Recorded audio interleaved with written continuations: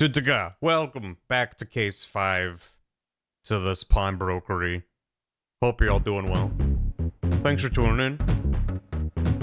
Yeah, everyone,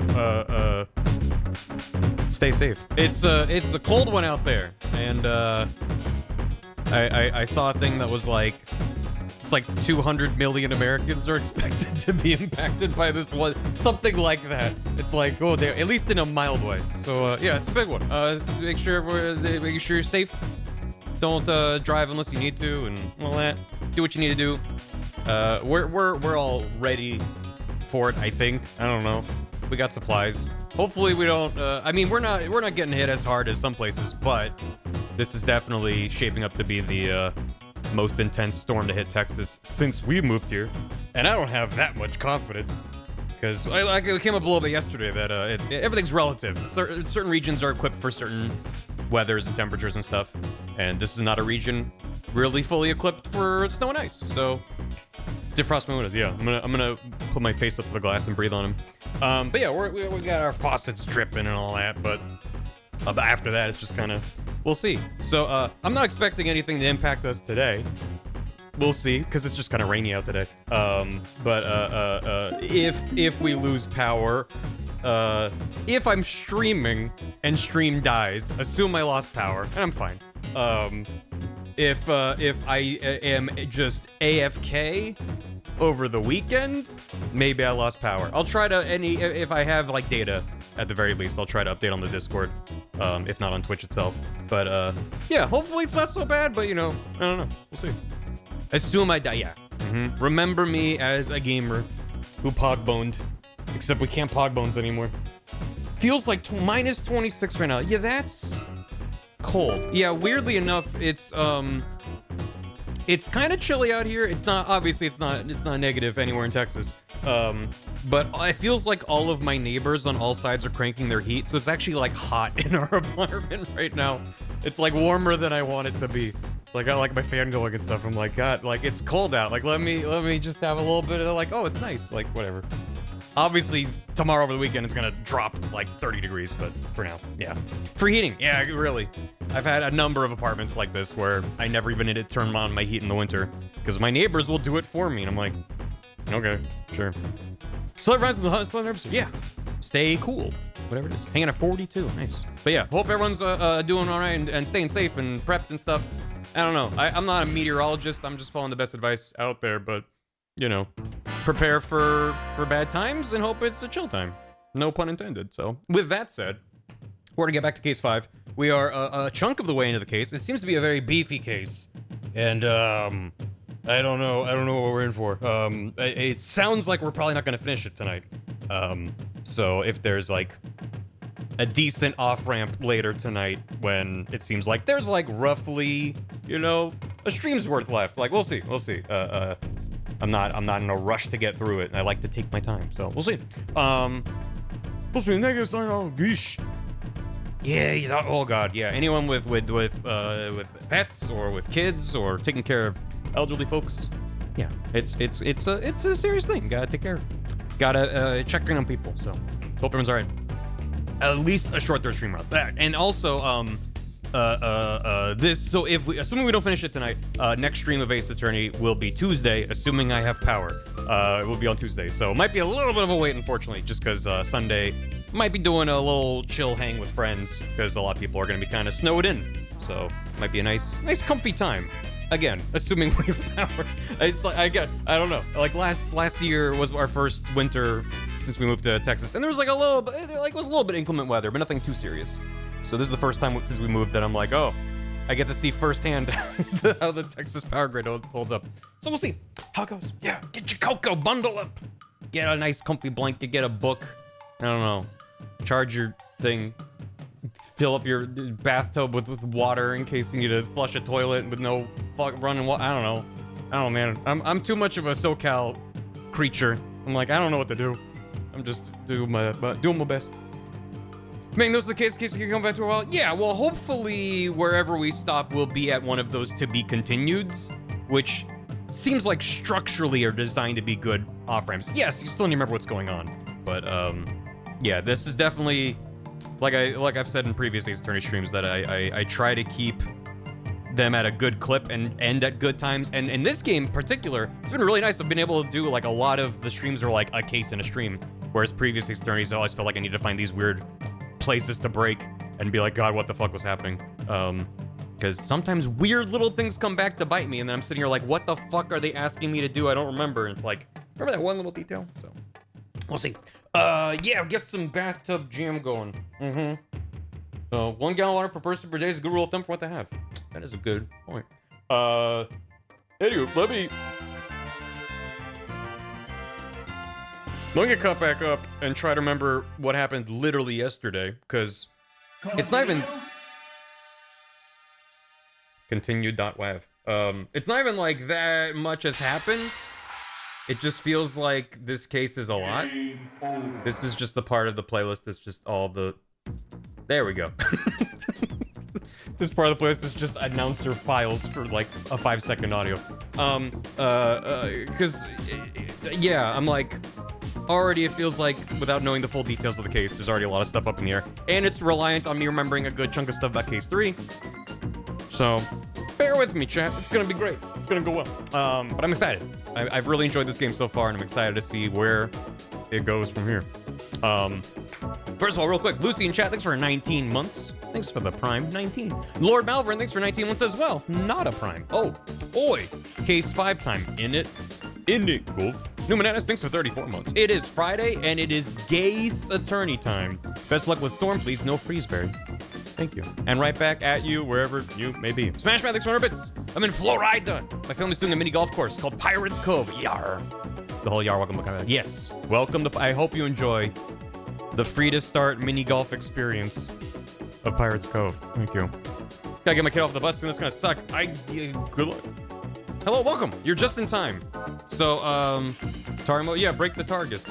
So, what's happening in this case? So, first of all, chronologically speaking, we had Mr. McManus in case 3, who was riding in a carriage with a Mr. Mason, thrice-fired Mason. We don't know what the details of that conversation was about. We can make some assumptions about him being a lone shark kind of a guy. They got in a carriage. What's-her-face? Gina was in the carriage. Something happens. He dies. Maybe he fell through the skylight. Maybe not. I don't even know what happened in that case anymore. And then Mr. McManus goes, hey, Gina, I'm gonna fucking buy your silence. So I'm gonna pay you like 10 bob. You gotta do some favors for me. You gotta lie in court. And you also have to take this coat and check it in at the pawnbrokers. McGilded. McManus. Magnus McGilded. That's a different Irish. Yeah, I'm already messing it. I'm already getting flipped around. So Magnus McGilded. McGuided surface-to-air missile. So, do I need to constantly know what's going on this one? Yeah. you welcome. We're on the final case of this game. And this is I'm trying to currently get caught up in my brain about what we're in the midst of. So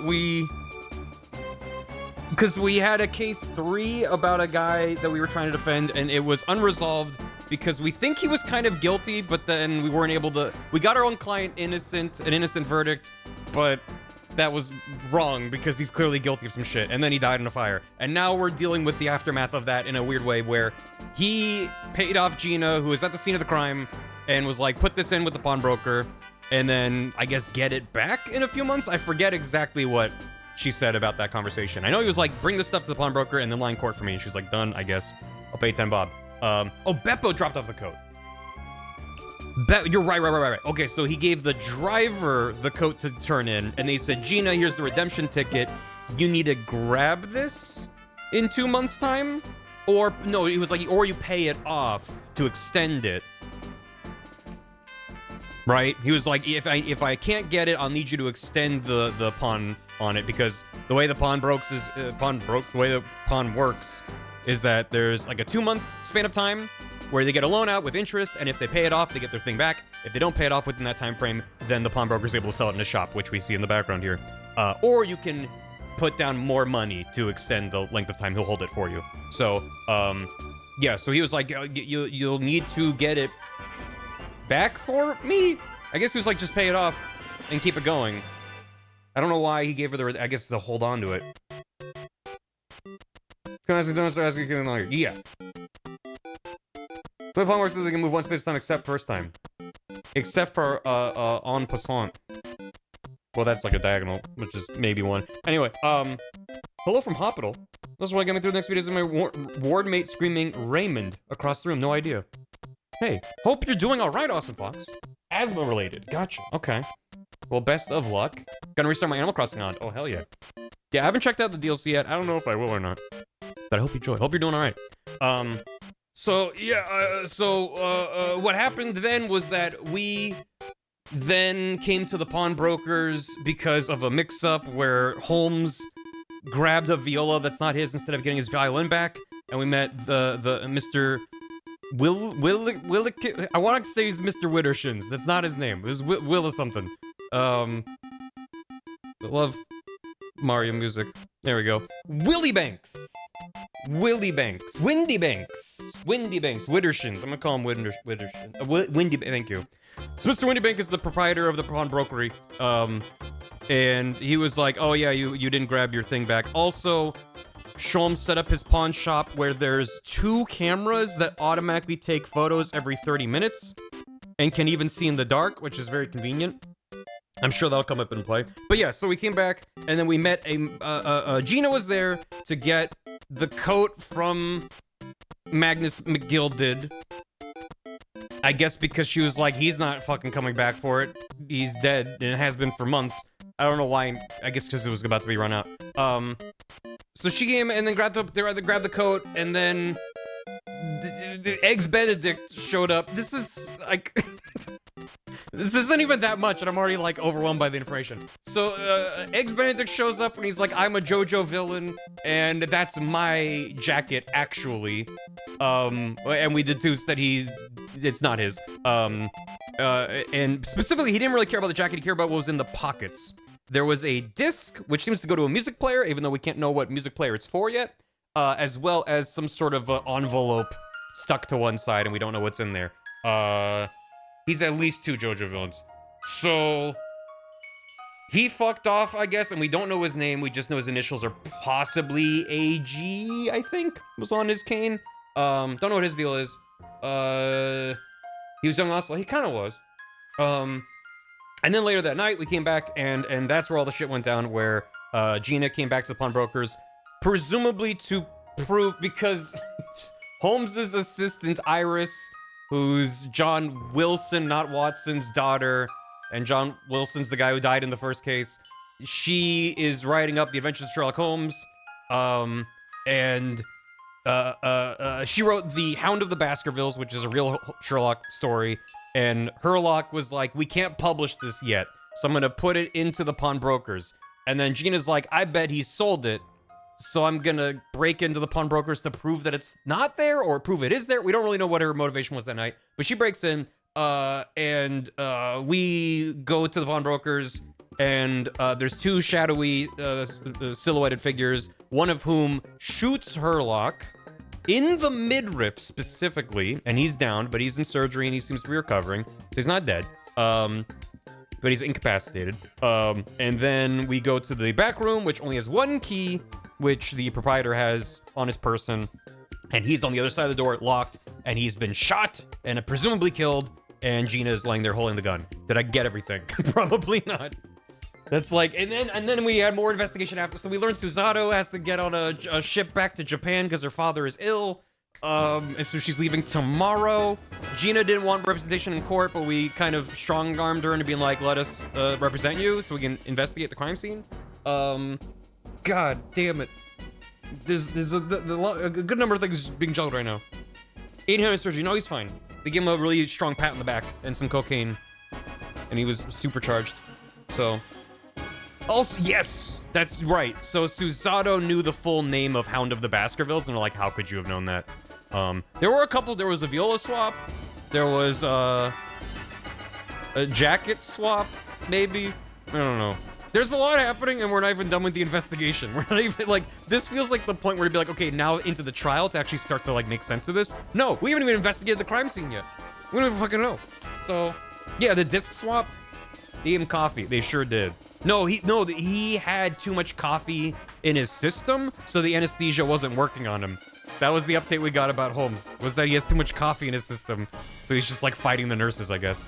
I don't know. Yeah, you're right. So, yeah, he had to give the disc to Scotland Yard, and he used sticks of caramel to make an impression of the disc, which then let him instantaneously, I don't know how he did, but made a perfect replica of the metal disc with the music pips on it, because it's like a music player with, like, teeth that hit a comb, so. Yeah, so, you know, so long as it's gonna just take my playtime. No, it's like every case up to this point was like pretty short, kind of by Ace Attorney standards. It was like pretty well paced. And this case alone is like half the runtime of the game, apparently. So yeah, also, no, so Gina taught us all how to, oh no, Herlock invented a fake story. I'm not gonna worry about that, about how to rob a bank. But Gina did teach everyone how to pickpocket. So Iris and Suzette are like, oh boy, practical learnings, so yeah. It is good. It is good. I'm enjoying it. I'm also enjoying how he managed to invent security cameras in 1900, just for the case to presumably work. So, with that said, shall we? I didn't think that recap was gonna stress me out as much as it did, but now I'm sitting here going, oh god. JC Prophet, thanks for a year. Welcome back. Enjoy your mildly cursed skeleton key. Not really a year since I've been here for around 3. Been a wild ride from Monster Hunter to Meat Clown. From Kirsty to Sholmes. Can't wait to spend another year with y'all. Happy to have you. And I really appreciate it. Thank you. Yeah, the highlights. Yeah. You referenced Red-Handed League, which is one of my favorite Sherlock Holmes Easter eggs. Nice. Yeah, so I mentioned that Cesar has to go back to Japan. She's leaving tomorrow. Which the, Strong... I'll call him Strong Bad again, because that was the fake name I made for him. The High Priest of Law, whatever the fuck his title is. Lord Chancellor... High Excellence Lawman. Strongheart! Thank you. Thank you. Where would I be without chat? Yeah, Strongheart. Seems to, I don't know, he was sus from the first time we met him, but that's mostly his character design, his mannerisms. I don't really have reason to be suspicious of him. But there's like little tiny moments and lines where it feels like he's kind of... They've also, him and Gregson have both alluded to a larger case that they're more focused on right now, and they're like, don't worry about it. And I'm like, but now I'm worried about it, because you told me that there's other shit you're working on, so. Can him strong bad voice? I, you know, it's tempting. He invented a mechanical timer that still takes photos, which is more plausible for the period. It's true. He didn't invent a security camera, and it's only every 30 minutes, but it's still enough that Mr. Windybanks is like, this is going to bankrupt me. Do you know how much film costs? And I have to develop it like this. That was such a fun detail. He's like, I invented this security system for you. And he's like, I hate it. It's so stressful. It's so expensive. That's such a funny way to play with that idea. So, it's good. What theme songs are better between Zeke's or Strongheart? I mean, I think Van Zeke's has stuck in my mind more, but also could just be like because I spent more time with him. Also, I feel like Strongheart's theme I associate more with his, like, Big Ben bass than him. Thank you.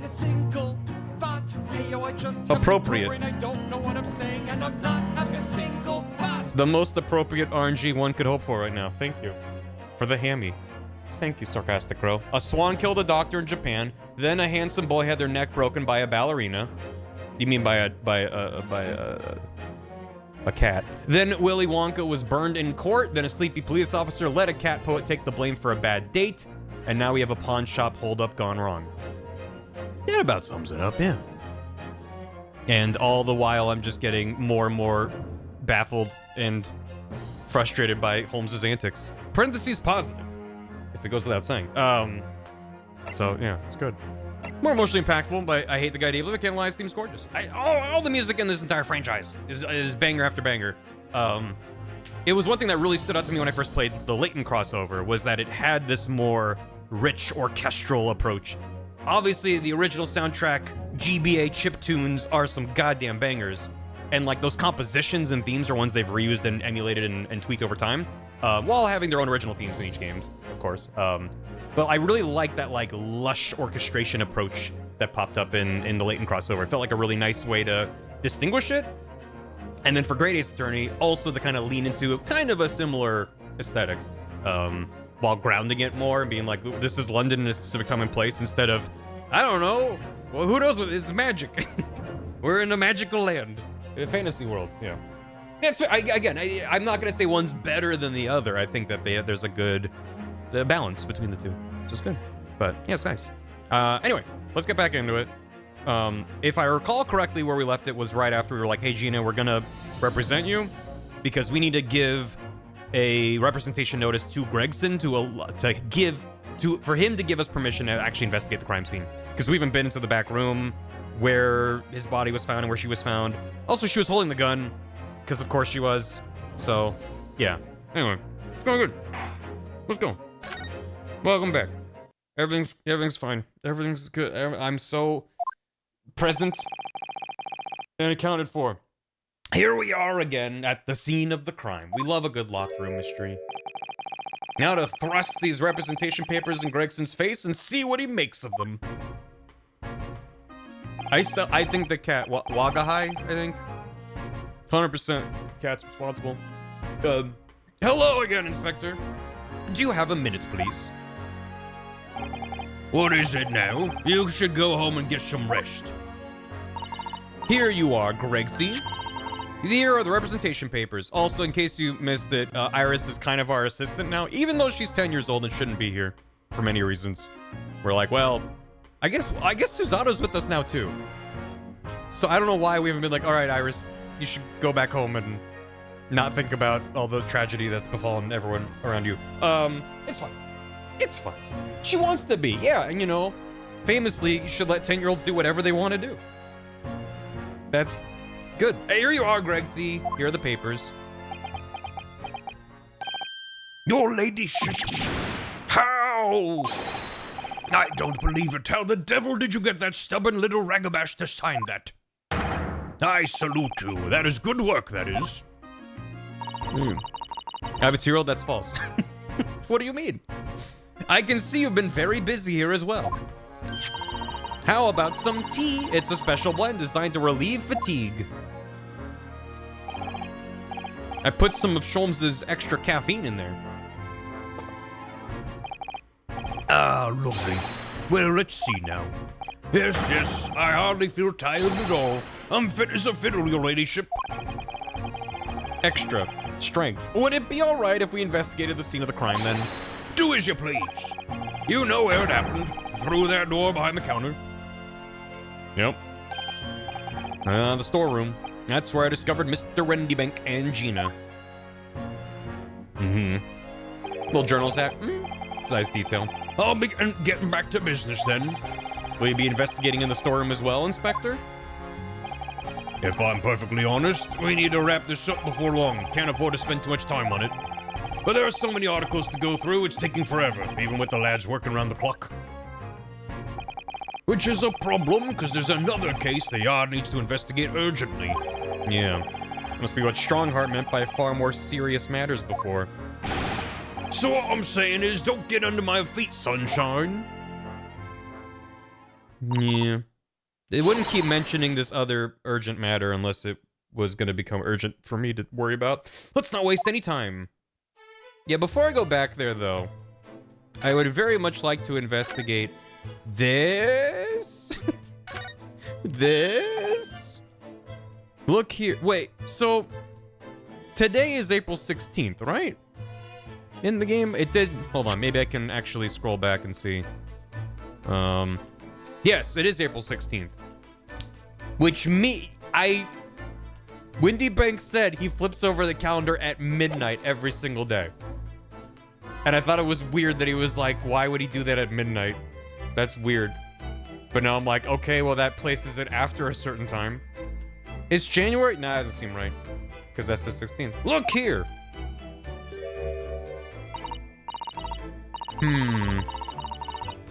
A bullet hole. And I can see the bullet still lodged in the wall. With a lot of jam. He'd be awake in the middle of the night. He would be awake, and he flipped the calendar over. Because if it still said 15, then that would place it as before midnight. That's gonna contradict with some photos we get later. Mark my words. We're gonna see some shenanigans, and it's gonna still say April 15th on the calendar. And I'll be like, how does that work? Presumably, Mr. Winnerbake wasn't practicing with his revolver in his spare time. Why is calendar bleeding? You don't have blood in your calendar? You don't like the joy of a daily calendar where you rip it off and there's like a 1 in 100 chance that a squib goes off? Well, Mr. Sholmes likes to practice in his drawing room whenever he can. He's very patriotic like that. Sorry? It's all there in the Adventures of Herlock Sholmes, you know. Isn't that right, Iris? Did I write something like that? Partly in jest, perhaps. In jest? Well, he doesn't do it often. It is quite a dangerous pastime. He doesn't do it often. He shouldn't even do it once. Forget that for now, Runo. Let's examine this bullet. What's that around the bullet hole? Is it blood? A suspicious red stain on the calendar. Aha! I may well be able to help with that. What? There's nothing like the sight of blood to get the blood pumping, is there, Runo? Oh, I have a feeling I'm not as bloody-minded as you, Iris. I'm afraid the sight of blood makes my blood run cold. There you have it, you see? When it comes to blood, we're all different types. Yes, what a scientific observation. So you need this. Oh no, what is that scary-looking thing? Hurley and I haven't actually come up with a name for it yet. But as soon as you see it in action, you'll understand what it does. Watch. Wow. Oh. The Hulk was here. The color of the bloodstain has changed. There, does it make sense now? I think I'm starting to understand. If it's green, that means it's mean. Good. It works on the principle that different people have different types of blood, you see. Yes, how wonderful. No, not Shrek. The chemical it fires combines with the blood and makes it change color. So you can identify whose blood it is that you're looking at. In a flash. Oh, what a fabulous invention, Iris. Isn't it? I bet Jenny would say it's bleeding great. So whose blood are we looking at then? Well, all the chemical does is turn the blood a different color, so... Just find someone whose blood turns the same color and you'll know who it belongs to. In a flash. So it changes color to a different... It changes to a different color for every single person? It's more like 2 flashes, isn't it? I thought it was just like, well, if it's like, oh, blood, it turns green. If it's, I guess that I'm thinking too hard about it. 1 flash or 2, this could well turn out to be a very valuable clue. What color blood do you want? Metallic blue with sparkles. You know, like goopy, fancy. Purple? Bluish green, yeah. I want like, am I thinking of it's been too long since I've seen it, but I'm thinking of Men in Black. Isn't there a scene early on where the guy explodes and he's like blue blood everywhere? Isn't that like the first scene in the movie? Yeah, like that kind of vibrant blue. Yeah. Technicolor. Yeah. Give me that tongue and rope. We must make a note of it in the court record. What symbol's been in the court record? Let's keep testing and adding the results of any other blood analysis to the portfolio. Blue bloods. Aquamarine. Flexes upper class status. As long as I have reagent left, sure. Alright. Am I secretly a horseshoe crab? I mean, I wish I was. I feel like being a horseshoe crab would fix all my problems, you know? This is the same. Secretly. I don't know if I'd be able to hide the fact that I was a horseshoe crab. But that's what a real horseshoe crab would say, isn't it? This is that strange contraption lets you see pictures of things as if they're right in front of your eyes.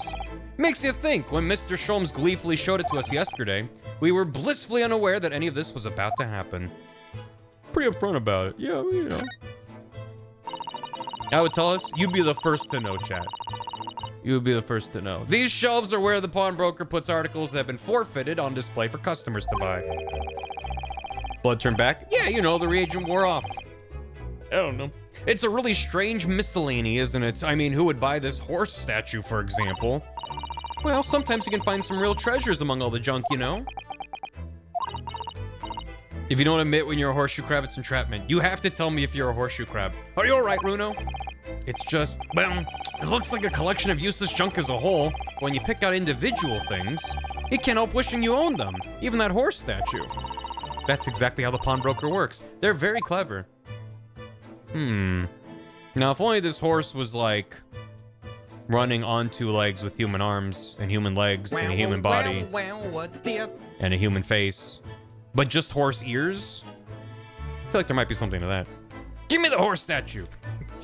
Give it to me. Encrabment. That's a music box. Do you have them where you come from, Runo?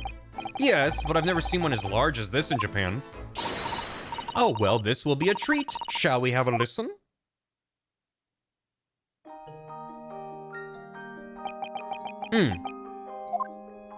Fuck yeah. Listen, you might think it's crazy now, but your kids are gonna love it. What do you think? Isn't it a pretty sound? It's a beautiful sound, yeah, but it's a little hard to enjoy when all the policemen in the room are giving you fierce looks. Now play classical gas. Never mind that. If any of them say anything, I'll tell Gregsy to have a word. Iris Wilson, Superintendent of Scotland Yard.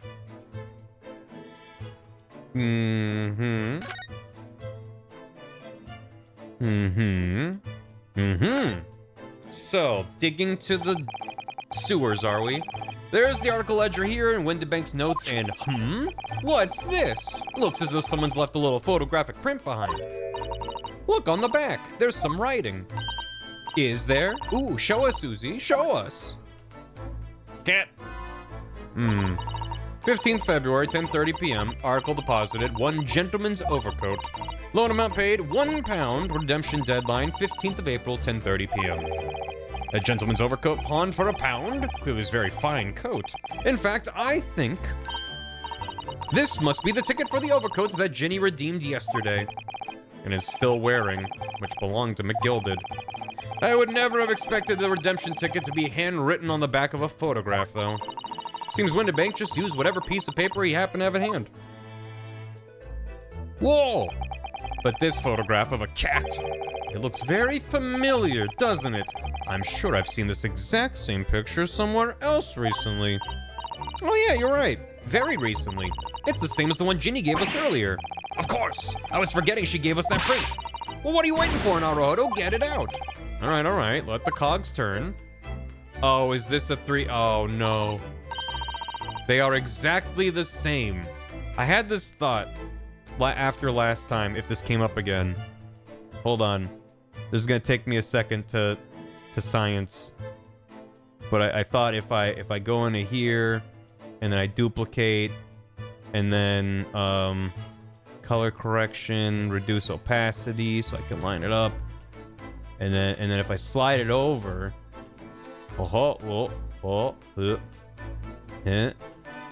is that's pretty good? And then I turn the opacity back on, and then if I do this, whoa. That's better than crossing your eyes to get like a sense of what's going on with it. That's better than nothing. It kind of works. It's not fully lined up properly, but if I blink at 30 FPS, it's moving. Mirrored? It's not really mirrored. You can see that there's actually some depth to it. Anyway, I'll stop flashing it like that. Ow, sorry. They're exactly the same. I was crossing my eyes and got it just as I started moving the image. I'm sorry. Shortly across my eyes for this case kind of sucked. I mean, hopefully it's not, like, crucial for the case. I've got it. These two photographs hide an amazing secret. Blinking actually helped. Cool. A secret? What does she mean? You must tell us, Iris, at once. Hee. Do you really want to know? Hey, Rand. Thanks for 52.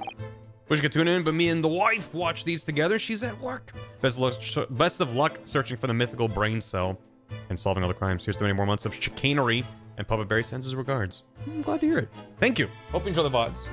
And, thank you. That's all. Very 3DS core. I love it, though. We need you to tell us all you know about this pair of photographs. Got to work in handle mode. Nice. Yeah, I think sometimes the size of the screen does help. People are saying they're having more luck. I don't know if I can view it again. No. Yeah, no. Because I'm playing this on a big old monitor. I mean, it's not... whatever. Decent sized monitor that I'm pretty close to, so it's a large amount of my field of view. And, people are saying on, like, phones and stuff, they were having a better chance of it. You had a better time on your monitor. Yeah. Well, just goes to show. Pair of photographs. So, Iris, about these two photographic prints. The one we found here on Mr. Winnebank's counter and the one Gina gave us before. There you go. What is this amazing secret you mentioned that's hidden between these two identical prints? You may cross your eyes now. You may uncross your eyes now. Actually, that's not quite right. Sorry. If you look carefully, the two prints aren't the same. Not exactly. They're not. Have another look at them now.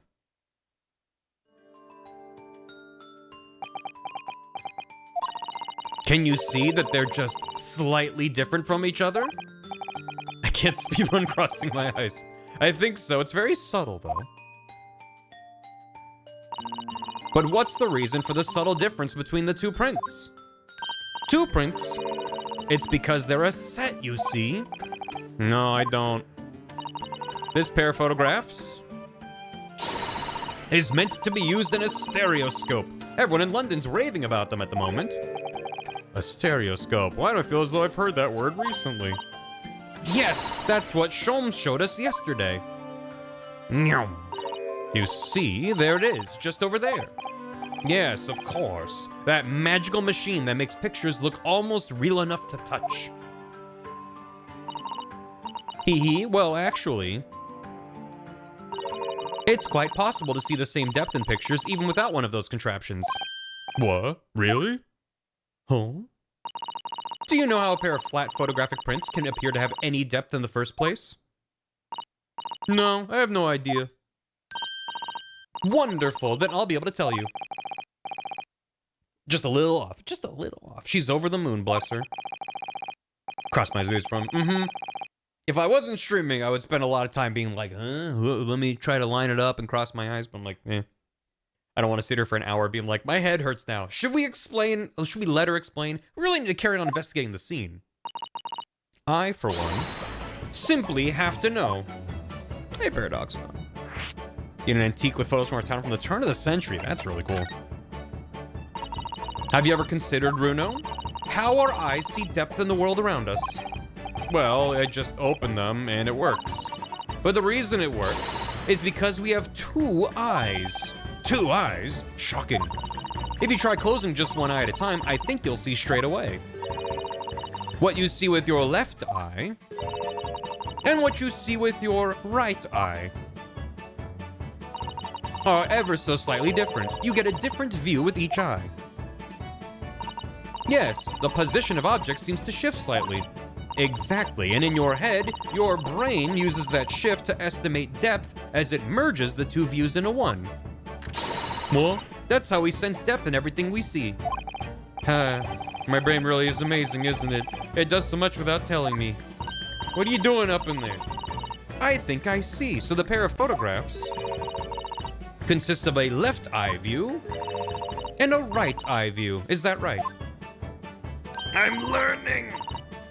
I just opened them and it works in my favor in those cases. Well done, Susie. You're so quick. So if you can persuade your brain to merge the two together in your head, you'll be able to see depth in these prints. I have not done a barrister, no. I also haven't done a bar exam. Now that I'm almost done with this franchise, I'm realizing there's a lot of missed opportunities there. Yes, Runo, you're beginning to understand. And the stereoscope's function is to act as your brain and allow you to do just that?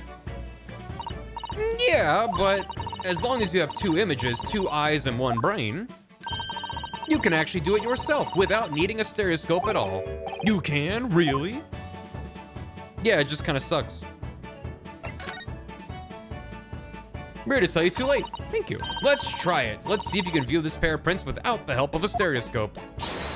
Oh yes, I'm dying to have a go. Suzawa-san really loves this kind of thing. You need to be able to cross your eyes. That's the main thing. Can you both do that? Cross my eyes? I think I can. Watch me and see if you can copy.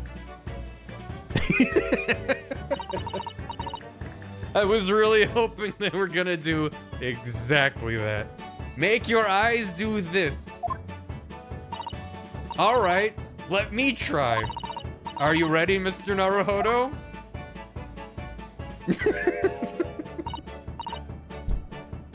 The stakes are so fucking high. This is great. There, how's that? Wonderful, now it's your turn, Runo. The trick is to concentrate on looking at the bridge of your nose with both eyes at the same time. Not exactly an easy task when two people are staring at you cross-eyed. All right, that's enough practice. Let's try looking in the prints. Dear God. Yeah, start by staring at one print and slowly crossing your eyes. Ooh. You should see two overlapping images like this. Yeah, ooh. You try it now, Runo. I'm just gonna have to give it a try, I suppose. Yeah. Go on.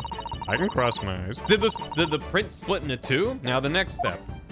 That's not the hard part. That's the hard part. It's to put the pair of prints side by side like this and then to try crossing your eyes again. See, I can do this no problem. The problem is that they both become really blurry. It's the focusing part that's tough. And I found that moving your distance from the screen to focus it is easier than trying to get your eyes to focus. I've also seen, if you're doing it on like your phone or something, what you can try doing is looking at something in the distance and then just sort of like let your eyes relax and bring the screen up. So your focal point is like actually further away. That also has kind of worked for me. This is how 3D head tracking works. Did this work on the 3DS? Yeah, apparently on the 3DS you would just slide the slider and it would just be 3D. They form a new single image in the center. Oh yes! Mr. Naruhodo, it works! I can see in the middle now. It looks so real, I could look at it all day. You gotta find it rather than make it. Right, because you're used to your eyes automatically focusing on stuff. I wouldn't advise that, your eyes might start to hurt. Your turn, Runo. Okay, I'm gonna, ooh. Yeah, it's blurry, but I can get it. Yeah, I can't get it to focus. It's a cool cat, though. They forced the VR yet? I don't think so. Pretend you're looking through the two pictures and cross your eyes. Keep adjusting the position until the two images overlap in the middle. Just show the bottom up, thank you. Like this, is it? Ah, two cats. I'm seeing double. 3 cats. There, you managed it. So now you know how stereoscopic images work. Did read something? I was gonna assume that the text is different as well. I don't know who discovered it, but it really is quite extraordinary. Squinting at him. Yeah. Can't do it. Yeah, don't force it if it's not working. You're probably just gonna give yourself some eye strain. So, tread with caution. What do you think of these stereoscopic prints then, Runo? They're certainly amazing, but it isn't easy to get the knack of viewing them properly. Knack reference. You know what's funny is that this is so heavy-handed for like, turn your 3D slider on now. But my favorite 3D effect in this is when McGilded was flicking frickin' coins at us all day. That was just the most like, I'm coming through the screen at you. Just stupid bit. There's a fad in Victorian England, right? Way to up from the 3D. Listen, the 3D/VR fad has been going on for a long time. And it's only very recently that we have like VR that actually kind of works. ZZ, thanks for 31. If you came across them, maybe try making both eyes do the opposite. Yeah, as I said, I've also had some success looking at like a distant thing and then bringing the screen up in between and trying to just not look at the screen directly, but just kind of, it's hard because if you look at it, then obviously it's going to be in focus and then be 2 images, so it's fine. You remember the Virtual Boy? I mean, yeah. Did I spend $99 US on the Virtual Boy contraption that Nintendo was selling for the Virtual Boy Nintendo Switch Online? Maybe. 3D's on a 100-year cycle. Yeah. There's something amazing. It isn't easy to get the knack of viewing them properly. Knack reference. And some people find it easier than others, but that's why contraptions like this exist, for people who find it tricky. I recognize that. I'm not trying to judge. Listen, I'm not gonna defend anything I've ever done. Correct. Parallel views and easier views because it's kind of a cross view. Yeah, maybe. Why'd I do that? I like enabling bad corporate behavior, primarily, I think. Go ahead, 1 year before this before. I also, I feel some sense of responsibility because I put Virtual Boy NSL on my bingo card before that direct. So I feel like that's my penance. So, like a 10-year cycle. These days. You bought the 99 clock? What's the 99 clock? Not $300 worth of horse school gambling. No, instead of buying gacha game bullshit or microtransactions, that's my gamer penance. $8 more, thanks for 22. The Alarmo. Oh, no, I did not buy the Alarmo, no. But I kind of wish I did, because Dan's stories of listening to Pikmin drown if you don't set the timer to stop is kind of amazing. I did also see Nintendo was like, hey, we're introducing a physical talking flower from Mario Wonder, and it'll just unless you turn it off, it just randomly says shit throughout the day. And I'm like, what a terrible idea. Like, I just pour one out for any parent who gets that for their child. Because the kid's gonna be like, oh, this is great. And the parent's gonna be like, I'm going to go insane. It's a terrible idea. It also can, like, say out the time, which is cute, I guess. It alleges that it doesn't talk overnight, but, like, seems inevitable that it's gonna just, like, in the middle of the night be like, good morning, and it just, you know. No, it's not smart at all. It just can know the time. Apparently it knows the weather. Somehow. They kind of implied it has a temperature sensor in it, and it just goes, it's cold. I don't know. But yeah. Put in your friend's house without telling them. Yeah, just have them find it. Also, it has a bunch of languages built into it, and if you haven't heard the flower languages in, like, Mario Wonder Flower in different languages, it's very good. So, get one for your friend or enemy, set it to a language they don't speak, and hide it in their house. What a great idea. We saw one of these over there yesterday, didn't we? If I remember correctly, you press this little knob here. Then set the pair of photographs in the stand at the back, and it's still amazing, even though I know roughly how it works now. Yep.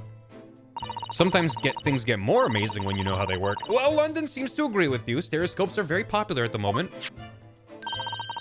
You can find one of these folding contraptions in lots of households in the capital currently.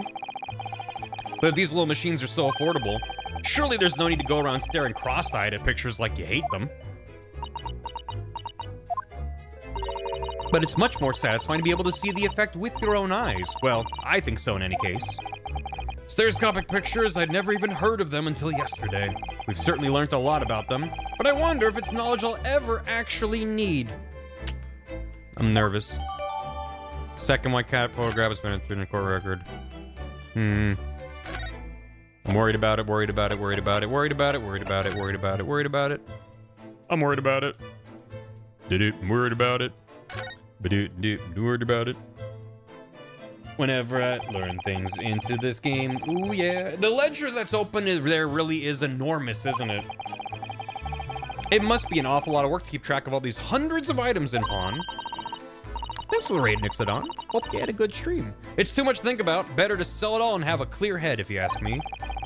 Clearly, Mr. Windybank was very careful when it came to the articles in his care. That might be it for here. Let's head, finally, into the room, the storeroom. Behind that door is the storeroom, isn't it? That's what Gregsy said. You should stay out here, Iris. I really think you should stay out here. Yes, and that's where I saw that dreadful scene last night. And a sub as well. Appreciate it. Hope you're doing well. Thanks. I hope you're enjoying the emotes. Through the little window in the door. Don't worry, be happy, red, white. Yeah, I don't trust anything red, white says. The room where it happened. Why were you holding a gun? Mr. Windybank, face down on the floor, with Gina beside him. Just let her in, but just cover her eyes. As the accused's legal representative, you have the right to examine the scene, Mr. Naruhodo. We must make a thorough investigation. Of course. And we will. Behind that door, that's the real scene of the crime. Don't worry, if there are clues in there, I'll find them. Yeah. Okay. Well. Poor Mr. Windybank. I agree. Well, can't wait for the bloodstain to, yeah. This feels like a very classic Ace Attorney background for some reason. Just that it's like all one room. It's not like a wide slide around view. We're gonna spray that blood and it's gonna turn like fucking magenta or something. It's gonna turn to a missing texture checkerboard pattern. Poor Iris, she's clammed up completely. That's my answer. What color blood do I wish I had? Source engine missing texture checkerboard pattern. Iris is bound to find this difficult. After all, Mr. Windybank's life was taken in this very room only last night. Yeah, why did we bring her in here? Why'd you bring her in here? Ugh. Chippy. TF2 Cowboy. Wait, Inspector! What is it now, Sunshine?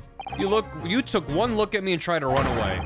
You think a Scotland Yard inspector would run away from some jumped-up little defense lawyer, do you?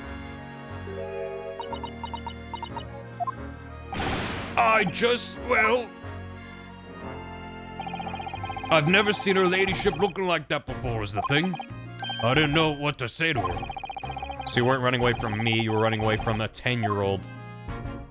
Who really should not be in this room. I'm afraid this is all a little much for young Iris. Some gentle reassurance might go a long way, perhaps, Inspector. Hands you a chip. Feel better about the dead body. Pat, pat. Off you go. Ahem. Don't trouble yourself unduly, your ladyship. I mean, at least you're not dead, are you? He's good. He's really good. I don't think that went very well. I don't see how that went wrong. Why? Look, I'm in the middle of an investigation here, Sunshine, and I told you not to get under my feet. Okay, bye. And we have investigating to do ourselves. Yeah. I'd like to hear more what the socially inept inspector has to say. Oh, Hurley. And inquire into how Mr. Sholmes' operation's going.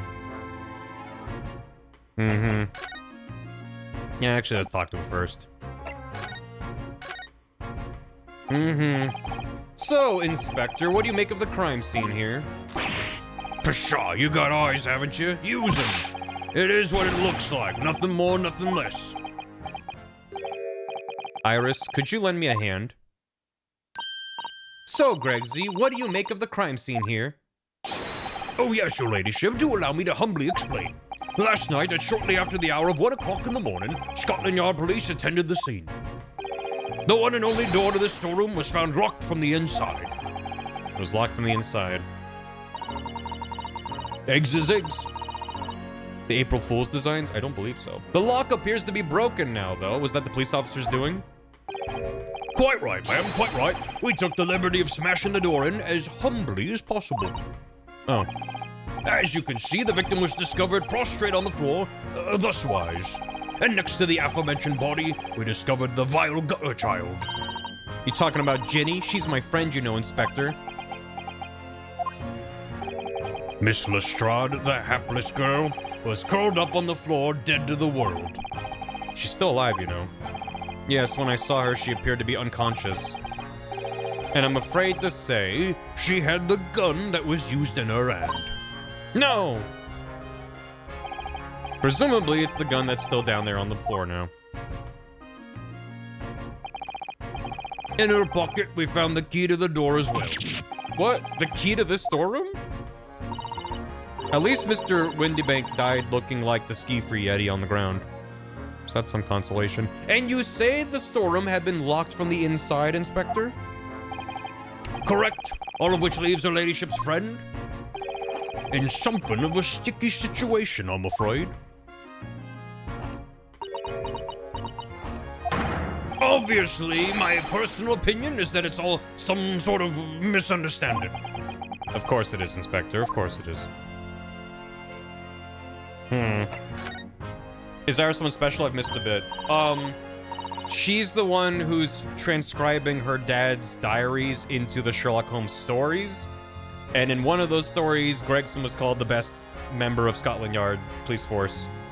So he doesn't want to make her upset, because he thinks that if she's mad at him, she'll write bad things about him in the stories.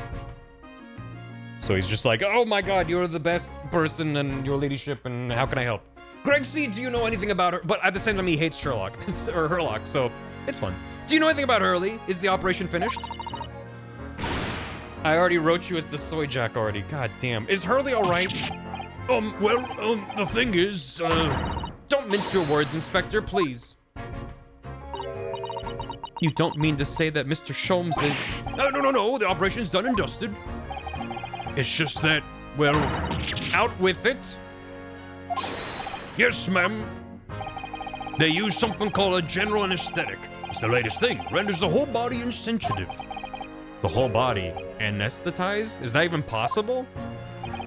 It means the operation can be completed while the patient is fast asleep. Goodness, in the Empire of Japan, we can just manage to provide laughing gas for a tooth extraction. The trouble is, the latest thing isn't always the greatest thing, if you follow my meaning. They couldn't get the medication to work at first, so it took hours from the nod off, or so I hear. And now the op's finished, they can't get him to wake up, apparently. Oh my. He's just sleepy. No one knows if it's the anesthetic still in his system, or if the bloke's just plain exhausted. But anyway, all they can do is stand back and watch until he comes round again. Why is this guy doing the chicken thing where you put your neck into your chin? That's just how he's made, Scaredy. How you doing? That's called being dead. He's fine. Yes, caffeine crash. From the caffeine. That was caffeine. It's the cocaine. At the moment he opens his eyes, your ladyship, I swear I shall get word to you. What a surprise. Even in matters of life and death, Mr. Sholmes has to do things his way. It's the same as Gumshoes. I mean, it's a similar kind of just overcoat. Do I have anything I want to show him? Probably not. Just in case. Inspector, could you give me your opinion about this? We don't tend to share sunshine, not with the general public. In that case, Gregsy, how about some herbal tea?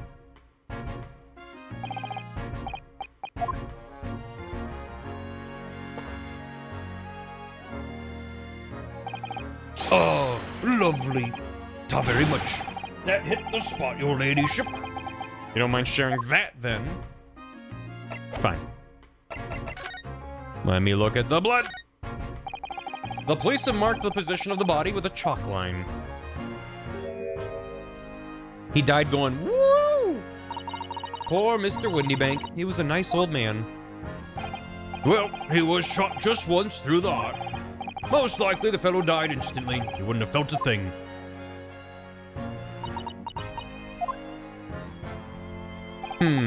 This must be his blood then. Ah.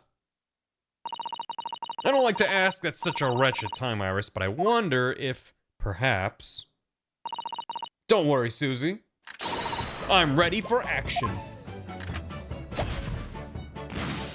Please turn green, please turn green, please turn green, please turn... God, of course not! He was a goddamn blue blood! He was that alien from the opening scene of Men in Black. This is just like Men in Black, the motion picture. Now we know the color the chemical turns when it reacts with Windybanks' blood. He was the blue spy, and it doesn't match our analysis of the bloodstain we found in the main shop. No, but let's add the sample to the others we've already collected anyway. This is just like Jurassic Park 2 somehow. My emojis opened up while I was typing the ellipses and gave me the clown emoji. It knew. It knew what you wanted to see. Whenever I'm typing anything on my phone, the autocorrect at the top, it's just the wall of clown emojis. I don't know what that says about my use of my phone. This is a revolver, a real one. And quite possibly the murder weapon used to take Mr. Windybanks' life. What's the matter, Susie? You and Runo look like you're about to faint. The council is deciding. It's just that I've rarely seen a gun in the flesh. And I've had issues with guns in the past. But anyway, we saw Mr. Windybank with this yesterday, didn't we? We need the flashback. Yeah, there he goes. I shall have to take my own life. That's our... That's an insane cut. That's an insane cut without context. He didn't.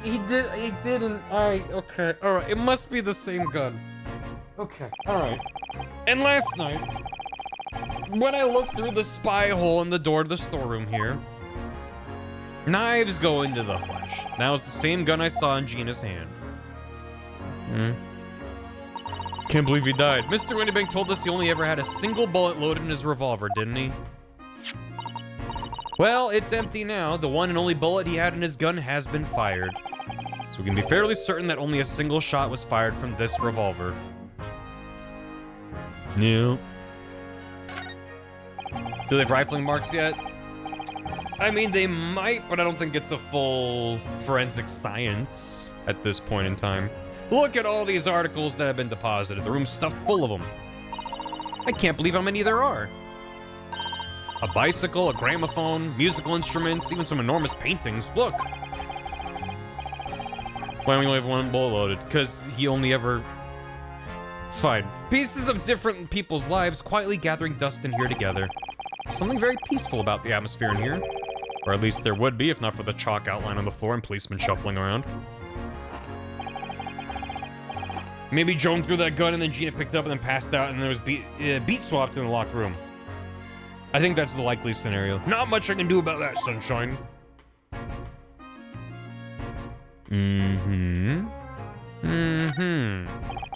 Out of all the articles in this storeroom, this is the only thing that shows any sign of being ransacked. What is it, Iris? That's the box file that my manuscript is being kept in. Okay. So, presumably Gina got into that, would be my guess. And then Windybanks was like, what's going on in here? The Hound of the Baskervilles, Iris's unpublished story. Surely that's not what all this... Sorry, Iris, but if you ask me, he sold it. Without telling you. We must check inside the box at once. Yes. Well... Ah. It was there. Iris's story was there. Really? It was? Well, that's good news, isn't it, Iris? Yes. I mean, of course I believed Hurley when he said he deposited here, but still. It's a relief to actually see it. Really? Because that's not a very well-hidden frown. Where's the manuscript?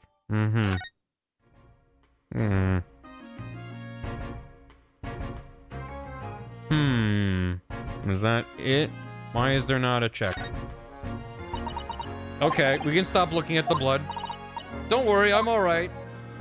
Yeah! But we must find the true culprit. Yes, absolutely. Okay. I think that's everything we can see in here. Alright. So, they mentioned wanting to go back to hospital. Was there something else in the... Oh.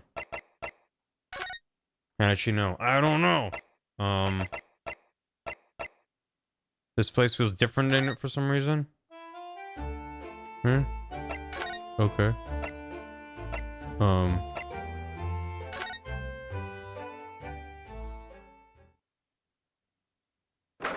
Okay. Sure. Gina doesn't appear to be here. Oh. She got out! I believe she must be in questioning at the moment. Oh, but wait a minute. What is it, Iris? Well, if you examine the scene here carefully, there's another possibility, isn't there? Ginny could have slipped the key from the jailer when he wasn't looking and escaped. Oh my. Why would she do something like that? It would only make her situation worse. Calm down, Bruno. I was only joking, of course. I thought I did. I can go back. You had me worried there. I thought it was just I thought it was a great deduction.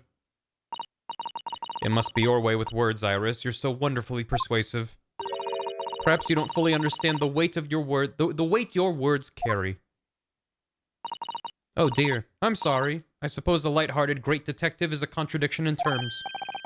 Well, in the same situation, I'm sure Mr. Sholmes would have just thrown his head back and guffawed. I'm not entirely sure that it's helpful, Mr. Naruhodo. Anyway, it looks like we won't be able to talk to Ginny for a while. We should try to make progress with our investigation in the meantime. You can see your bag. Yeah, what is on? It looks like a little bunny. Little guy, two guys. Is it a tiny bunny Sholmes and a tiny bunny Iris? Is that what it is? Come along then, Runo. Come along, Susie. Her Labubu's.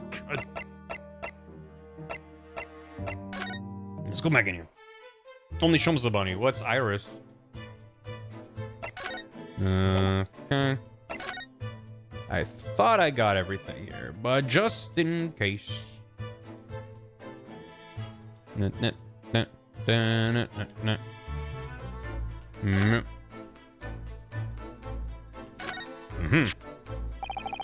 Fairly sure this contraption was here yesterday as well.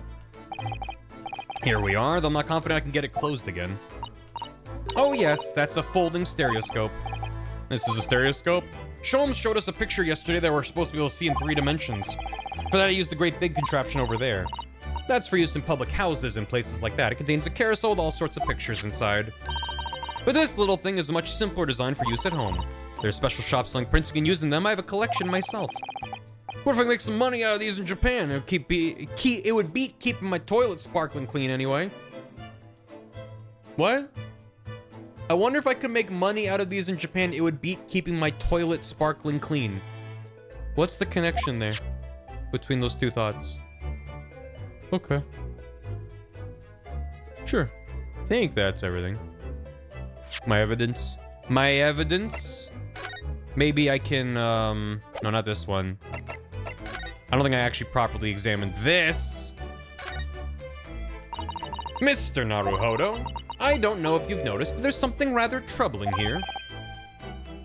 Maybe? I have noticed. The red smear, you mean? Yeah, it looks like blood, doesn't it? I wondered if Susato-san had picked up on that. Well, in that case, we need Iris. We should show us to her before we forget. Yeah, like anything that has blood on it, we need her to identify. This is the ticket Gina brought in here yesterday, having been entrusted to her by Mr. McGilded 2 months earlier. Article deposited in one gentleman's overcoat, and the other redemption ticket was in the pocket of that coat. For a small box deposited 2 days before the omnibus incident. Does that have anything to do with all of this? No, probably not. Oops. Yeah, it's probably a James incident. This is the second of the 2 photographic prints of the cat, and it really does look like Wagahai. It looks like the same photograph as the first at first glance. I suppose that's what's so compelling. Now we have both pictures. I could have another go at viewing them as a stereoscopic image. Oh god. I need to cross my eyes to try to get the 2 cats to merge in the middle as one. It's hard to do. Whoever thought of this in the first place must have spent a long time staring. They don't give you a moment to check without the speech bubble? Okay, whatever. Alright. Although I should also probably look at this.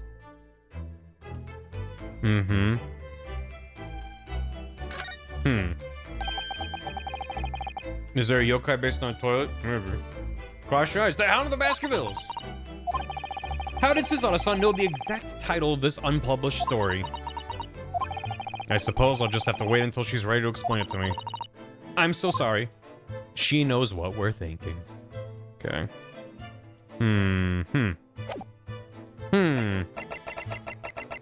Hasn't literally everyone who's been in the shop bled at some point or other? Probably.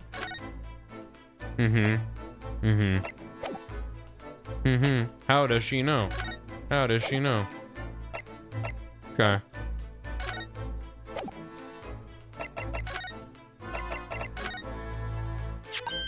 Oh, that looks like blood.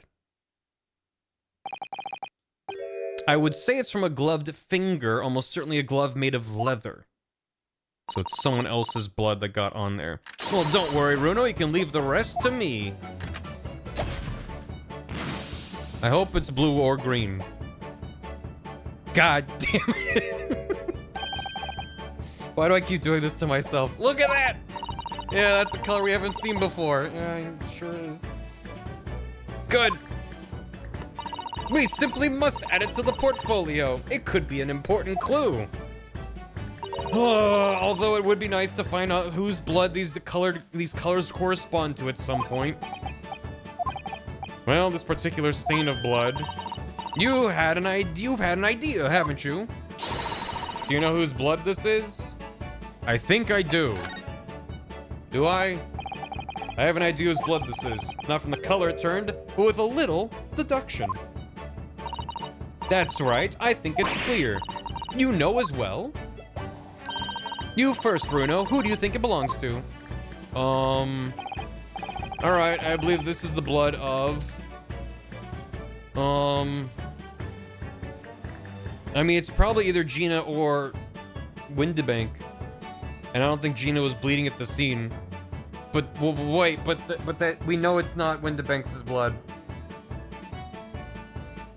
In which case, maybe it's Mason's blood?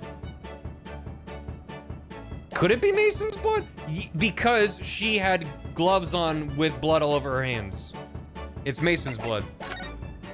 Final answer. Thrice fired Mason. You don't sound very sure of yourself. Oh. I thought that was pretty good. Well, it was 2 months ago now, that case. And of course, I never met the victim, so I'm struggling to remember his name. He was definitely thrice fired, though. The victim of the omnibus case? Yes, his name was indeed. Was I right? This game keeps doing shit to me where I feel like it's the wrong answer the way they talk about it. But that would mean that this bloodstain was left on the ticket 2 months ago. I think it was. Gina brought this ticket here to Windibanks' yesterday. I'm suggesting that the bloodstain was already on it at that time. It's a smear of blood from the time that Mr. Mason was killed 2 months ago. Something else is coming back to me now. Mr. McGilded was also wearing leather gloves that night. Now I ask yous, what good-hearted soul wouldn't rush to help a fella bleeding from his stomach? I wasn't about to start worrying about me gloves now, was I? I just reached out to give the man a hand. The doll's on a backpack? Yeah, it certainly does look like a leather-gloved thumbprint, this mark. But we know that Mr. McGilded had no injuries at the time anywhere on his body. From which, we can conclude that any blood on the glove belonged to the victim, Mr. Mason. Mr. Naruhodo, you sound just like Sholmes. Minus the quirky slip-ups, I hope. Oh. Whoa. More importantly, oh. Those are pretty good. Yeah, that's fun. Great, thank you.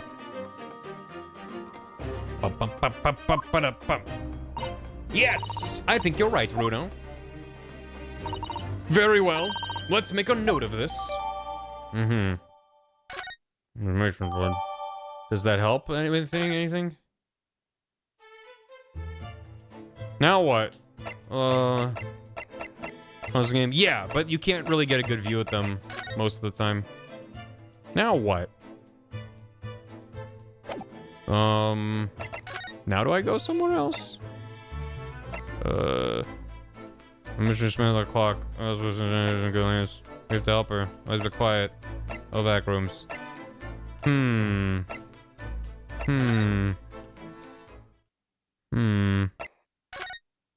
What am I missing? Is there something else? I think I've been almost everywhere. Just do a quick loop, I guess. Don't think anything here is different, right? Nope. Like a nudge? Not yet.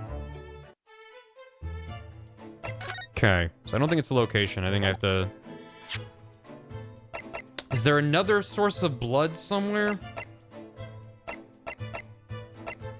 I mean, the thing that's annoying to me is that I feel like Herlock's blood should be on the floor here, but it's not. There should be a big old spot of blood wherever he was shot over there. What character says at point, right? Main event versus thing? Special merchandise? Oh, that could be. Yeah, I thought when we talked to... I thought we talked to him, he was like... They were implying I needed to go somewhere else after this. There's that blood. Maybe it's not another thing of blood. Reveal your greatest secret? What?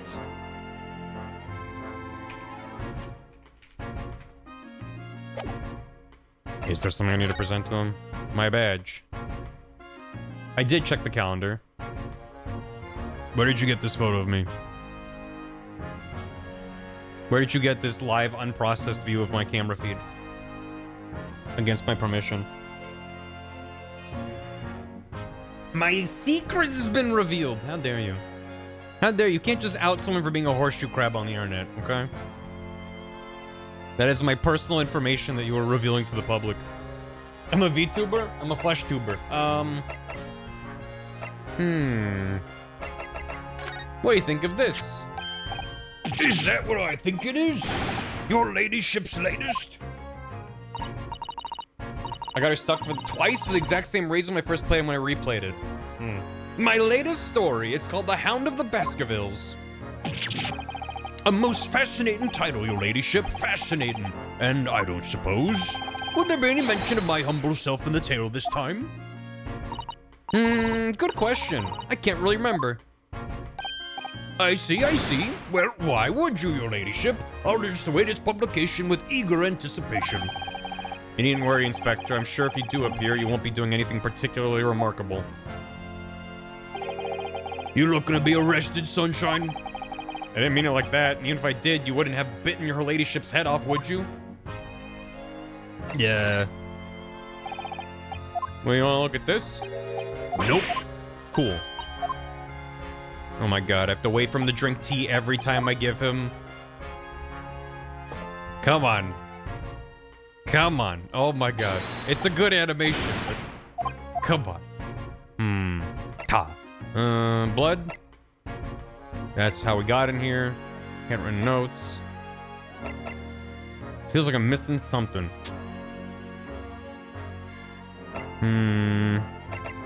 I think I already tried that. Infinite T glitch. He already has infinite chippy glitch.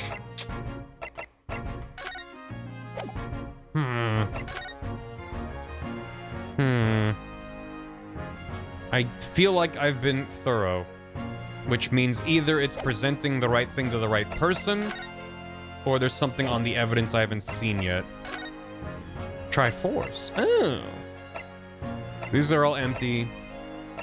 There's nothing there, nothing there, nothing there. I want to figure it out. But it's weird.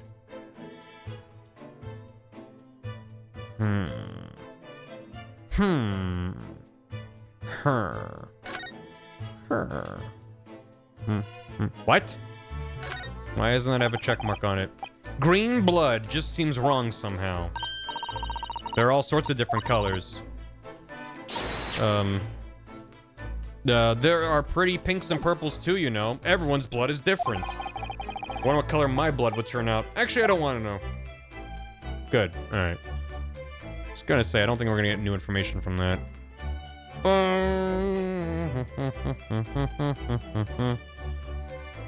Alright, let's have another peek at the old evidence.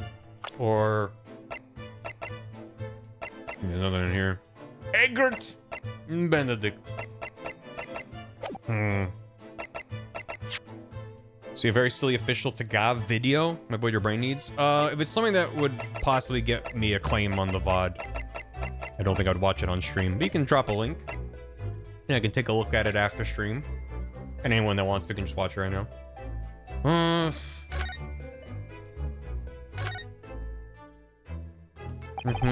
Mr. Wintermaker appears to have used the back of this photograph to write a redemption ticket. He's written it very neatly, but still perhaps he ran out of paper. He had to use anything he had at hand. Hard to know what the front and what's the reverse side. That's the same. So he had this dual print, the stereoscopic image. Careful, trailer, nice. Yeah, we'll watch that later. Dog Gyakuten Saibon. Dog. Very good. Looks like Log High. So I'm like, okay, it was split up. And then he, like, ripped it in half, or maybe it was in two or whatever, and then he made two separate kind of claim checks out of it. That seems fine? That's like cats like to curl up inside the heat of Kotatsu when it snowed. Maybe British cats are different. Yeah, go views and stairs, go views. Yeah, and you cross my eyes. Yeah. Cat. Okay. Mm. Hmm. Mm-hmm. Mm-hmm. Mm-hmm. Hmm. Hmm. Hmm. Hmm. Hmm. Hmm. Hmm. My manuscript. Mr. Sholmes said he deposited at Windy Banks, and he had. But it's so strange. What is it about this particular story? I worked so hard on it. Why would Hurley say I can't publish it? I'm afraid I have no idea. All you can do is wait until he's ready to tell you, I suppose. Maybe it's because Hurley isn't in it enough. Maybe I didn't give him enough good lines. Maybe. Wish I could say that definitely isn't the reason, but I can't. You want to see this? It's just a boring old thing, really. Mm-hmm.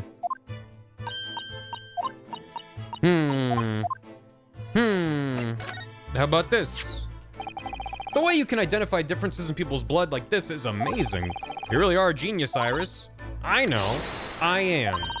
If Hurley and I put our minds to it, we could really shake up Britain's chemists and alchemists. And you could shake up Japan's lawyers and judges, couldn't you, Naruhodo? For sure, even if I didn't intend to.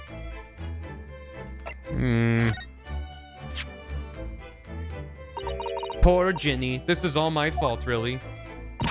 But she'll be alright, won't she? In court tomorrow, I mean? I'll defend her with everything I've got. So, she'll be alright, won't she? Am I that bad at instilling confidence?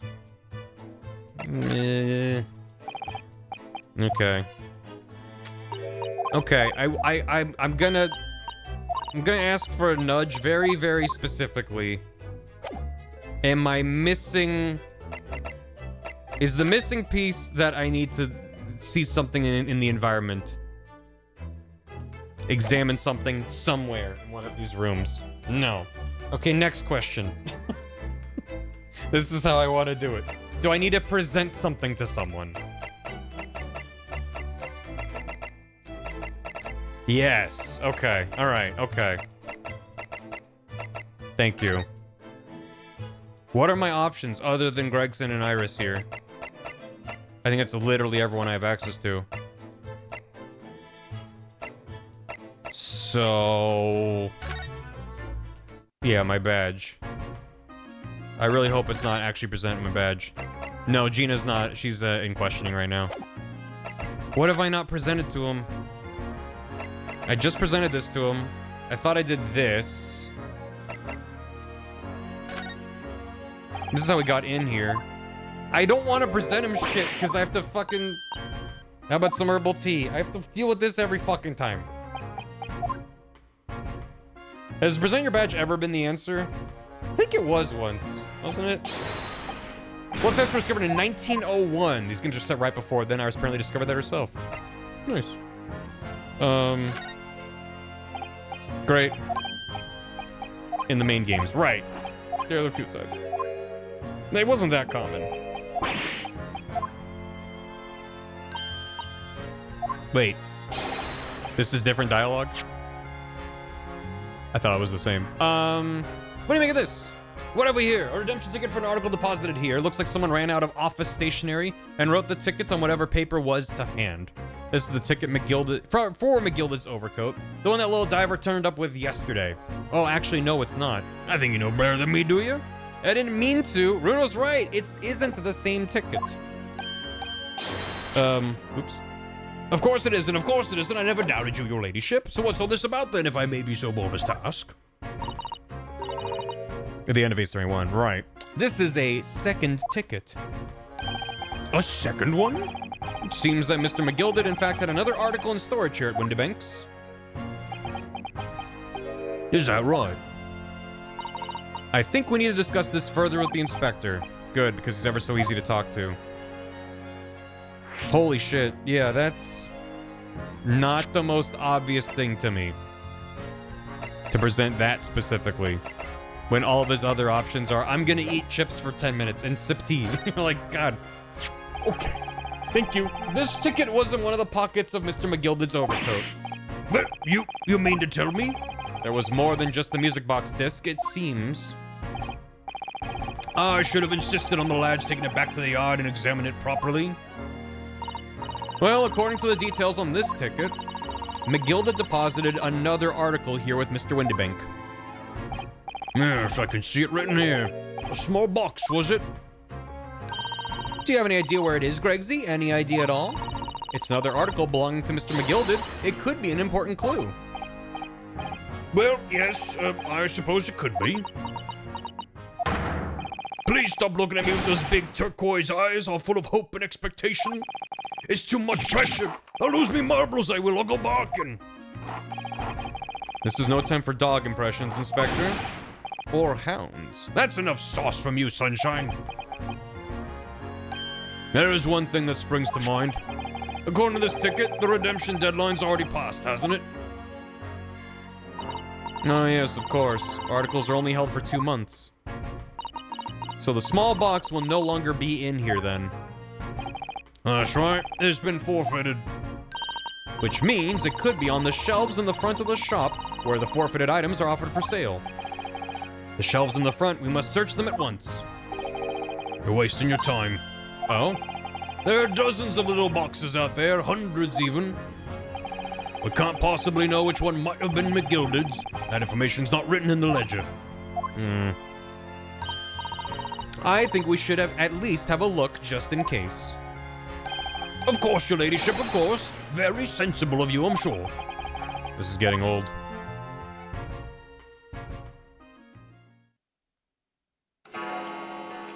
Dong!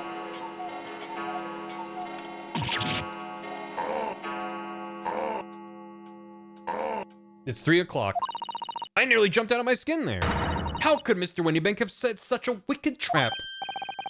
I doubt he set out to scare anyone. Is that really the time? I think perhaps we should pay Jean another visit soon.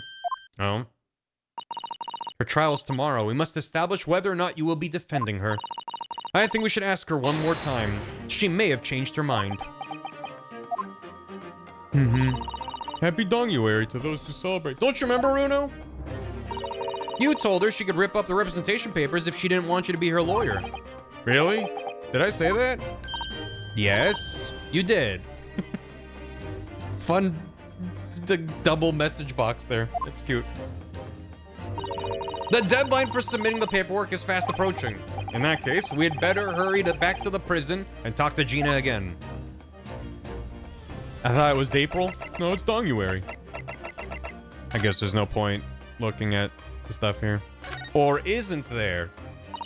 Yes, this is where all the items that have been forfeited by their original owners are offered for sale. That's right. They've all got little price labels on them, but there are so many. I wonder if the small box this ticket was for is still on the shelf somewhere. The box McGilded deposited here just over 2 months ago. Even if it were, finding it promises to be very troublesome indeed. There are so many boxes, it could be any one of them. Sholmes said that a pawnbroker's was the safest place to store anything, more secure than a bank's vault. So perhaps this small box contains something of very great value. Well, if that's the case, he'd probably have kept it locked. So then we need to find every box with a lock and break them all open. Hi-ya!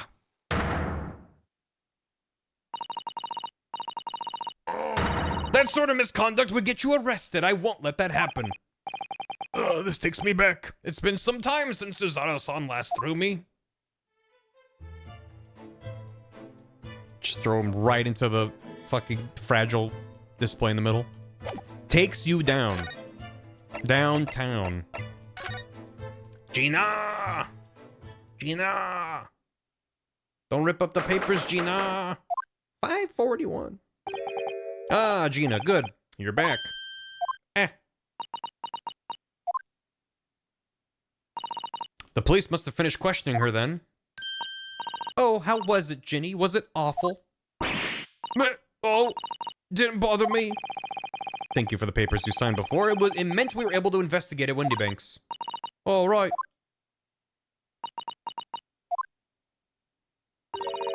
Don't you want to know how we got on? We've been ever so busy. What's the point in asking? Won't change what everyone's saying, that I did it. That's not... Gina, we came to ask you for your final decision. Eh? What decision? About tomorrow's trial. Will you let me defend you, or not? I must submit the paperwork now if you'd like Mr. Naruhodo to represent you. Right. Oh, I see. She really lost her fight all of a sudden. But I know what that feels like. The worry is just so hard to bear.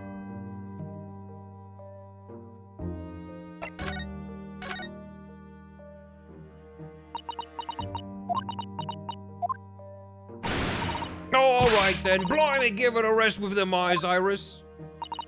So come on then, fill us in. Who done it? Unfortunately, we don't know that yet.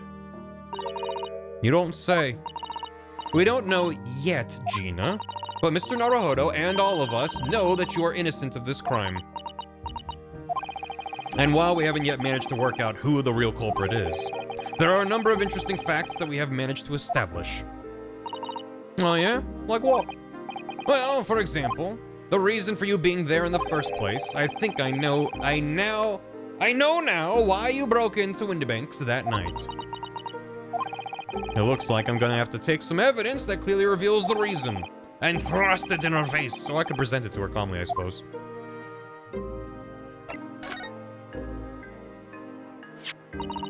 We already have the representation papers and other documents we need. All we have to do is hand them to the court clerk. That is, if you'll allow me to represent you in court tomorrow. Nah, don't bother. Ginny, rip them up and chuck them, would you? Them representation papers or whatever they're called. This cell ain't fancy enough to have a bin.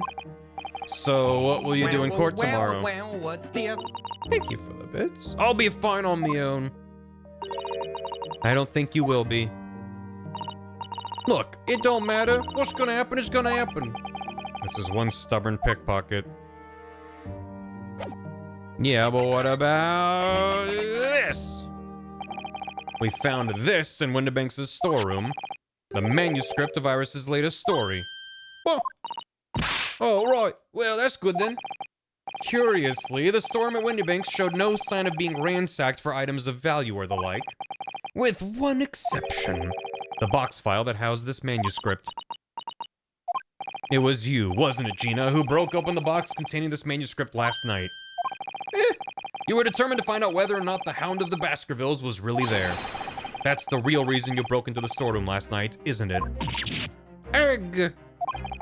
Why don't you tell us what happened, please?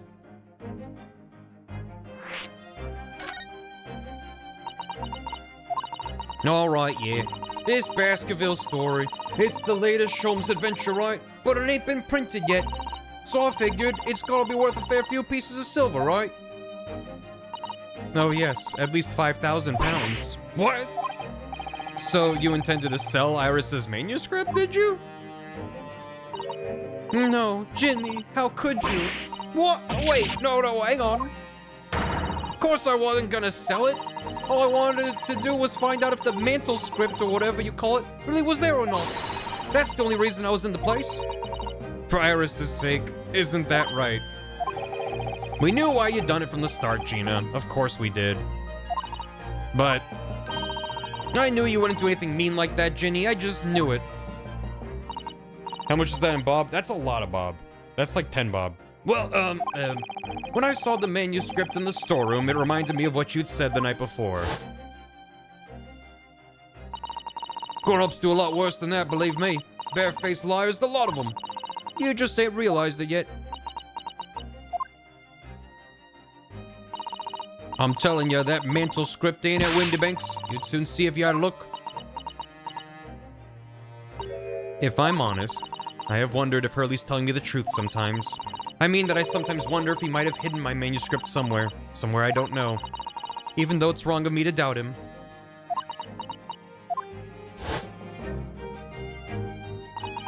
Oh, Ginny, that was so sweet of you. Alright, alright. I'll tell you why I did it. Just stop looking at me like that, Iris. Why'd you do it? Why'd you do it? Upwards of 9, Bob? It weren't because of Iris. That's not why I did it. I just wanted to know the truth, that's all. You wanted to know if Mr. Sholmes was being honest. If he'd really deposited the manuscript. Now I'm saying it. The manuscript at Windibanks's? It's like I told you the night before.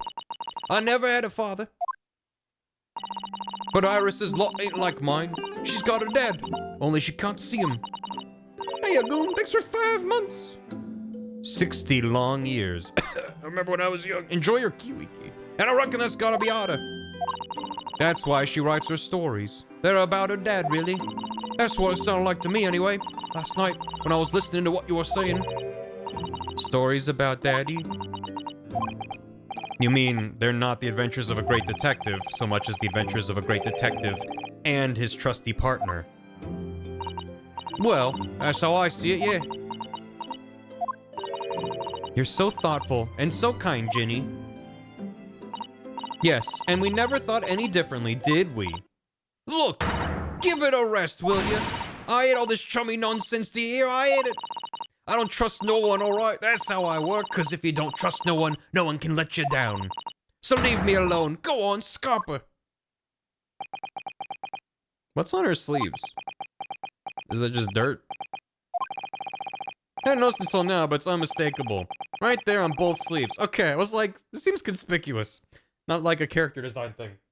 Sleeves, both sleeves on that overcoat. Oh, it's poo. Are some very suspicious red stains. It's kind of brownish red. Well, why are you looking at me like that? I think it might be worth presenting some of our other findings in that area to Ginny now. Gina now. What, presenting her about the blood? Those stains on the sleeves of your new coat, Gina. They're blood, aren't they? Not that I know whose blood, yet. What? Blood, Mr. Naruhodo? You don't appear to have any obvious wounds yourself, though. Oh, that's clever. They actually, like, load that texture in just for that pose. She doesn't have it on right now. Like, the sleeves look normal. So could it be blood that's spattered from Windibank when he was shot last night? Let's not beat around the bush here. This trusty friend of mine will get results much faster than anything else. Take it easy, Iris. Don't move, Ginny. I'm gonna shoot. Dead. What color is it gonna be? Huh? Oh. Huh. How does that work? Oh my. What the? This one was that stamp on her hand in case 3. That's true. Forget the sleeves. The whole coat is covered in blood. Of course. The black color of the fabric was masking the stains. That's why we haven't seen them till now. Is it McGilded's coat? Or, I guess it is. It's not, whatchamacallit, Mason's. Which, I guess, we don't have any evidence up till now, maybe, of did McGilded kill, Mason. And the blood has reacted with a chemical to turn it a purple color. Like a light purple. Which matches one of the samples we've already collected perfectly. Now, let's see. Who had the purple blood? Aha! It was the brickmaker, Mr. Mason, the victim of the murder case 2 months ago. That is a lot of blood. I knew it. What are you all on about? The victim? What do you mean?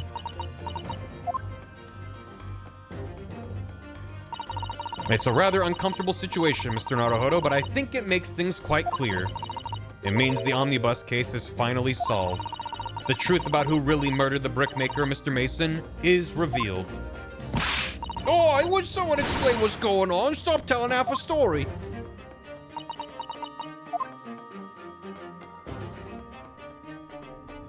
Hey, what's up? R.I.P. the California raisins. They're damn delicious. We can see now the victim's blood is all over McGilded's overcoat. But in the trial 2 months ago, the defendant said this in his testimony. She wrote everything down. Now I ask you, what good-hearted soul wouldn't rush to help a fella bleeding from his stomach? I wasn't about to start worrying about me gloves now, was I? I reached out to give the man a hand. But if you look at this overcoat now, it's clear. These stains couldn't have arisen from McGilded trying to pull the victim to his feet. No, if that was what had really happened, the blood wouldn't have splashed all over the front of the coat. The only explanation for this pattern of blood is that it splattered over McGilded's coat when he stabbed the victim in the stomach. That is quite violent. I've tried to run from the truth for long enough, but there's no escaping it now. The true culprit in that case, Mr. Mason's killer, was Magnus McGilded. I, for one, am shocked. I hate that Theremin Beholder. Mr. Naruhodo, that horrible case is solved at last. And I helped the man walk free from that trial.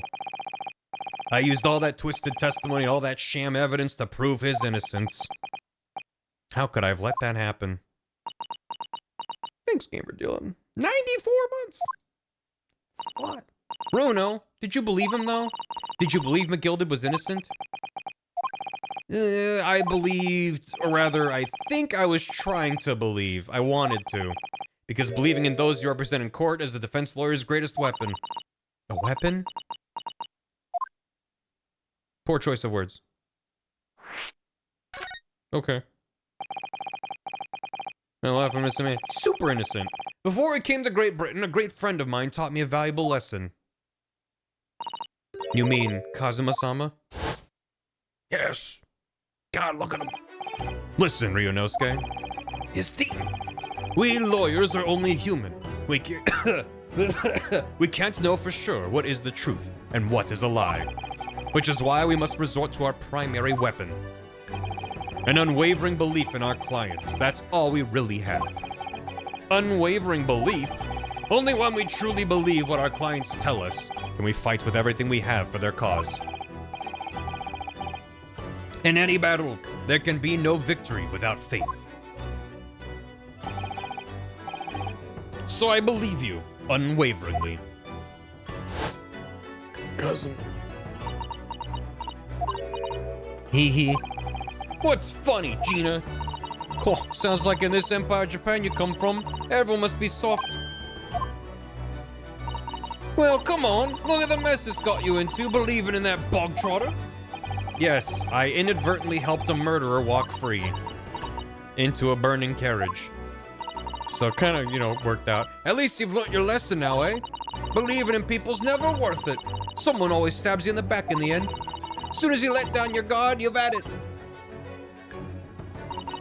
Take a leaf out of my book. Believe no one. Get hurt by no one. Gina, may I ask you something?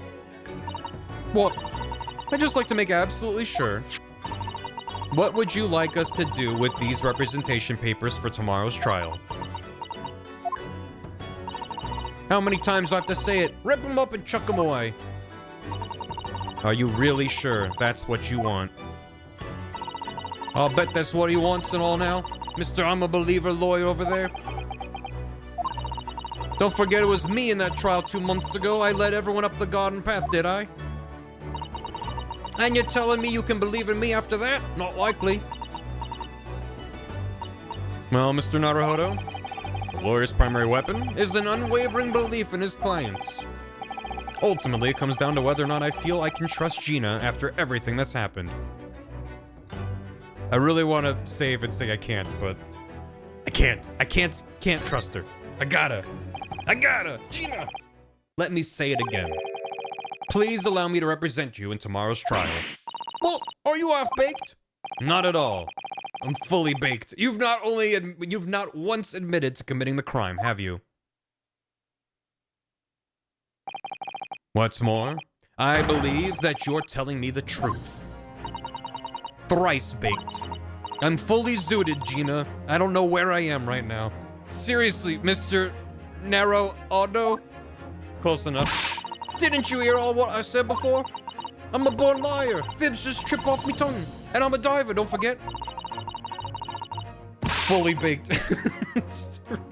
I gotta say, it's kind of good with Naruho, don't. I pulled the wool over your eyes 2 months ago and got you in all sorts of trouble. Why would you ever trust me now? I just don't get it. Gina, I do understand why you choose not to put your trust in others. But I assure you, there is more to this life than you yet realize. What do you mean? The world we live in is full of people you would do very well to trust. People who won't ever let you down. It's true that I'm just a student of law and I'm certainly lacking in courtroom experience. But I can promise you this, whatever happens, and until my very last breath, I am completely on your side.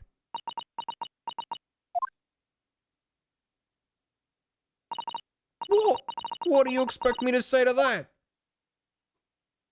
No, Gina.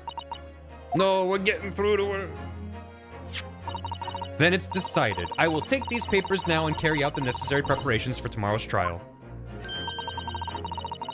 This is some Gurren Lagann shit. Believe in the me who is your legal representation in court. It would be a shame to throw them away now after it's been penned with your name so beautifully. Do what you like. You Eastern Lot are. I don't know what you are. I don't get you. Yippee. Yippee, hooray. Believe in the lawyer who is contractually obligated to believe in you. Gina's taking herself off the back of her cell. Off to the back of her cell. She'd never admit it, but I hope she's feeling relieved. That turned out alright in the end, I think.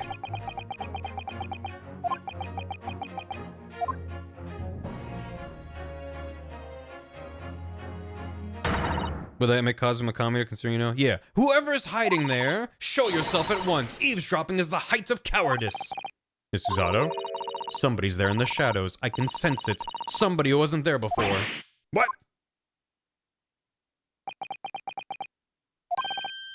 Blimey, you're sharp, eh? Oh. Hey, Gregson. Oh, I suppose you were using one of those mystic Japanese arts. Like the art of stealth I've heard so much about. If anyone was being stealthy, it was you, Inspector. Gregsy? Oh, dear me, I'm most terribly sorry, your ladyship. I didn't mean to startle you. MD Major, thanks for 89. How long have you been listening in on our conversation? Good grief, listening in? No. I just got word there were some visitors who were refusing to leave even though it was after hours. I assure you, your ladyship, I only just arrived. This very minute, not a moment earlier. That's all it is, nothing untoward, nothing at all. After hours? Is it that late already? Thanks, Wiremouse. Even when you've been betrayed, you should trust. Even when your kindness is taken advantage of, you should be kind. I love this game teaches us an important lesson. It's nice. I'll humbly excuse myself now, your ladyship. Ta-ta, toodaloo, cheerio, all the best, bye. That's a lot of farewells, and not one of them appropriate for her ladyship. Oh, but I wanted to have a chat. Terribly sorry, my Tom is pressing at the minute. I see. That's a shame. If I don't get this emergency at the Supreme Court dealt with sharpish, Lord Strongheart will, well... Emergency? Lord Strongheart? Nothing, forget I said anything. Anyway, I'm off. Alright, Gregsy, if you have to. Let's chat soon. Delighted, Charm. Can't wait. If you please, my pleasure. That's a lot of pleasantries, and not one of them sounded sincere. I really wish that this franchise, instead of fading out characters when they leave, I wish they just slid them out of frame. It'd be funny for a sprite, and it'd be funny for a 3D model. If he was just like bowed and smiled and just kind of whoop, just slid away. Gregsy's so funny. He says such silly things. Yeah. It's certainly entertaining to see an inspector of the police fawning over a 10-year-old girl. But anyway, I wonder what this emergency is at the Supreme Court. I must attend the court clerk's office now before it closes. Bounced out of frame. Of course. Thank you, Miss Susato.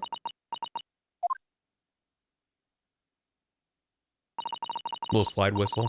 Kindly escort Iris home now, Mr. Naruhodo. I shall meet you there later. Susanoo, no. No, I need you in court. I don't know what to do. And so our investigation came to an end. Susanoo-san went to file the necessary papers for my defense of Gina the following day. And then it hit me. I could no longer suppress the wretched feeling that had been gnawing away at my insides. Tomorrow, Susanoo-san would be leaving Britain and making her way back to Japan. No! Naruhodo-san, it's been a very trying day, hasn't it? I do hope you're not too exhausted. What about you, Susanoo-san? Today's been even more trying for you, I'm sure.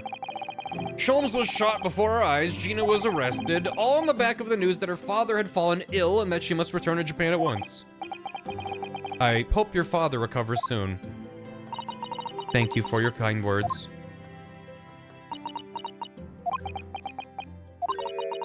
I wonder why it is that so many thoughts rage in my head like a storm, and yet I seem unable to find the words to express any of them. I know exactly what you mean. Anyway, I have one final task to complete as your judicial assistant. Once that is done, I shall make preparations for my departure tomorrow. One final task. A Susanoo takedown! Still just a rat! Still just a rat! It's just 2 months since we arrived in London. But we've managed to establish this office. It was finally feeling as though we were settling in. I would be lying if I said I felt no regret. I'm sorry, Susanoo-san. It's just so sudden. I really don't know what to think. I've had no time to gather my thoughts. I know we've only been here a short time, but in my limited experience of the courtroom, I feel I've learned something. And what would that be? It seems to me that there are many facets to people's personalities. Facets. And like a jewel, the light plays off them in complex patterns, illuminating their actions and their motives. But we see only a small sum of the total facets, and what is illuminated is only a part of the whole story. What lies in the shadows, and what do those facets we cannot see look like? Perhaps there are some parts we'll never lay eyes on for as long as we live. That's true. Sometimes it feels as though I'm blind to so much, but I keep hoping that one day it will all become clear. That all the facets will be illuminated and I'll finally understand how everything fits together. Naruhodo-san. I suppose what matters is that we keep our eyes open and keep moving forward, even if the way sometimes seems dark. It's amazing to think it's been just 2 months. You've grown so much. I was gonna say, what the hell? No, sorry, I've what? When did he become eloquent? It was nothing, unimportant. Do you know what time you'll be leaving London in the morning? Yes, I picked up my ticket earlier. I shall be leaving here at 4 a.m. Didn't it say it's like 11 o'clock? With the... Hold on. It is 11:13 p.m. What do you mean you're like, there's something I have to do and then I will begin preparations to leave? Girl, you gotta go. You gotta go right now. Well, I'll escort you to the station. Absolutely not. Sorry. I'm sure you realize why I couldn't possibly let you do that. You have a very important day ahead of you tomorrow. Gina's trial. Yeah, I know, but every word you utter will have the potential to determine Gina's fate. You must get as much rest as possible. Even though, like me, I'm sure you will find it hard to sleep. But please, for me, do try. Yeah, we'll see. I'm late. Welcome! You're just in time for everyone to be sad. You mentioned one final task a moment ago. What did you mean? Oh my, I nearly forgot. Has she done any packing? I don't think so. I want you to have this. What is that? Some huge bundle of documents. It's my notes from the case 2 months ago. Holy shit. The murder that was committed on the omnibus. The McGilded case. It seems to me that this case of Mr. Windibank's murder, of which Gina is accused, is very much tied up with that omnibus case, in ways that are not yet completely apparent. So I took the liberty of consolidating my writings about the case for you. With everything else she's had to think about, Susanoo-san still managed to do this, and all neatly laid out for me in her beautiful handwriting. It was my pleasure. I can only hope that it will bolster your case tomorrow for Gina. Thank you so much, Suzato-san. I will do my best to use it wisely. You really are the best judicial assistant in the world. Well, that's extremely flattering. But I'm sorry to say that I've been a complete failure. Sorry, I didn't quite catch what you said there. Oh, ignore me. I was just mumbling to myself. Shaker, what do you mean?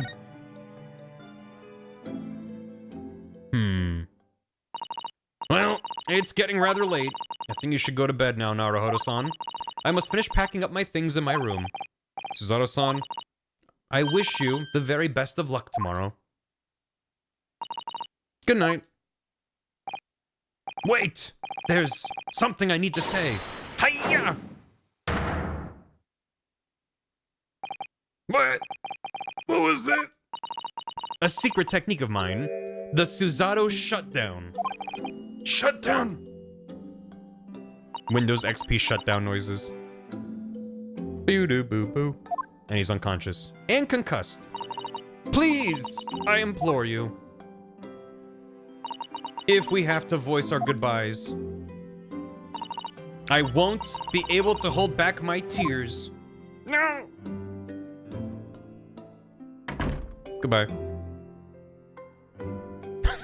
Oh, he's losing consciousness. Suzato-san.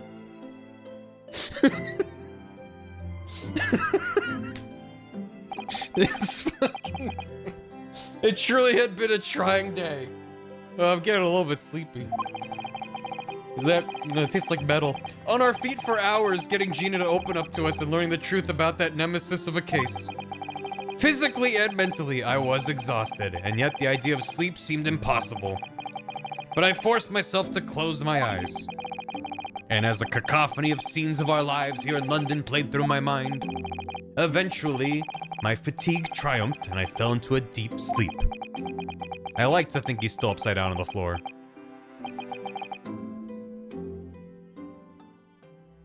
He's dead. Just gonna wake up in the spirit world. Cosmo, what are you doing here? The Small Hours, St. Sinner's Hospital Ward 3.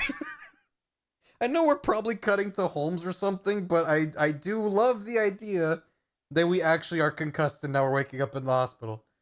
She like broke all of our bones. It's like...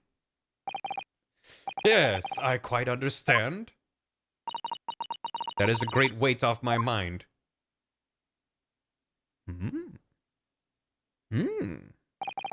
Rest assured, I shall put everything in place exactly as we have discussed. Thank you so much. It has been an honor and a pleasure to be acquainted with you, Mr. Sholmes. On the contrary, the pleasure has been mine. I bid you farewell and Godspeed, Mr. President. Oh, my dear madam. Okay. What is Suzato up to? To be continued. The end. Well, it's weird we didn't get any closure to anything that happened in the case, but I guess that's it for the game. The double agent. Trial Part 1. What a goddamn case. Okay. Dun dun, huh? When I awoke the following morning, Suzato-san was already gone. Outside the window, the rain came down in sheets. And so began an even longer day than the last. One that I would remember for the rest of my days. 9:32 a.m. Yeah, part 1 of 30 parts, I would assume. Good morning, Gina. I'm determined to prove your innocence today. I'm sure we can do it. So where's your friend, then? Sorry. You know, her in the fancy dress. Suzarto, or however you say it. I don't know. Suzarto? Miss Suzato had to leave early this morning. She was already gone by the time I woke up. You alright with that, are you? Forget about me if you like. Go and see her off. It's fine. It's not as though Miss Susato and I won't meet again one day. I can't help but wonder if her dad's fine. That was my very first thought. Was that it's a ruse by Strongheart and whatever else to get her out of here for some reason. Even so. But you, Gina, you only get one chance. This trial today is all we have. It's sus. It's good morning, you two. Cat. How are you feeling, Ginny? Did you manage to sleep? Mm-hmm. Well said, Waga. Iris, what are you doing here? What do you mean? When a friend is in need, we show our support. Isn't that right, Waggy? Mm-hmm. What an eloquent cat. Goodbye. Nah, Waggy. Great way to show your support, kitty. Let him have a nose around. What I'm gonna do? Oh, that reminds me. I'm worried about a cat being loose in the courtroom being important for later. That reminds me, I bought a paper on the way here. Now, would you like the good news or the bad news? What do you say, Runo? Ginny? Oh, well, I think I'd rather get the bad news out of the way first. Nah, I always take the good news first. You might not live to hear the bad. Oh. Yes, that question always gives away people's personalities. Let's not go there.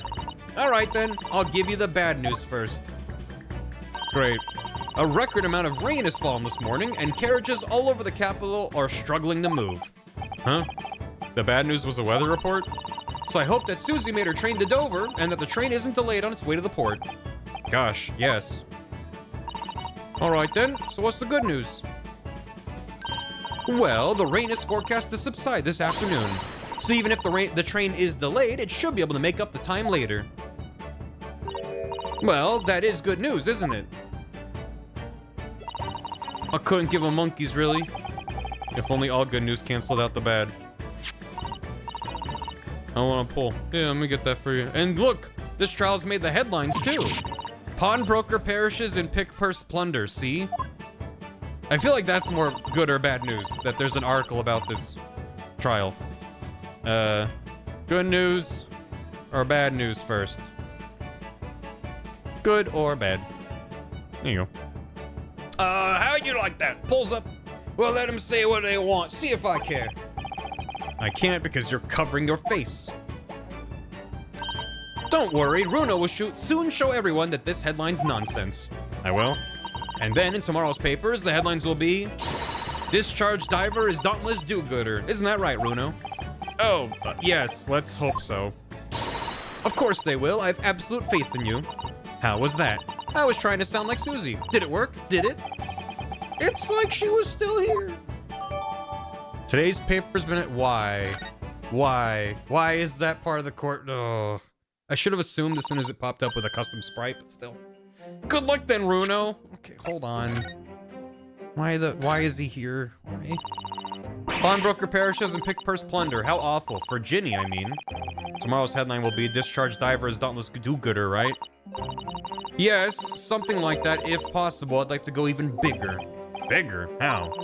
Proud pickpocket protects planet post-trial, perhaps. Protects planet? I can't wait for tomorrow's now.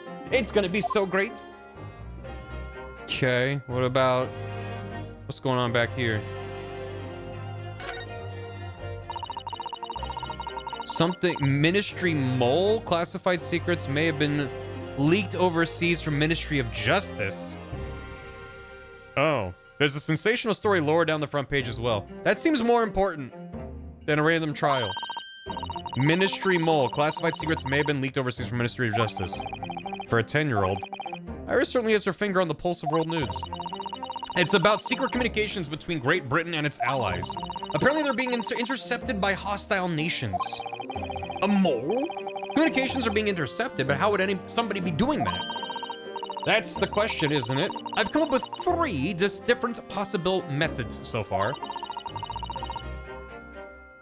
Are you looking for a new career, Bruno? No, of course not. I wonder. Perhaps this is what Lord Strongheart was talking about yesterday. It could be, and it could explain why he has Gregsy running from pillar to post at the moment.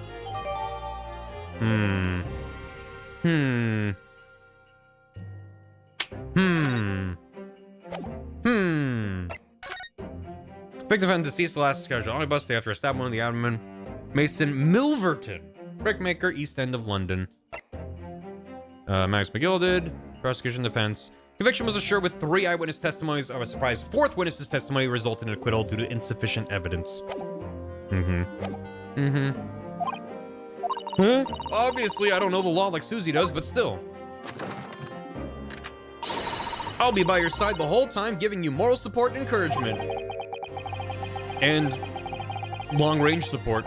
I'm not sure that big thing's as comforting as you think it is, to be honest, but thank you, Iris. That's very kind of you. The poll has ended with 91% of chat preferring the bad news first. Yeah. I'm also in that camp, I think. Oh, yeah, Iris. Yeah, Ginny? Artillery support. Rocket lounge chair. Well, I was wondering is all about Sholmes. Did they fix him up all right? Couldn't find it within a 30-second web search. Monkeys? Yeah. I don't know either. Like, usually I can tell what the rhyming slang is meant to evoke, like what it means, but I can't always follow the logic of, like, that connects to that, means that. Yes, the operation was a great success, but Hurley still hasn't come around yet. Orbital inbound. Boom. Entire Old Bailey gone. I've asked a friend of mine at Scotland Yard to send a telegram as soon as he wakes up. I'm sure Gregson will let us know the moment there's news. The whole point is obfuscation, right. All right. No Suzato-san and no Mr. Sholmes. And this rhymes thing is just cutting off ass? That could be. It's all down to me to prove that Gina's innocent of this crime.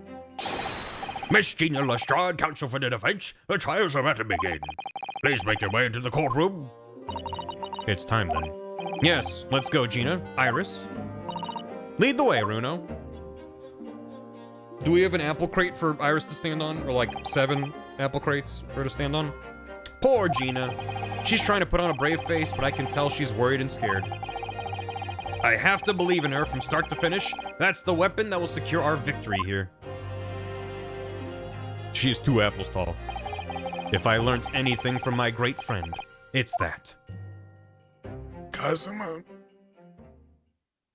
I think this case is going to be really straightforward, actually. A whiskey crate? Yeah, that works. In the name of Her Majesty the Queen, I hereby declare this court to be in session. This trial shall determine the guilt or innocence of Miss Gina Lestrade. I now call upon the counsels for the prosecution and defense to declare their willingness to proceed. The prosecution is ready. The defense is ready. Lord Van Zeeks, my lord, remind me, how many years ago was it that you withdrew from the public prosecution service? It was some 5 years ago, my lord. Yes, and then 2 months ago you resurfaced somewhat unexpectedly, and here you are again today. Are there some circumstances of which the court should be aware that have led to this erratic behavior? In what one might describe as your former life 5 years past, you dealt exclusively in matters concerned with the highest echelons of society and government. Really? Yet today you choose to try a simple case of burglary and murder. I confess I find it more than a little befuddling, counsel. No spoilers, Your Honor. There are 2 types of person I cannot abide. Firstly, those wealthy scoundrels who hide behind a mask of philanthropy to cheat the public at large. My goal is that someday they just skip the fake philanthropy part and just cut straight to the chase. He means Mr. McGilded, who you defended against the Reaper 2 months ago. Yes, I just about managed to work that out. Thank you. Magnus McGilded, if I'd known what a monster he was, I never would have defended him. And secondly, even more loathsome, those wily scoundrels who masquerade as allies, only to effect total betrayal in the final hour. Those wily scoundrels. In other words, the confidence tricksters from those tiny islands in the Far East. The Nipponese. That's a lot of words, to just be racist, bro. What? Did he really just say that? He means you now, Runo. Yeah. I almost said based. Based. I can't turn that into something better. I actually managed to work that out too. Thank you, Iris. How many boxes are you standing on? Total betrayal? What are you talking about? It has been 0 minutes. I'm not gonna allow that, but someone said, I hate Japanese people, Your Honor, in quotes, and Automod was like, I'm gonna grab that and not put that in the chat. I love Autobot. That horrid look of hatred in Lord Van Zeek's eyes. Was that directed solely at me, or was he talking about all Japanese people? An alarmingly scathing explanation, Lord Van Zeeks. Still, the judiciary welcomes the return of the so-called Reaper of the Bailey, feared by all London's malefactors. Your Honor, redacted by Moobot. Your lordship is too kind. Now, jurors, the 6 of you have been selected at random to represent the will of the people in this trial. Who do we got? Why? Huh? Huh? No. What? Wait. No. I'm mad about everyone except juror number 3, who is concerning to me. He's a doctor now. Was he always a doctor? I like the rat on the far right there. Completely at random. Uh-huh. Worst nightmare blunt rotation. Shoutouts to juror number 2. It really sucks getting jury duty twice within like a 2-month span. That's rough. He has a Greek coat on last trial. Yeah, it's a different guy. This is unrelated. New character. Okay. Great. I like how this game sets you up to get mad. What a fun, like the jury is fun because of the mechanics and the way that changes the flow of the cases a little bit. But I love how they know that they just cut to a wide shot of the jurors and you'd be like, what the fuck?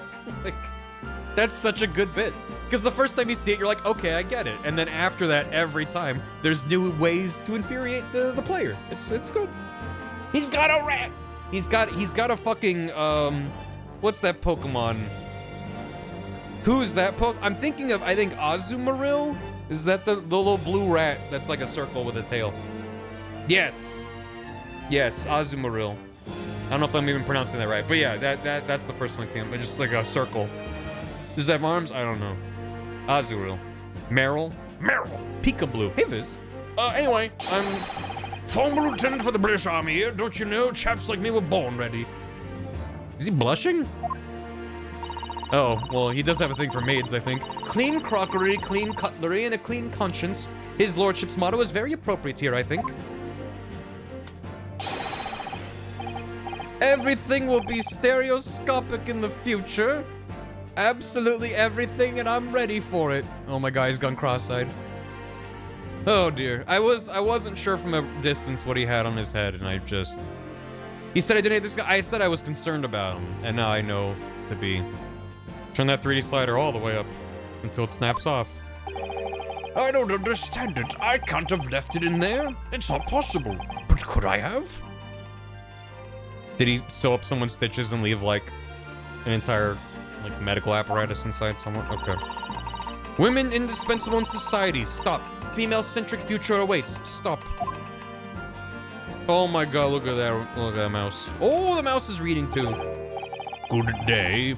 I am visiting London for sightseeing. I would like to take bus to Crystal Tower, please. Mm-hmm. He's the spy? What do you mean? This is a normal guy. Best joke payoff of the series. It's been a long walk to get to this point. That was early in case 2. Beth opened the door and danced away. Thank you. Is something wrong, Runo? Oh, not exactly. It's just... I'm fairly sure I recognize these jurors. Almost all of them, in fact. The best brick joke's anything. It's a good... I do love a good brick joke. Really? Funny coincidences like that do happen from time to time, don't they? But it's quite strange. These jurors are chosen at random from London's 6 million inhabitants, you know? So I've been led to believe, but something tells me I'm being duped. Very well, now Lord Van Zeeks. The court calls upon the prosecution to introduce the facts of the case. As you wish, my lord. Allow me to begin with a word of warning to the ladies and gentlemen of the jury. In short, There has never been a more self-evident case of cold-blooded murder. The victim, Mr. Pop Windebank, proprietor of a pawn shop on Baker Street, was shot from behind and died instantly. The prosecution presents this photographic print of the crime scene. As the court will observe, there's a single bullet wound just below the gentleman's left shoulder. The evidence suggests the bullet pierced the man's heart, resulting in near-instant death. Moving on to the findings of Scotland Yard's coroner, his report states that the bullet entered the body on a rising diagonal trajectory. And what's that supposed to tell us? It means the victim was likely shot by someone significantly shorter in height than himself. Someone like the accused, you might say. Oh. The prosecution wishes to present the autopsy report and crime scene photograph as evidence, my lord. They were small. Like a mouse? Thanks for the hydrate. The court accepts. Hand them to the bailiff, please. Let me have a sec. I now ask the court to turn its attention to this plan of the establishments where the incident occurred. Oh, Mr. Master Greg did it. Okay, case closed. The proprietor was found in the storeroom where he kept articles pawned to him. A windowless room with a single point of entry, a door to the main shop that was found locked. In this sealed chamber, there were only 2 persons present. Oh, thank you. Oh, thank you. In this sealed chamber, there were only 2 persons. And a mouse. The victim, Mr. Windebank, and the accused. Oh. It may further interest the court to know that when the accused was discovered at the scene, she had in her hand the gun used to fire the fatal bullet. Well, that's that then, isn't it? Nothing more to say. Isn't that grubby little girl a pickpocket anyway? She's one of those filthy drabs that lives in the slums on the East End. Oh well, it was only a matter of time before she got blood on her hands then. Oh. What are the jurors waiting for? Thank you. We can't jump to conclusions here. We mustn't assume her guilt because of what she has to do to survive.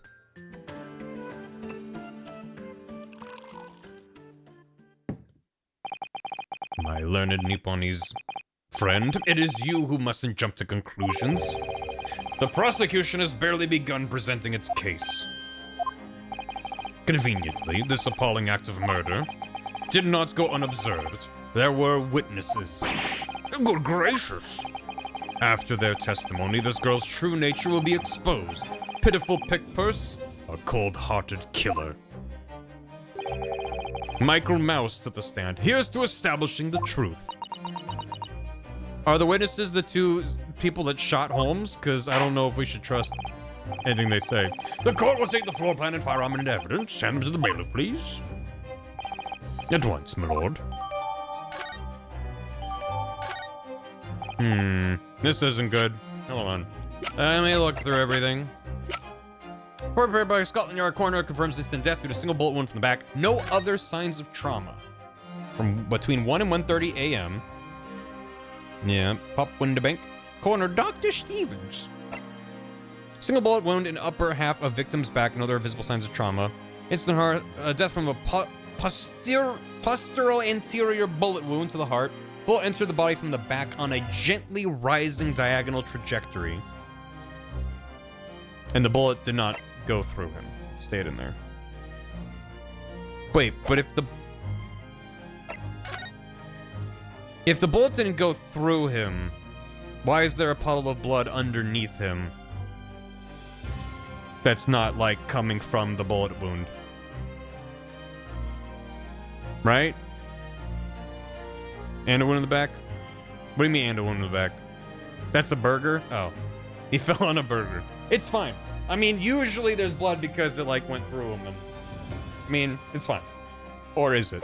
Either it's super significant and important or it's nothing. That's how blood works. I mean, it could be.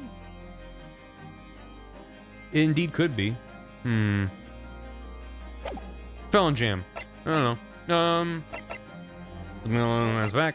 Plan the bank. Brokerage as well as positions. Any shop. Yeah. Okay. Someone dropping my spaghetti. There are signs of a single discharge. Is that so?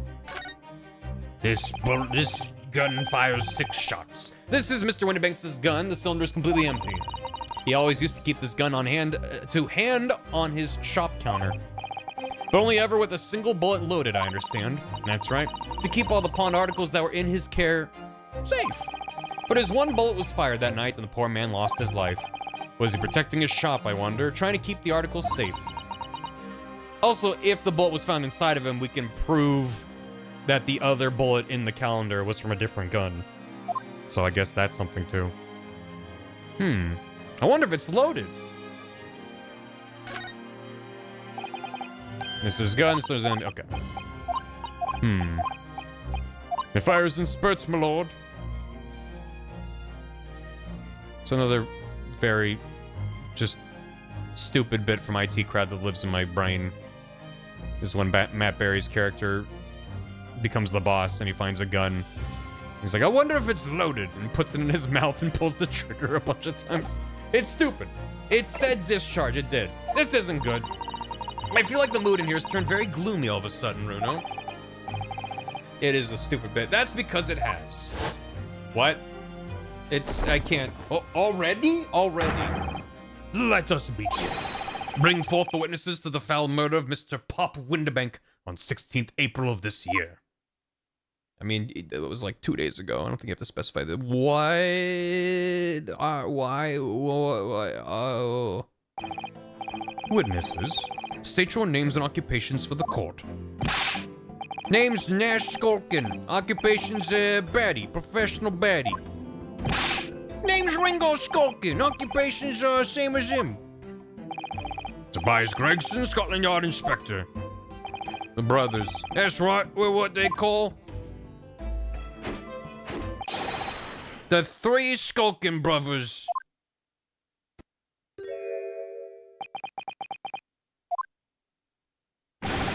What are you looking at me like that for? Don't lump me in with you lot. God blimey, that's cold. Don't you know what we're going through? It's older, bruv. Lost contact with him, we have. We were scouring every shitty corner of the capital. And then last night we come across you, the very spit of the bloke. Ain't that right, Ringo? He is, Nash, he is, the very spit of him.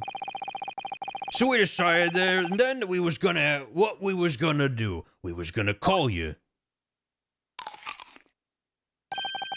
Big Bruv Sulky. Come on, leave it out, you two. Sulky Skulkin. What's that before he's run out of... And that's before he's run out of chips. They call him the Tinpler brothers in the fan translation. Direct translation of the original. Oh. I don't know what's happening. Well then, Inspector Sulky Gregson. Begging your pardon, my lord. The name's Tobias. What I would like to know, Inspector, is what you are doing in the witness stand. The Skulkin brothers are currently under arrest, my lord, on suspicion of theft. Thieves, are they, these 3? No, my lord, begging your pardon, but please don't lump me in with this lot. Hey, brother bits. Every testimony could be a Three Stooges routine. It really can be. 2 nights ago, these 2 brothers illegally entered an establishment with intent to burgle. And in the course of their nefarious activities, they became embroiled in a far more sinister crime. By Jove, you mean to say what an extraordinary coincidence? Yeah, coincidence. Indeed, my lord. While attempting to burglarize the pawnbrokery, they witnessed its proprietor's murder. There's one box. Order! Gazing his eggs as eggs and apples as pears. The various trespasses of these brothers is not the subject of today's proceedings, though they will naturally face trial in the very near future. With your lordship's permission, I'd like to remain in the stand to keep these gents on the straight and narrow.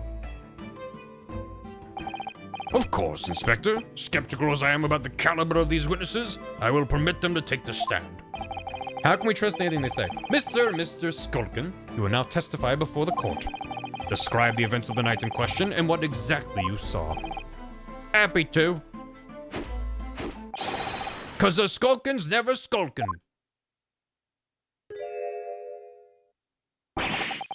Get out of it. They look like they look like they should be in like what's the fucking what's the cartoon? I keep wanting to say Wacky Wheels because that's a Mario Kart knockoff I had as a kid. Wacky Races? Wacky Races. Yeah. Yeah. Yeah, Wacky Races. They seem like they belong with I'm also blanking on the guy's name. There's like the main villain of the show who had the dog. Wacky Races. Stick Dastardly. Yeah, they seem like they belong in his crew. Snidely Whiplash and the dog.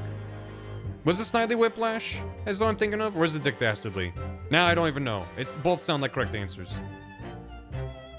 Let's move on. We was walking down Baker Street in the small hours.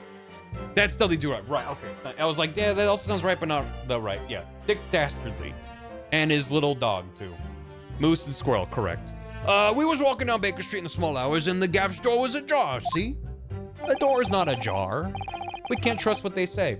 It was like some kind of sign, begging for us to go in, it was. But once we got inside, core blimey lummy, we had a gunshot from the back room. We went to see what was what, but the door was locked from the inside. We never done nothing, Governor. We never took nothing. We just left after that, nice and quiet. Uh-huh. Yep. That tracks. What was Natasha's last name? I could not tell you. A terrible coincidence, it would seem.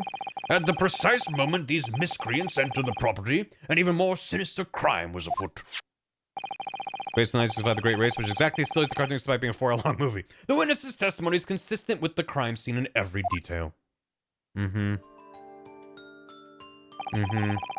door providing access to the storeroom from the main shop was indeed locked from the inside. Fatale?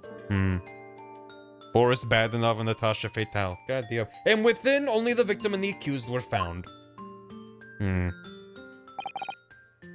Why didn't he just win the race? You don't get it. You just don't get it. I must say, it does appear to be an overwhelmingly simple case. Master Chief, Deathbot? The defense may cross-examine the witnesses now, of course. Counsel, if you please. Counsel? Yes. What's the matter, Runo? Sorry, I just stunned into silence for a minute by the blatant lies being told by that pair in the stand. I know that's all nonsense because I saw it with my own eyes. I'll just have to expose their testimony for the pack of lies it is. 2 hours 40. Which is pretty long. This is very weird achievement you get during this part. You can mention it. Illegal entry. As long as you don't spoil anything. We was walking down Baker Street in the small hours and the gaff store was ajar. Hold it! The front door of the Windy Banks was ajar, you say? What time of night was this? Must have been about 1. Right, Ringo? Yeah, I'd say so. Right, Sulky? How would I know? The place would have been shut at 1 in the morning, just like every other shop in town. Well, it was pitch black inside, it's true. Ain't that right, Ringo? I'm not so sure, Nash. I seem to remember a little light burning inside. Is there any relation between Ringo and, Joan Garadeb? Any relation there? No spoilers. If you press one of the brothers and pursue the other one while they don't have anything to say, you get an achievement for doing that for both of them. Oh, okay. Press and pursue the other. Gotcha. I can do that later. What about you, Sulky, me old mucker? Me old what? Leave me alone. There definitely was a small lamp burning inside. That's what alerted us to the situation in the first place. And when these gentlemen ventured into the open establishment, the accused, Miss Gina Lestrade, had already had the muzzle of her gun trained on the unfortunate victim. Objection! That is pure conjecture. Perhaps. But it changes nothing. The relationship between Ringo and the Beatles. These brothers inadvertently wandered into the middle of a cold-blooded murder, simply because they found the door of the victim's establishment open and ventured inside. Right, that's what happened. It was like some kind of sign, begging for us to go anyway. Hold it! That's my opinion, therefore it's now fact of the case. What are you trying to suggest? You had to go in? Well, God moves in mysterious ways, they say. Don't they, Ringo? They do, Nash, they do. Must have been some sort of providence, I reckon. God's will often presents itself as the whim of thieves, does it? It weren't no whim, I'm dead sure of that. It weren't, Nash, it weren't. Just like we said at the time. You don't just find doors open in the middle of the night like that. Nah, there's no two ways about it. It was a sign that our long-lost brother was inside. I love these two. They're not very good liars, are they? Well, you can't deny it. It led us to a bloke what looks just like our bruv. I said cut it out. I swear to God, I hope beyond hope that he actually is their brother. These Joe's chips are getting chomping today. Yes, I'll mention that, Tom. But once we got inside, Called Bribey Lumby, we heard a gunshot from the back room. Hold it! a gunshot, you say? Just the one, are you sure about that? Yep, just the one, Guvnuh. I can swear to that. It was, Nash, it was. Ain't that right, bruv? The firearm used belonged to the victim himself. Yes, Mr. Windybank always used to leave his gun lying around on the counter. I remember. When we examined it, we found the revolver was completely out of rounds. That makes sense.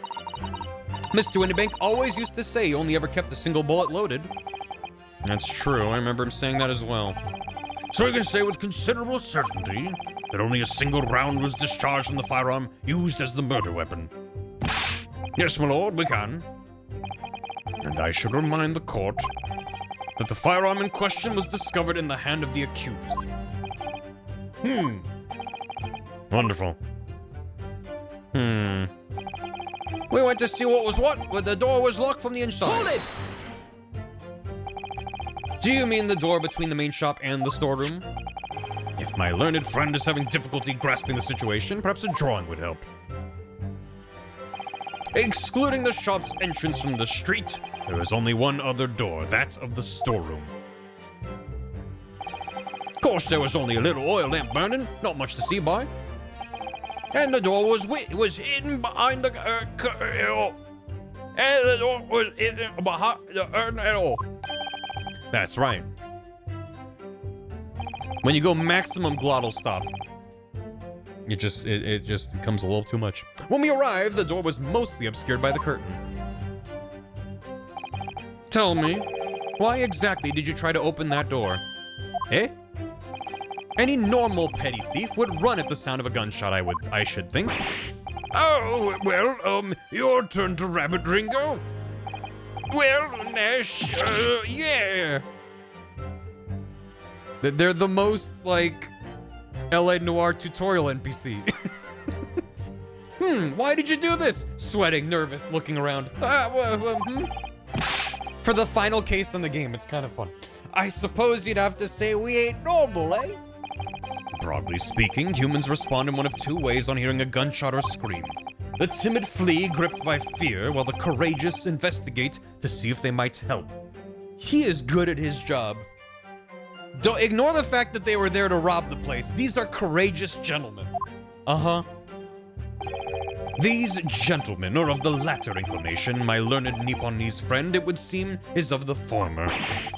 All right. Somehow it just proved that I was a coward that night. Thank you, counsels. So I believe we all understand the door was locked and could not be opened. Proceed, witnesses. He got your ass. Did he? We never done nothing, Guvnuh. We never took nothing. We just left after that. Hold it! You didn't do or take anything. Is that your story? Well, it was bedlam soon as, weren't it? It was, Nash, it was. Didn't even have time to pull me dukes out me Lucy lockets. Can someone translate from British to me, for me, real quick? What did he mean by this? He didn't have time to pull his dukes out of his Lucy lockets. His pockets. His dukes. His hands were in his fist. His fists were in his pockets. Okay. It's more Cockney rhyming slang? Okay. So the guy, yeah, I just wanted to go through everyone's lines first and then do it. Thank you, chat. So with no time to take your hands out of your pockets, you just left nice and quietly, you say. Showing it just the me Lucy's. which I weirdly might have better understood. That's right, Governor. Nothing we ain't more than violence. Peace-loving nibblers we are, not bludgers. We are, Nash, we are. Never even pulled me dukes out me Lucy lockets. So you'd clearly like us to believe. Well, come again? As you fled from the pawnbrokers that night, did you not run into anyone else? And did you not fire a gun at that person? Sakes alive, they fired a gun, you say? Ah! Blimey, Governor! You ain't telling us it was you in the doorway? They're not even trying to hide. It was. Why the bleeding Nora? Didn't you mention that before? You are armed with a gun, and as you fled the scene, you fired that gun at London's greatest detective, Herlock Sholmes. They shot the great Mr. Sholmes. I did hear that, actually. There was a rumor he'd been rushed to hospital. The great Sholmes? That's beyond the pale. On the night in question, this pair were arrested by the police within minutes of the discovery of the crime scene. Their suspicious countenance rapidly gave them away. Those two? Acting sus? Hee. And when searched, a firearm was indeed found in their possession. Furthermore, the barrel shows signs of a shot having been fired from it. The prosecution invites his lordship to examine the firearm recovered from these brothers. Yes, indeed. Remnants of powder around the muzzle, as you say, counsel. The court will hold this weapon as evidence. Skulkin Brothers' gun. Great. But we still trust these guys to give accurate testimony? Is that what we're still doing? Now, my learned Nipponese friend. Yes? Here's to you successfully presenting the evidence. For yes, he's holding a gun! There are the telltale signs of spent powder on this gun, and a single bullet missing from the cylinder. But the prosecution demands evidence that it was fired at the scene of the crime under scrutiny in this trial. Objection! Well, I don't need evidence, because I was there. Objection! Turn water into wine and wine into gun. However, the rest of us in this courtroom were not. If the defense fails to provide evidence in support of its rash claim, we shall have no choice but to toast your incompetence and move on. Evidence that these two fired that gun before they left Windibanks' last night. Yeah. The court demands that all claims are affirmed with clear proof.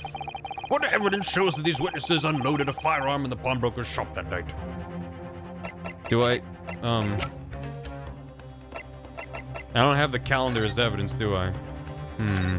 They're so bad at lying that they're great witnesses. That's actually true. They're not good at hiding the truth. There's ammunition still loaded in 5 of their 6 cylinders, which tells us that only a single shot has been fired from it. Exactly. The bullet that hit Hurley, in fact, isn't it? Yes, it happened almost as soon as we walked in through Windibanks' door. I'll make those brothers pay. They'll pay for this.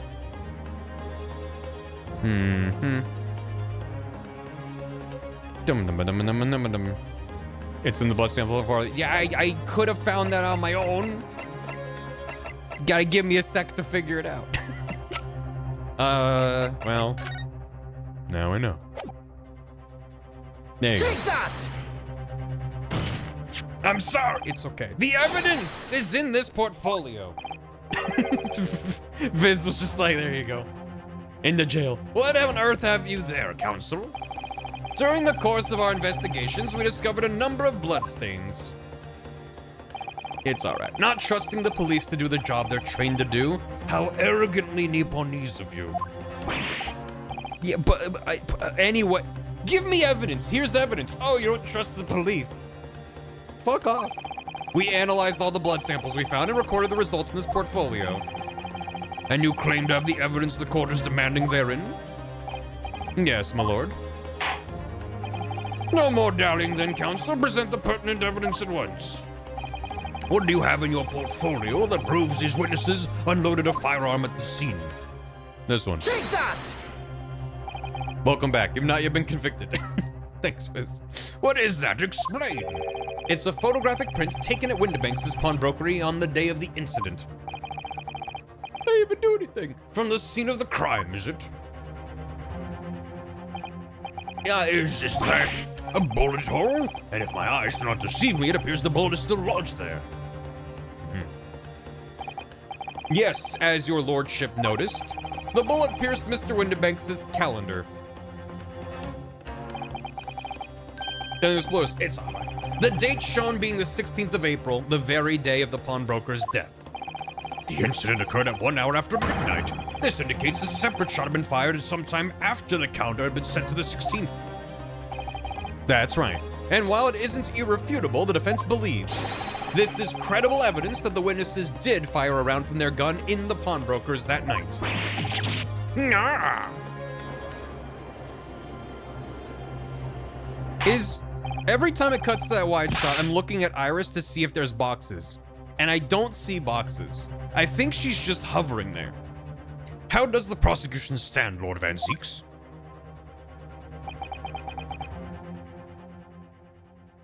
She got some Jetsons boots. Yeah, she probably do have jet boots. Please don't throw that in the fire.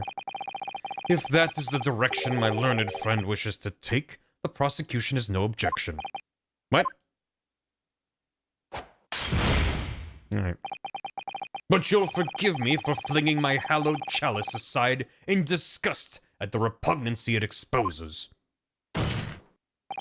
Yes, on the night in question, these brothers entered the pawnbrokery illegally, and like the bold baddies they claim to be, opened fire on the new arrivals before fleeing back onto the street.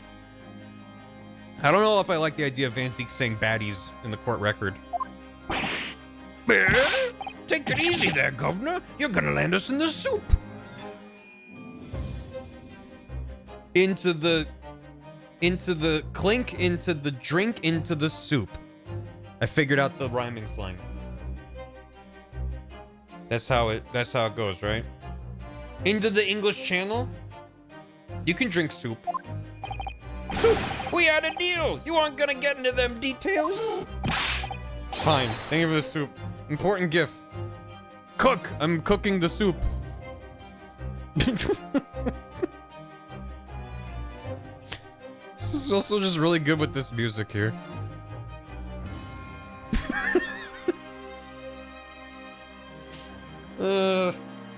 Me before I turn him into soup. Thank you. Good. Told you it's important. Yeah, no, yeah, that's fair. That's fair. Thank you for getting us up the soup. God. Alright. He's fine. God, look at his stupid eyes. Eyes are brother. He really is just in there. Tell him, Sulky, set the bloke straight. I have nothing to add. So he knew, did he? Van Zeeks knew their testimony would almost certainly expose the extent of their crimes. Is he upset you're eating pistachios? Cat, it would seem now that I owe my learned friend a word of gratitude. What do you mean? What I mean is that you have helpfully confirmed an important fact. To what fact do you refer, Lord Van Zeeks? As has been established, at the point of their arrest, a single shot had been fired from the brothers' gun.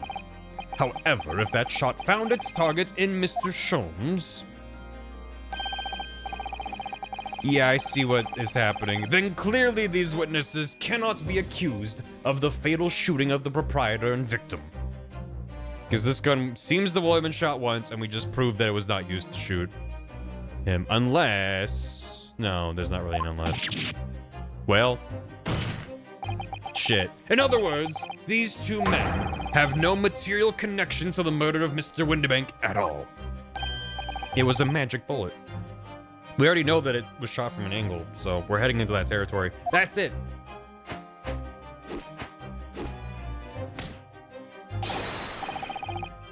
Excuse me? We didn't have nothing to do with it.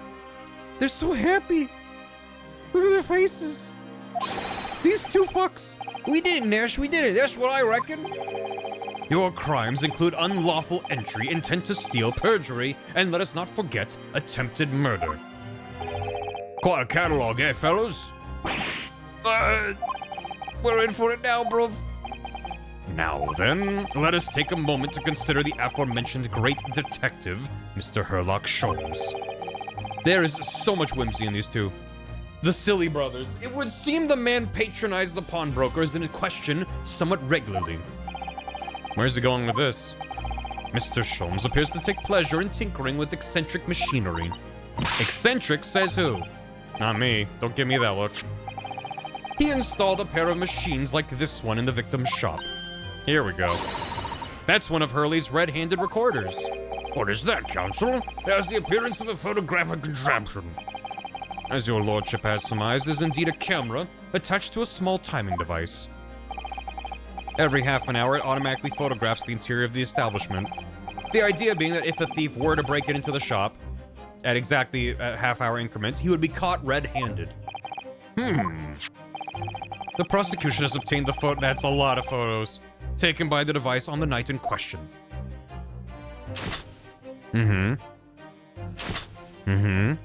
Okay.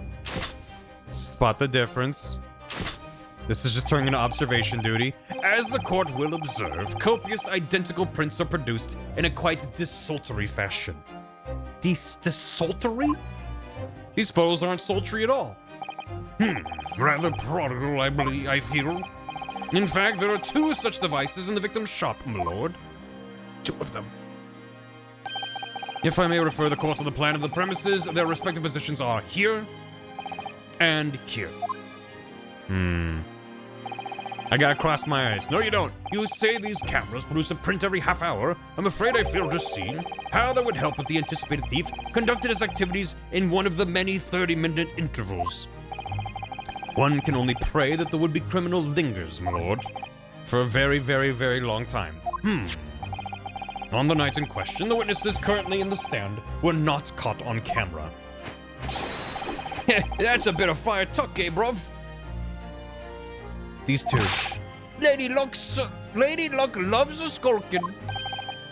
Witnesses, at what time did your trespassing begin? It must have been just after 1.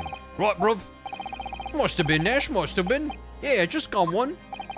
In which case, minutes before these brothers entered the establishment, what scene might we expect to see within the shop? Let us examine the evidence.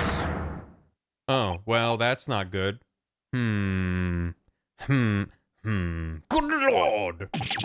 It's the defendant. Maybe he was doing his usual shtick, and she was like, please don't do that. Miss Gina Lestrade.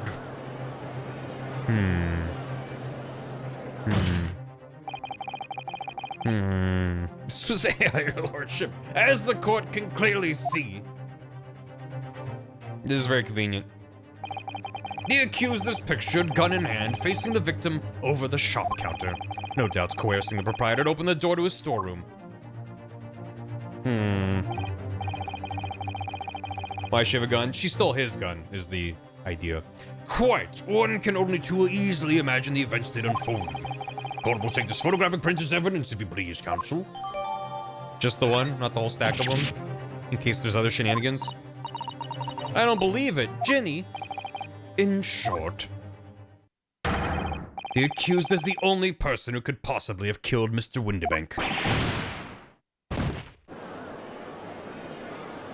Yeah, but what if she didn't?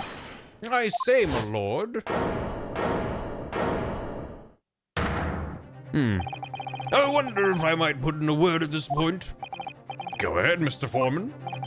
Took a bally bullet to the knee in the Battle of Maiwan, 1880, don't you know? I used to be a barrister like you. Decorated for it and all that, but forced to retire from service, sadly. Course, a medal can never outshine the exploits of chaps like us on the battlefield. Yes, Mr. Foreman, and what exactly is your point? Carried on the battle after retirement, you see. The battle of daily life, if you like. And here I am now, leading this small squadron, 6 men, all good and true. And we'll all go down together, you mock my words. One for all for one.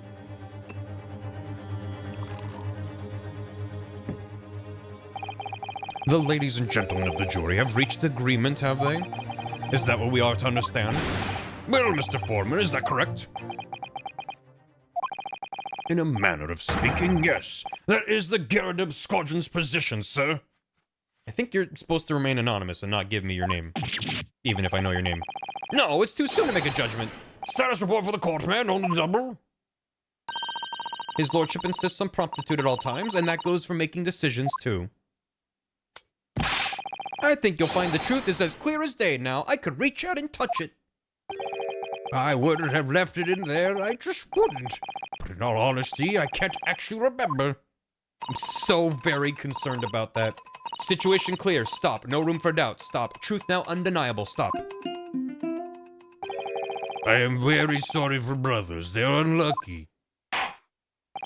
Thanks for the 83 months, Okras. How you doing? I now call upon each member of the jury to state his or her leaning in this matter. Announce your considered verdicts to the court. Guilty. Guilty. Guilty. Guilty. Guilty. Guilty.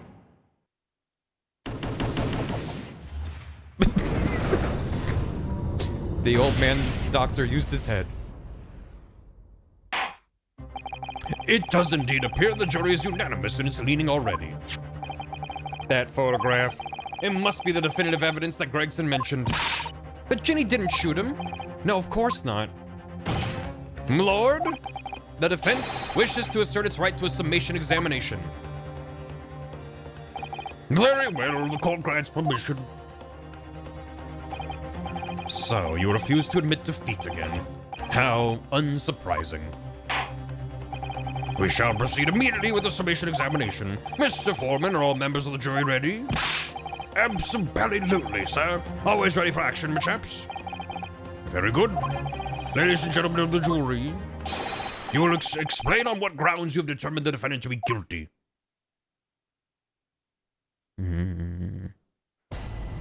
Yeah, it is kind of, it feels like growth in a very concrete way. That we're doing this without Susato's help. I do miss her, of course, but he's not like, oh god, what do I do? And then Iris is just a stand-in. He knows what he has to do. That's kind of nice. All the evidence clearly points the finger of guilt of this young pickpocket to 10. Pickpocket 10. Yeah.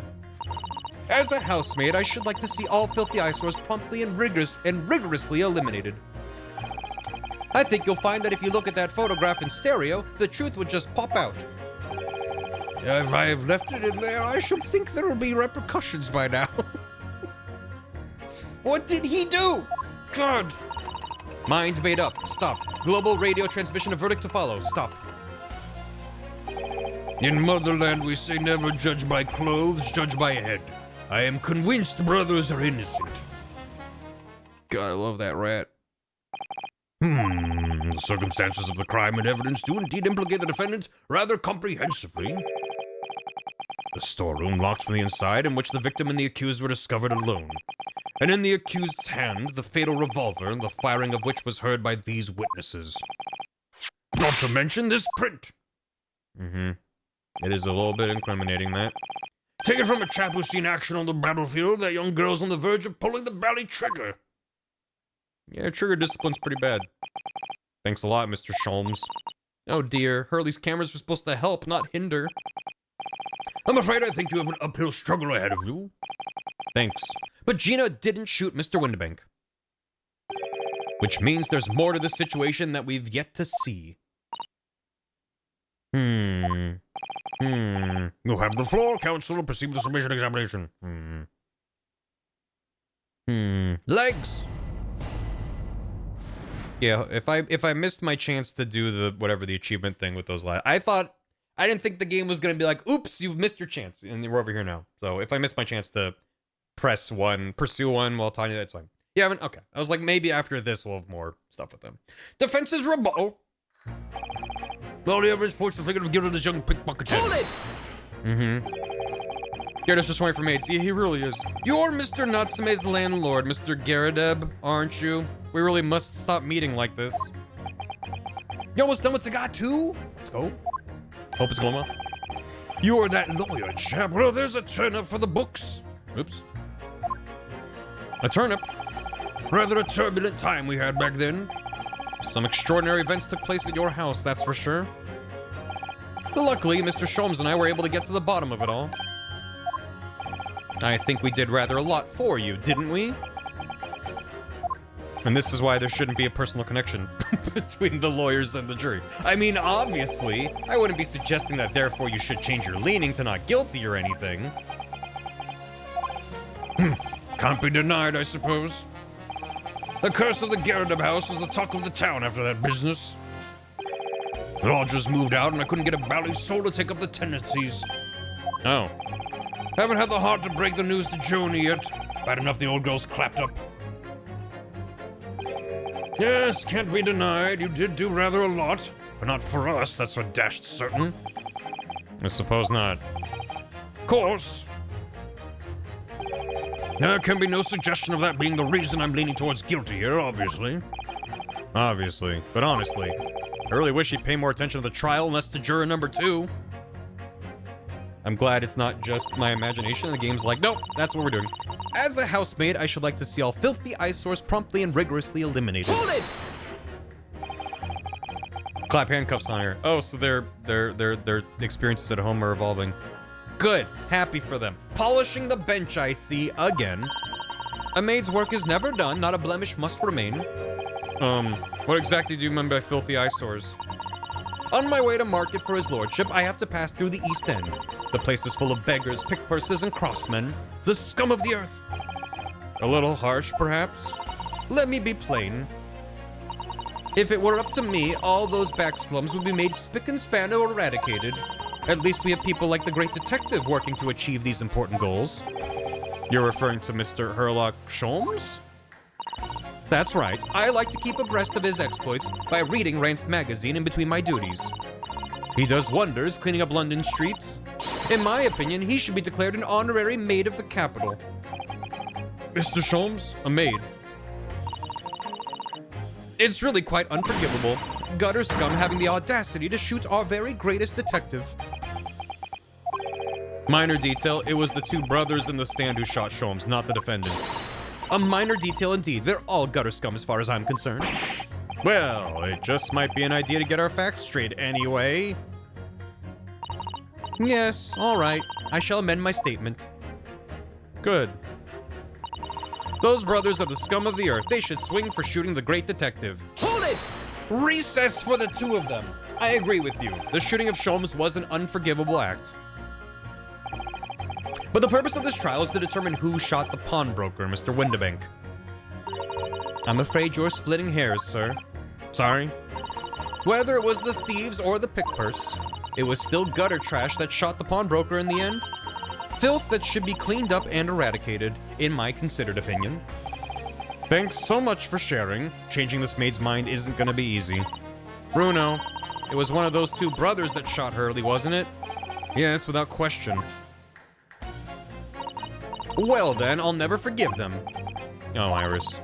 Perhaps we can use this maid statement to help us somehow, do you think? Maybe. Let's listen carefully what each juror has to say first. She's just standing there. She's hovering there, I think you'll find. I think you'll find that if you look at the photograph in stereo, the truth will pop out. Hold it! It's not a stereo photo. Well, I mean, it's not, but is that gonna come in? I had that thought. But these are too far apart to create a stereo image. But if the game says, actually, you can make a stereo image with these 2, then fine, I guess. You're just enormous looking into a tiny room, I guess. It's fine. Red frog. He is a frog. What do you mean, look at the photograph in stereo? Sorry, what? Don't you know? Or it's not gonna be a full 3D effect, but it's just like, well, if you look from a slightly different angle, there's stuff that was obscured from that angle. Something behind her, probably. If you look at the photographic print normally, it looks as though the pickpocket girl is about to shoot the victim, obviously. Objection! There's no indication the defendant ever fired the gun. All I'm saying is if you look at the same print in stereo, it could reveal all sorts of new information. By any chance, are you a fan of stereoscopes? Ooh, how did you know? Let's call it a lucky guess. It never gets old seeing the 2 prints merge into one before your eyes. It's extraordinary, it's captivating, it's the height of modernity. Of course. Oh yes, I think you'll find that the stereoscope is here to stay, giving us new perspectives we can only dream of before. It's the greatest invention the world has ever seen. If only it could give me a new perspective on this case, I might agree with you. If I've left it in there, I should think there'll be repercussions by now. Hold it! Scout asked for a Snyder cut. What exactly have you been muttering about all this time, sir? If you keep talking about having left something somewhere or something like that. So sorry. As you can probably tell, I'm a surgeon. A surgeon? That totally passed me by. Of course, people conducting surgery in this country aren't considered to be doctors, oh no. Even though me and my kind are at the forefront of medical science, the real brains in the field. So what is it that you think you've left behind?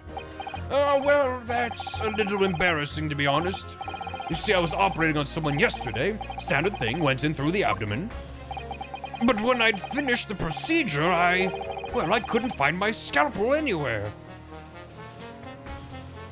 Cut to Sholmes. I have a tummy ache. What? Did he? Surely not. Exactly, surely not, you say to yourself, don't you? Worrying, isn't it? That's what's been troubling me this whole time. Could I really have left my scalpel inside the fellow's belly? No, of course I couldn't. So, there you have it. Like I said, a little embarrassing, really. That's one way of putting it. The other is manslaughter. That's exactly my concern, and seeing as this case appears to be all but sewn up, I need to focus on trying to remember exactly what I've sewn up elsewhere. Now, I'm sure I made sure everything was back as it should be, well, as sure as you can be without being sure. I'm sure you need to be more sure. Mind made up. Global radio transmission to follow. Hold it! Sholmes with the tongue, you heard it. Radio transmission? What do you mean? Are you from the Far East? Stop. Yes, from the Empire of Japan. All communication with Far Eastern nations used to take place by mail. Royal Mail steamers take more than a month to complete the journey. But now we have the electric telegram, so we can send messages using electrical signals. Thousands of miles of cables have been laid along the ocean beds, connecting the entire world. Thousands of miles of cable? On the ocean bed? Makes my head hurt just thinking about it. You are well informed, young lady. Hee hee. But cables will soon become a thing of the past. Stop. And just when I was starting to catch up. Radio transmission is the future. Stop. Messages carried over airwaves to four corners of globe. Stop. Excitement growing. Stop. Atmosphere electric. Stop. Right. Try not to wear out your fingers. Era of wireless telegraphy. Stop. Driving technological revolution. Stop. And people say inventions like the stereoscope are the height of technology. What's utter piffle? I can't understand it. I really can't. They're just silly toys. Oh, he did not like that. Oh, shit. He's ready to fight. We'll get back to that. Women in STEM. Don't spare any feelings, will you? It's not like there's anyone here who likes stereoscopes. Nerd fight. So why exactly do you think that the defendant is guilty? It's quite simple. We haven't been shown a scrap of evidence to suggest she isn't the culprit. And just as radio waves dash through the skies faster than the eye can see, so we should dash to the conclusion of this trial and stop pandering to indecision. Indecision. In motherland, we say never judge by clothes, judge by head. I am convinced brothers are innocent. Hold it! Please tell me you're not villain Bolshevik, the Russian revolutionary. Revolutionary? Duh, I believe there is such a rumor. It's just a rumor? As you see, I have unfortunate appearance. I look like vicious criminal. Your words, not mine. Just want to point that out. People call me revolutionary, murderer, autocrat. And which glove fits? Good day, I am visiting London for sightseeing. I would like to take bus to Crystal Tower, please. Right. That didn't sound staged at all. You'll forgive me for having my doubts. I love his little mouse. If he didn't have the little mouse, I'd be like, that's a funny bit. With the mouse, I'm like, oh my god. Character of all time. To be treated like vicious criminal all the time, it is very, very painful. People do not realize. So I have much sympathies for these brothers. People say they are criminals only because of how they look. The Skulkin brothers? Maybe they went inside pawnbroker's shop. But they have done nothing wrong. That is what I want to say. The Skulkin brothers did nothing wrong that night? Alright, well, first of all, that's one not so little misunderstanding I'll need to clear up straight away. Tell me something, Iris. What is it, Bruno? The jurors are chosen at random from the inhabitants of London town, aren't they? Yes, it's amazing, isn't it? In that case, how is it that there's a Russian tourist sitting among them who looks for all the world like a revolutionary? I wish I knew. Why wouldn't the 10-year-old know? If I can't change the minds of more than half of these 6 jurors, the trial will be over. But we know that Ginny would never shoot anyone. We need to find contradictions in what these jurors are saying and pit them against each other. I must go to whatever lengths I have to convince them of Gina's innocence. Well, let's get back to our nerd fight. Hold it!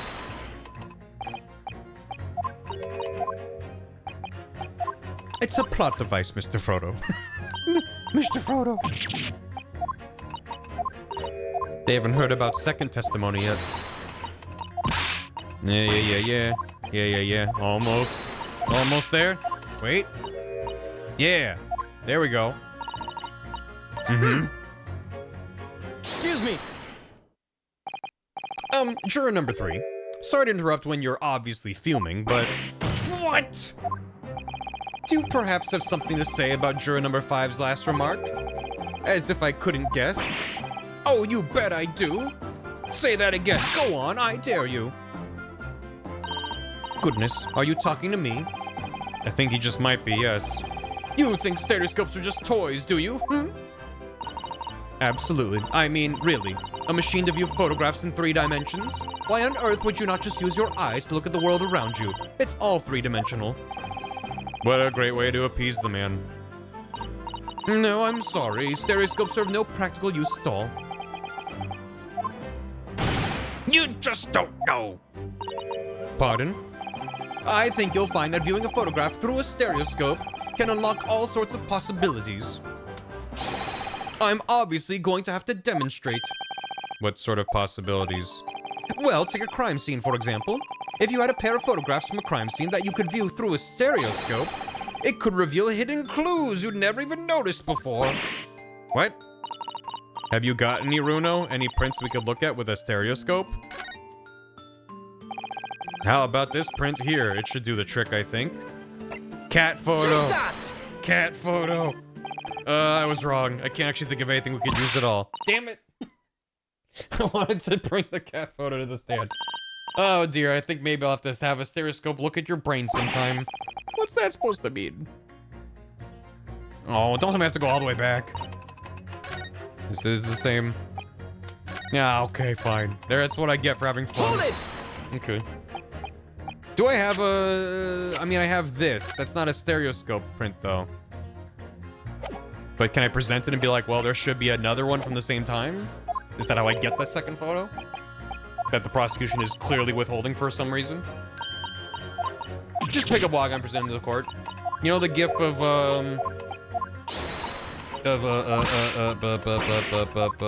Yakuza? Wow, I'm blanking on his name hard.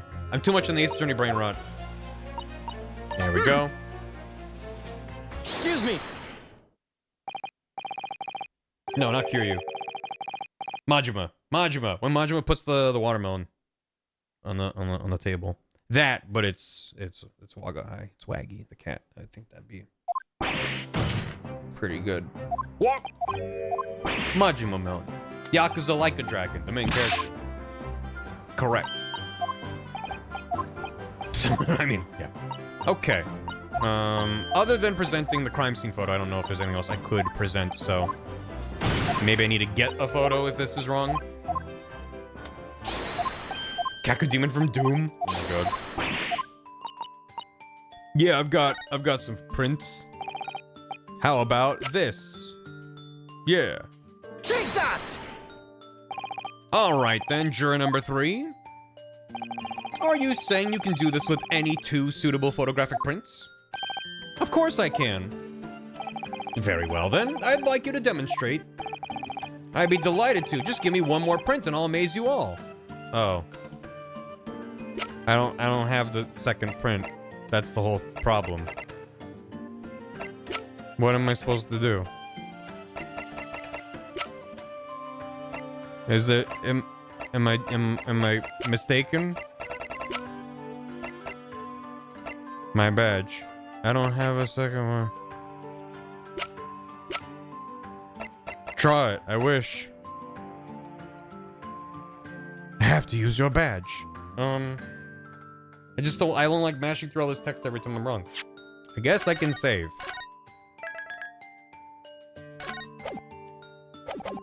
The same one again. Take that! Wait, sorry? What do you mean, one more print? Okay, I think I'm supposed to fail this, maybe? Don't you have these in the Far East? Don't you know how a stereoscope works? Oh no. What? You need 2 photographs for a stereoscope, remember? Yeah, I know. I don't have it. One for the left eye, one for the right. I get it. But the prosecution didn't share all the photos for some reason. I remember now, but the print we have from the pawnbroker is just a normal photograph. No. I think you'll find that the clue is in the name. It's a stereoscope, not a monoscope. You always need 2 prints. Thanks for the friendly explanation. Well, if we obtain another print at some point later in the trial, we can always show it to this young man then. Ha ha ha. I think you'll find that know-it-all expression's really starting to annoy me. Let's get things back on track, shall we, counsel? Okay, so I'll need to explore other people and come back to him once we... Then... I need to prove to him that the brothers are guilty. What do I have that does that? Their gun? Maybe their gun? Can I... Oh, wait. Oh, I can't present evidence. I have to pit him. Wait, who said something? Brothers scum the earth. There we go. Objection! I got it. You! Those 2 statements contradict each other. Good lord. Counsel, explain. My statement contradictory? Contradict. Juror number 6, you've got the wrong end of the stick.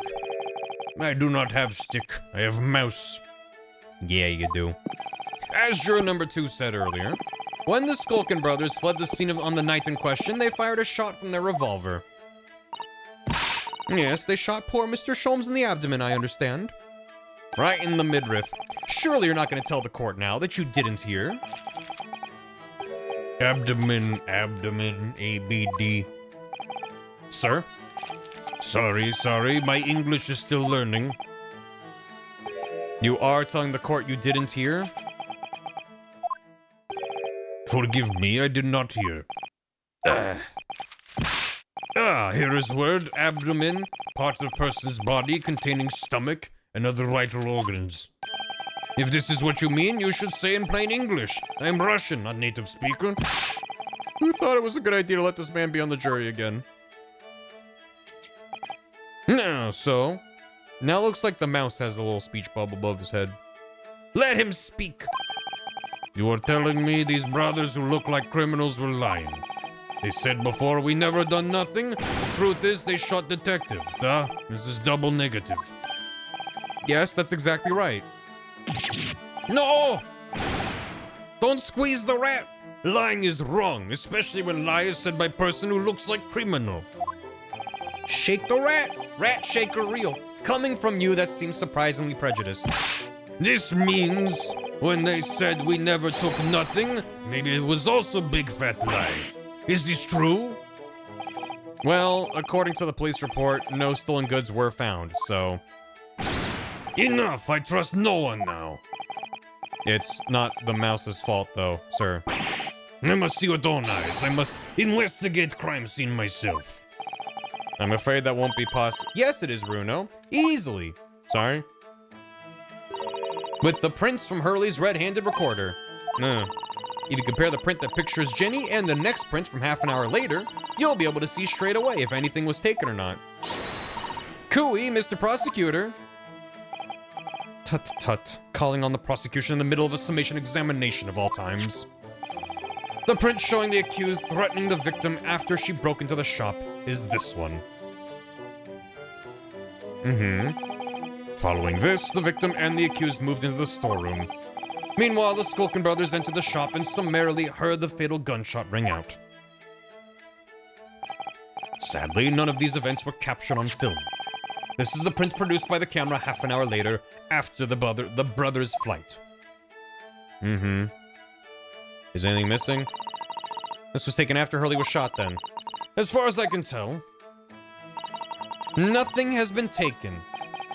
That does seem to be the case. I can't notice anything that's obviously missing in the second print. So the brothers who look like criminals told only one lie. They shot men, but they stole nothing.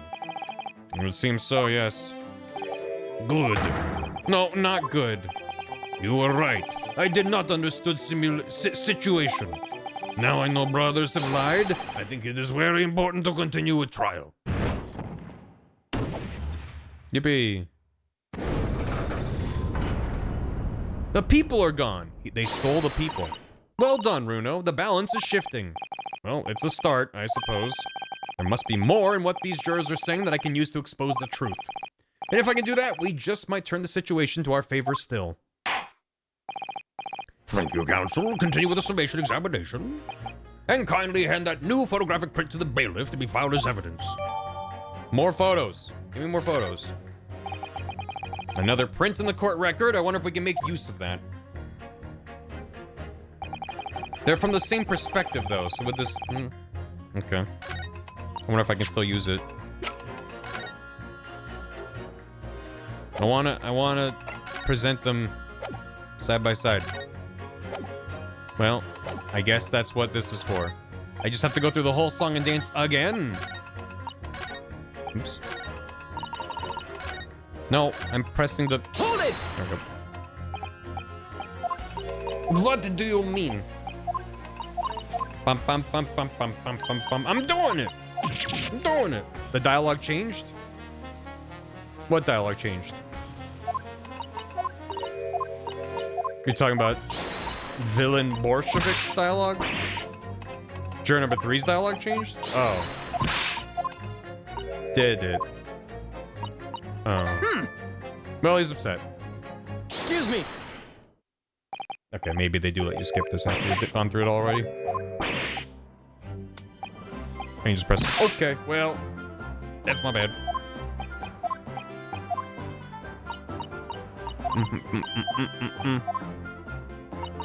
So I have the skippable dialogue thing active? Is it? I think it's me not being observant is what it is. Alright. Hidden clues? Yeah, I got clues. I got all kinds of evidence, photographs. What do you want? Here we go.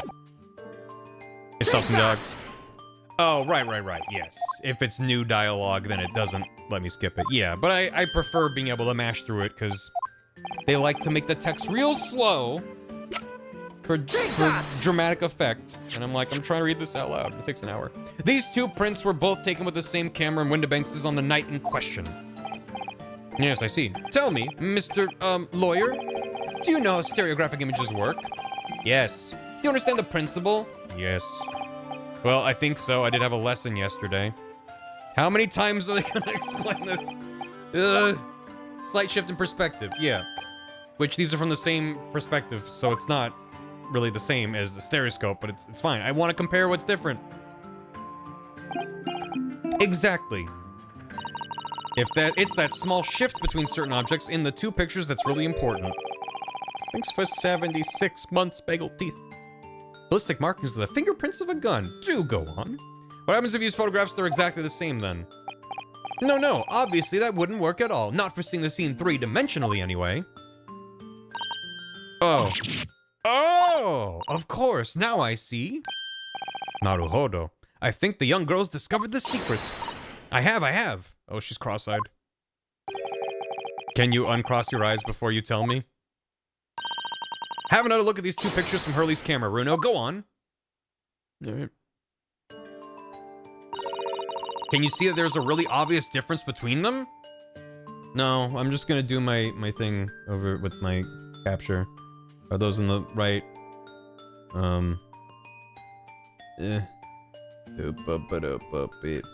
Just kind of like right about there. And then turn that off. I can also crop it so it's not as much flashing around. Oh, but the rest of it's off to the side. Shit. Hold on. I'm gonna have to line it back up again. This is worth it. Maybe. Is that close enough? No. Maybe there. Huh? Oh, it moved a bit. Oh, the thing broke. The lamp in the foreground. It's working. It's working. The lamp broke. I'm gonna move it like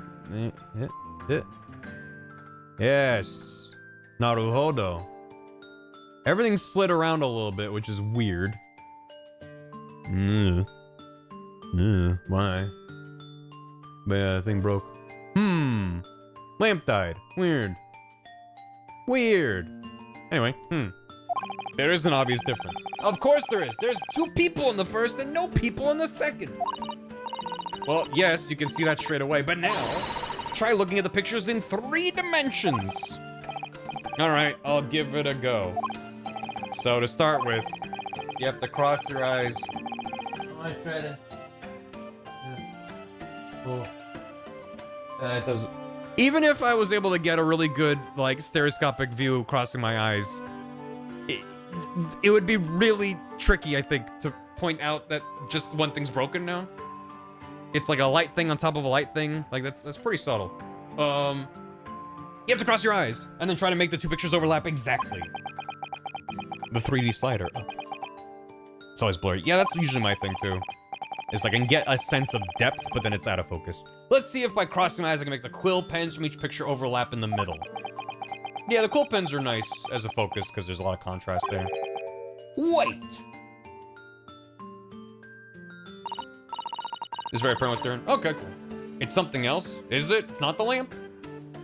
I'm gonna say it's the lamp, because that's really obviously different. If it's something else, then what's going on with these 2 pictures? Is it the fact that those are shifting? In 3D, does that look closer to you? Because of the way it shifts? Who knows cross it? You sure can. The way they're shifting around a bit. That was very... Okay. That's what looks 3D. So everything's very flat, but then boom, that kind of pops out. Okay, that's neat. They jump out at you. Good. Yes, yes, yes, that's it, you see? That's the other amazing power of stereoscopes. Other amazing power? Is someone going to explain this black magic, eh? Why the deuce is some of the things on the counter seeming to jump out at you like that, I think you'll find that if you consider the basic principle of the stereoscope, you'll answer your own question. Basic principles of the stereoscope. As I said before, if you try to look at 2 identical pictures using a stereoscope, it won't work at all. It's the slight shift in the positions of certain objects that lets you see pictures 3-dimensionally. In other words, even though at first glance it seems the objects on the counter haven't moved at all between the 2 pictures, this shows that actually there must have been a slight shift in their positions. I'm gonna try again.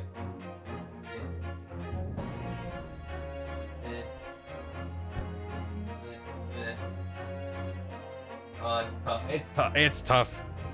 I'm just gonna have to pull up the VOD on my phone. It'll be easier on a smaller screen for me. I can get it to line up, but I'm not really getting a good 3D sense. There must have been. But then why would that... Why would that? Hold fire there, sir. They changed the game to answer it for you because it's basically impossible to get with a guy when you're on 3DS. Gotcha. That's kind of a nice consideration, I suppose. They give you a chance to figure it out, which is good. Got a reasonable grasp of this whole cross-eyed business now, I'd say. Do you think a stereoscope guy like him and a telegram girl like her can ever make it together? Why the devil does this shift between the 2 prints exist in the first place? Well, what's the answer, fellow? Come on, you're the cross-eyed master. What, me? I haven't the first idea. You know, Runo, it's quite simple. It is? Just think it through step by step. The first photograph was taken at 1 a.m., then 30 minutes later, the second photograph was taken. but the position of some items on the counter appears to have shifted slightly in the interim. So that means that sometime in the half-hour interval, someone must have tampered with the things on the counter. Zookers! Someone tampered? New information. Stop. Not mentioned in testimony so far. Stop. Yes. We've had to go around in circles a little here, it seems. But I'm starting to see what I should be aiming at in this summation examination now. Ladies and gentlemen, the question now is clear. We know the items on the countertop were moved, but by whom? Are you suggesting you might know? Of course. I can tell you right now who is responsible for the almost imperceptible shift in the items on the counter. I just have to write down everything I've ever done real quick. Okay, I did that. The first thought I had is Windabank. Could he have been the person who moved everything? Why? Why? Who would have reason after everything happens? God, these two. God, these two. I feel like it has to be either Gina or Pop. Or Windabank. Go. Have a good one, Evie. He looks older than 48. That is kind of a rough 48. If it's neither of them, it could potentially... No, because we kind of ran in and immediately things went to shit. So it's either the two of them, but they were never photographed, so this is after they left. But that's still the interim. So it theoretically could be either of these two. I don't think it is. Unless it is. I'm gonna go with my gut. Take that! Quite clearly it was the work of this meddler. I'm afraid you digress there, Counsel. Oh. I should think more about this.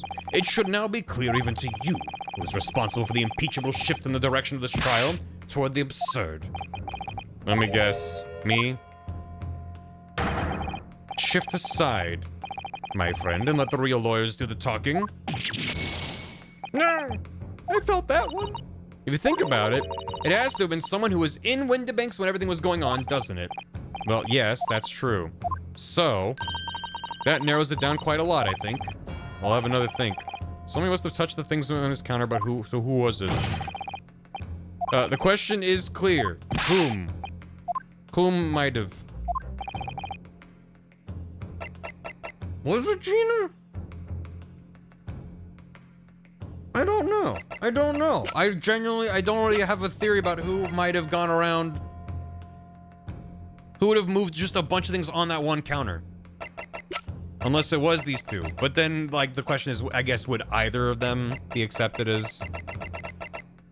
It is very fun to go between them. Who done it? I don't know.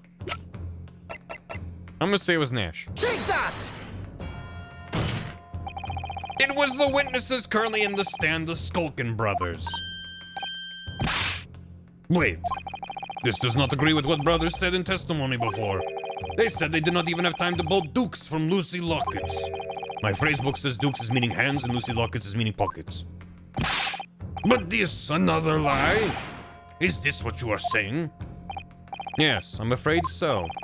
Now hold on there a minute, you can't be sure of that. I quite agree. The accused is a common pick purse after all. It's perfectly possible she went through the things on the desk to see what she might steal. I think that's unlikely. And why exactly? As you can see from this photographic print, the defendant was pointing a gun at the victim. It would seem, as my learned friend indicated, that she was coercing Mr. Windabank to open the storeroom door. In other words, Miss Lestrade's interests lay within the storeroom, not in the main shop, giving her no reason to touch anything on the counter. All of which points to one thing. The Skulkin brothers have omitted key facts in their testimony. But the accused is a pick purse, common gutter trash. Why look any further for the wrongdoer here? Because the Skulkin brothers are thieves, madam. No better, in fact, worse than a pick purse. I believe that these brothers are looking for something on the victim's counter that night. Ladies and gentlemen of the jury, if you would condemn the defendant on the grounds that she is a pickpocket, would it not at least be right and proper to thoroughly scrutinize testimony given against her by two thieves? Well said. I, for one, would like to hear more from that shady pair. They're quite fun. I'm glad we got a close-up of that animation. Boom. Can you all see now? I think you'll find stereoscopes aren't playthings. You've seen their extraordinary potential firsthand.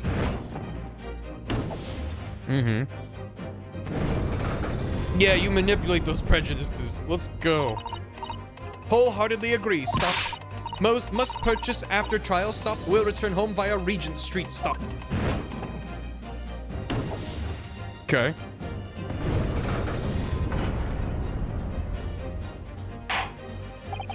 Well, it would seem this trial is yet to run its course. The ladies and gentlemen of the jury have declared their inclinations via the mighty scales of justice. I hereby call the summation examination a conclusion with the balance altered in the defendant's favor. 2 lean to guilty, 4 lean to not guilty. Accordingly, the jury is without consensus, and I order this trial to continue. Yay, well done. Oh, by the way. What? You should hold on to this, Runo. You never know when it might come in useful. Twice in one trial would be unusual, surely, but alright. Stereoscope. Lord Van Zeeks, you will instruct the witnesses that the court demands additional testimony from them. I'm sure it won't spoil the bouquet to do so, my lord.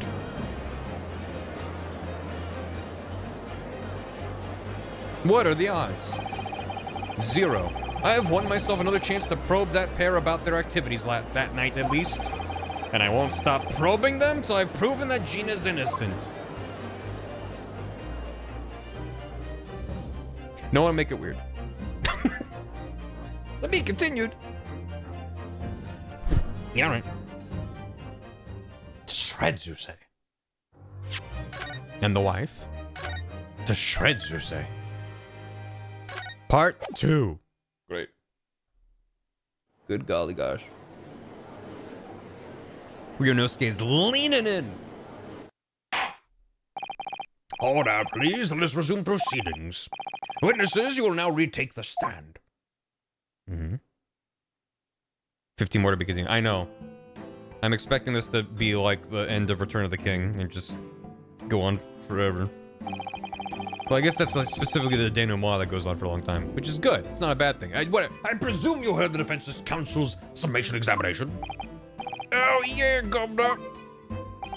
I did, Gov. I did. Mr. Skulkin. God blimey. This is going to be hard work. Earlier in this trial, you gave the following testimony about your actions after you entered Windibanks. Well, it was bedlam soon as, weren't it? It was, Nash, it was. Didn't even have time to pull me dukes out me Lucy Lockets. More Skulkin brothers. I do love these two. However, that was a lie. You brothers. Go blimey.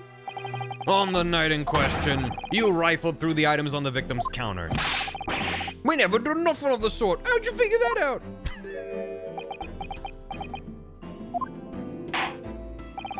You will now give formal testimony once again. You will tell the court precisely what happened on the night in question, and this time, you will tell the truth. Each lie that passes your lips serves to increase the severity of your punishment. And that, gentlemen, may deal a crushing blow to your chances of ever seeing the light of day again. Oh. A thought worth pondering, perhaps. Say no more, Gov, we hear ya. We'll blab, we'll squeak, we'll peach. God. I just want to shake him around. I just want to rat shake this man. Both of them, but especially the little one. All right, we did knock a few things over, but we weren't rifling for nothing. It was when we had the gunshot, see? It made us both jump, and all that stuff went flying. Lummy, it didn't have to give me a fright. We were thinking a shooter come out the door and get us next. We stuck everything back where we found it and scarpered straight into him in the back, in the black. They did a really good job putting everything back where they found it. We couldn't have shot the pawnbroker, see? We never even had a chance, did we? I don't like him looking at me like that. So you admit to the defense's accusation. Like a stress ball. Like a stress ball. You did indeed ransack Mr. Windibank's countertop on the night in question. Not ransack, Governor, no. That's right, Nash, that's right. It's more like we tidied up, yeah. Sorry. By their own admission, these brothers entered the pawnbrokery under dubious circumstances. However, they panicked and fled on hearing the gunshot, having first made good their mess. The way you say it will hardly sound like roughs at all. We don't, Nash, we don't. Can't you make us sound a bit more cutthroat? It can't just be coincidence that these men showed up at Windibank's that night. There's more to their testimony than meets the eye, I'm sure of it. Also, hi, Gregson.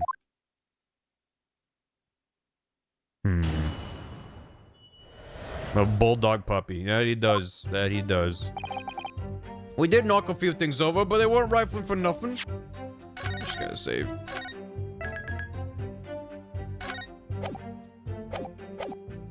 Hold it! Getting pretty cold right by now. He has an infinite supply. He'll be fine. If that's the case, why didn't you testify to that effect in the first place? Well, you know, we ain't exactly squeaky clean, are we? We ain't, Nash, we ain't. If we admitted to something like that, people would think we was up to no good. Well said, Ringo, me old China.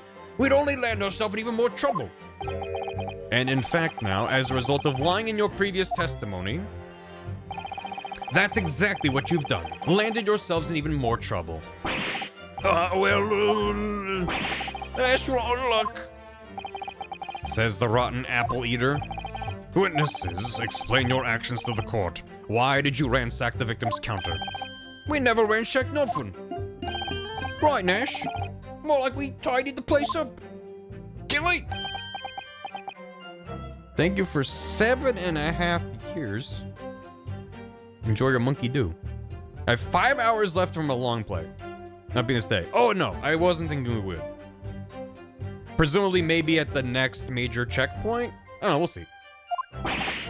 Might be a good place to leave it, so there's a good chunk left to do next time. I don't know. Sorry.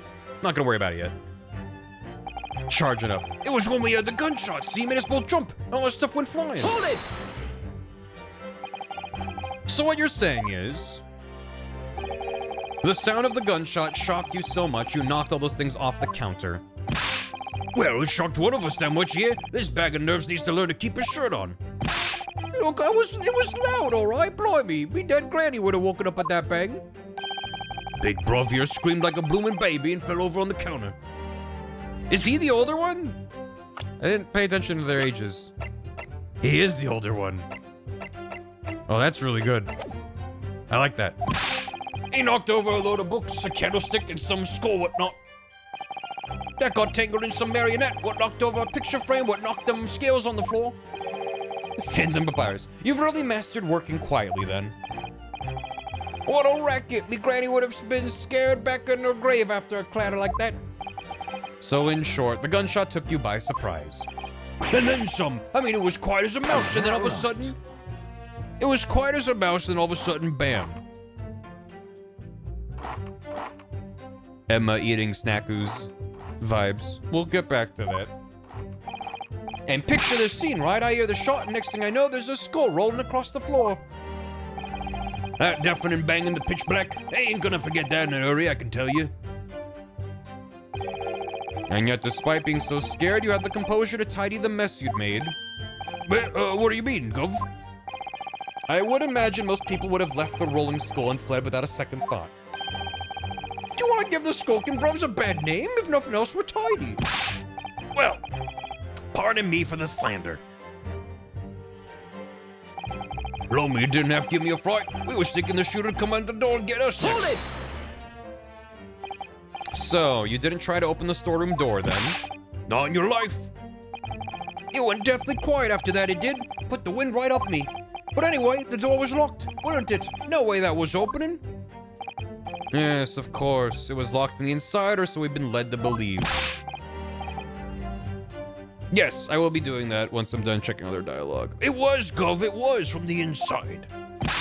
Right, so we had no way of knowing what was going on in there, did we? Unless there was some other way to get a view of the inside of the storeroom. Like through the keyhole or spy hole, perhaps. Don't ring no bells, don't light no lights. We had to cut and run before we noticed anything like that. We're still cutting our teeth in this game, see? But one day, we'll really cut the mustard. Please cut it out. But as we know, behind that door was the victim's lifeless body, with the accused not 2 feet away. Yeah, unfortunately. Gina was in there unconscious with the gun in her hand. To confirm, would it be correct to say that neither of you set foot inside the storeroom? That's right, Gov, that's right. Couldn't have, even if we wanted to. We stuck everything back where we found it and scarpered straight into him in the black. Hold it! Yes, whereupon you fired a shot from your own gun at Mr. Herlock Sholmes. Oh, yeah, we was a bit hasty there. We was, Nash, we was. Truth be told, I was already shaking like a leaf when you lot turned up. If you're shaking like a leaf, don't put a loaded gun in your hand. Good advice, miss, good advice. Truth be told, me mind went totally blank. Before your mind goes totally blank, make sure you don't have a loaded gun in your hand. Mental note made, miss. After that, we legged it down the street, but apparently we looked dodgy to the coppers or something, so they clapped the derbies on us like winking. And after you'd been handcuffed, the police found this revolver in your possession, correct? Oh, well, yeah. But listen, that proves it, doesn't it, eh? We couldn't have shot the pawnbroker. We never even had a chance. Hold it! And why should we believe that? Yeah, what? Well, cause it's true, isn't it? The place was totally empty when we went in. At that time, the victim was already in the storeroom, having been forced to open the door by the accused who had a gun to his head. In other words, on the night in question, these 2 witnesses never even laid eyes on the proprietor of the pawnbrokery, Mr. Windybank. Correct? You've got it, mister. Down to a T. So the Skulkin brothers never actually encountered Mr. Windybank. Is that really true, I wonder? That's it? That's the full extent of their testimony? What is it, Bruno? You look very fierce. I could pour you some herbal tea if you're tired. Oh, thank you, but I'm fine. Being such a logical thinker, you'll probably laugh. But I feel as though these brothers are still hiding something important. It's nothing more than a feeling, though, and no proof to support it. Well, feelings can be very logical at times. Sorry. People's expressions, the movements of their eyes, the words they choose. You can take all that in and your brain will quietly analyze it to come up with a feeling like you described. You've concluded that there's something suspicious about this testimony without knowing why, that's all. I think you should trust your instincts. Iris, thank you. Sometimes, I think if she's 10 years old, I must be 5. Alright. I think it was... Actually, before we see what Gregson was thinking about. Hold it! I'll do this. Finally. You Excuse there. me. What are you thinking about? Mr. Ringo Skulkin, do you have something to add? Eh? What? Something that was said just now appears to have got you thinking. Oh, well, yeah. I was just thinking about me bruv, Sulky. Oh, the one you've lost touch with. Yeah, blimey. He could be a saint sometimes, that one. Always used to give me a share of his grub when we hadn't anything to eat. He sounds like a very kind man. Get out of it. These chips are mine. I'm not sharing. Hold it! And then... Why are they British? Because we're in England. Okay, back to you. There you go. Excuse me. We have infinity of them. Yeah, but he's not sharing. Mr. Nash Skulkin, do you have anything to add? Me? What? Something that was said just now appears to have got you thinking. Oh, well, yeah. I was just thinking about me bruv, Sulky. Oh, the one you've lost touch with. Yeah, he could be a right nasty piece of work sometimes, that one. Always used to have me share the grub when we had anything to eat. He does sound like a very mean man. Boy, what are you looking at me for, sunshine? And the achievement popped up. Great, thank you. Okay, I think it was this line. Hold it! I think it was this one. There's an apples and pears joke going on here. There's something going on here.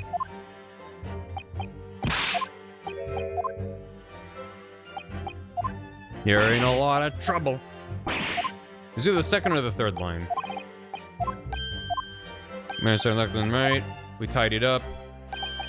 I guess it was the third line. Wait. Hold on. Go back. Oh, okay. So they're gonna show me this one fine. Wait, was this? Wait, which one did I just press on? I thought it was when I was on Nash. Hold it! Wait, which one? I wasn't paying close enough attention. I was just like, I remember it was like in the earlier half. Was the one. Inside.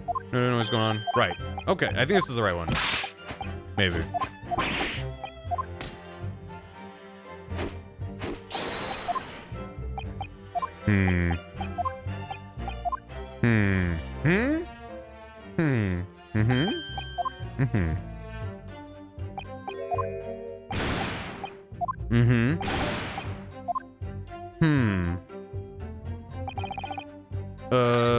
Was it the first line? Now I'm getting myself confused. Which line did I press on that my boy Gregson was like, what? Okay, no, I did, okay, I didn't press on the second one. I thought I was on the second one, but it was this one. I'm good. I really should just save. I feel like loading a save is faster than going through all the dialogue. Okay. This one. This one. I got myself confused somehow. But we're back. It was loud. Because they were saying it was quiet before then, and that's when he was like, huh? There we go. Right. There we go. Excuse me. That is what they look like. Inspector Gregson, do you have something to add? Like I keep saying, I don't appreciate being lumped in with these scoundrels. No, something to add about their testimony. You seemed to react just now at what Mr. Skulkin said. Did it make you think of something? It's probably nothing, of course. I wouldn't even bother to mention it, only... Well, the fact is, cases don't get solved if you ignore the little details. How about you just tell us what's on your mind? We have a hiccup? Oh, I did have a hiccup. Sorry about that, chat. I dropped a chunk of frames. Fell on the floor and they shattered into pieces. Welcome back. Hi, sorry about that. Everything's fine. If you had a hiccup, you missed Gregson just being like, something, I remembered something, probably nothing. I wouldn't even bother, but you know, little details matter. Tell us what's on your mind. Tobias lost frames and... Oh god. As you know, we brought these fellows into the yard for questioning last night. And the statement they gave then told a slightly different story to what they're saying now. Fish and chips for dinner. That sounds good. Did it? You claimed you heard the victim shout something out before the gunshot. Might have, Gov, might have. Does ring a bell now you mention it. Granted, it's only a minor detail, but still. Can't help feeling like perhaps you've been a bit sloppy with your testimony, eh, fellas? If I discover the witness's testimony has been any more sloppy than it has hitherto proven to be, I shall be forced to bring the very harshest punishment to bear against them. Easy, easy. We'll get it right this time. That's it, yep. It's all coming back to me now. Why isn't the judge talking shit on Van Zeeks to be like, what is wrong with your witnesses? I feel like in previous state's attorneys, it would just... Because typically it feels like the prosecution is let off the hook for everything that they should be held liable for, but it's fine. Then speak! Supplement your testimony with whatever details have miraculously returned to your questionable minds, sirs. Right you are, Gov. Right you are. Just before the gunshot, we heard a voice yelling out, "Give me that gun!" Hold it! Elder Alucard. In fact, you heard the voice and the gunshot almost simultaneously. We did, Gov, we did. Although, I suppose if you're being honest, you heard a kind of wavering voice before the yell and all. If you don't want to get shot, Give me that gun. Bam. well, these two are just quite a pair. Kind of thing. A career in acting tragically missed. They're good. And where were the voices coming from, could you tell? Of course we could. From the other side of that door, behind the counter it was. From the storeroom where the victim was found dead. One of them's a pair. How dare you? And the voice you heard was that of the victim, Mr. Windybank? On me granny's life, of course it was. On his granny's life, of course it was. We mean his grannies, aren't you brothers? So, that would mean that you both knew Mr. Windybank and the sound of his voice. So that would be what? And what, Nash, what? Any ideas? I wasn't even thinking about that, but that's a very good point. Yes, counsel, indeed it would. Step Granny. Nah, we didn't know the geezer. How am I supposed to deny it when that bloke and all the fancy clubbers giving us the evil eye? If you value your lives, you will ensure your testimony is accurate and true. Oh, on me granny's life it is. Oh, on his granny's life it must be. It's a good job his granny's dead. To summarize then, immediately after hearing the voice of the victim, you then hear the gunshot, Causing you to stumble and upset the items on the counter, scattering them over the shop floor. You make it sound like we're clumsy. Don't forget we tied it up after like good little boys. Anyway, the way I see it, the bloke what owned the place was holding a gun, so he should have just fired instead of yelling at the girl. Hold it!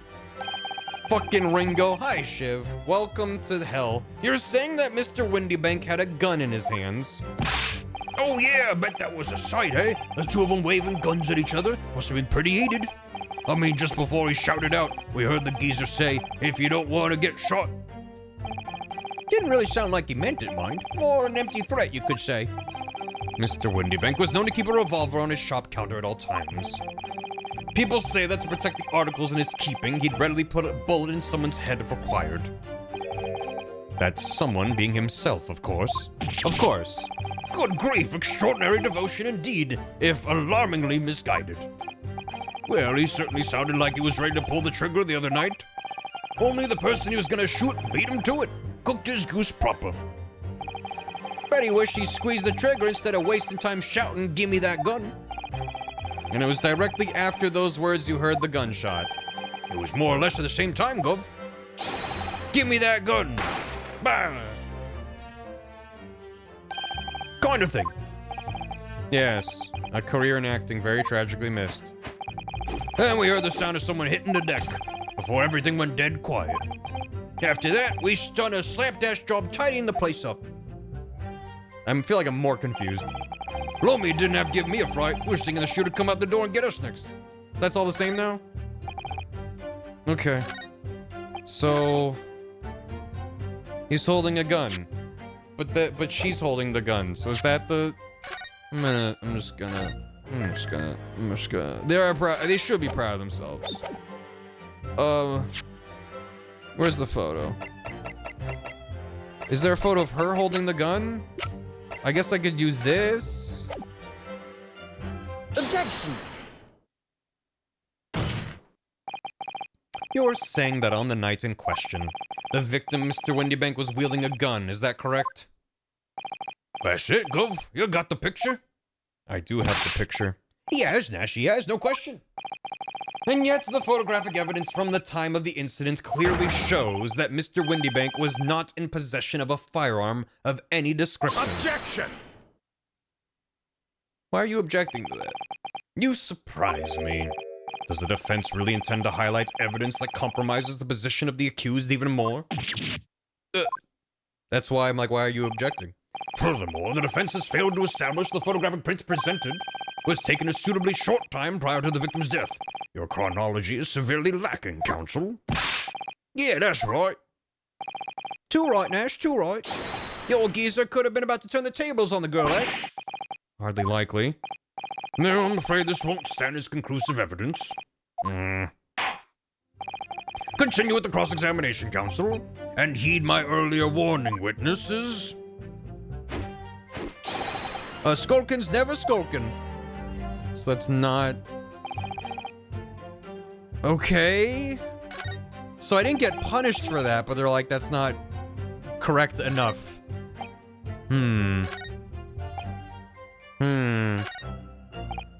Moving on the place one of the guns just fires another gun on the girl. So what else could it be? What else could it be? What else could it be? What else could it be? What else could it be? What else could it be? I'm just gonna try. It was in his back. It was in his back. So... can I present that? I don't think there's a line of dialogue Objection. that makes sense with that. I'm just gonna load. This wasn't that long ago, right? Yeah, no, 2 minutes ago. Because I'm thinking if he was like, give me that gun, and then they went bang, like they keep acting out, why would he get shot in the back? So... just before the gunshot, give me that gun. Maybe on this line? Autopsy report? Objection. No? Okay. Cool. No, you're very, very stupid. I know, but I'm trying. Thanks for my time. Okay. Glad it's not just me then, because it's like, I was like, oh, well, you know, she's holding the gun. And they're like, that's only partially correct. I'm like, okay.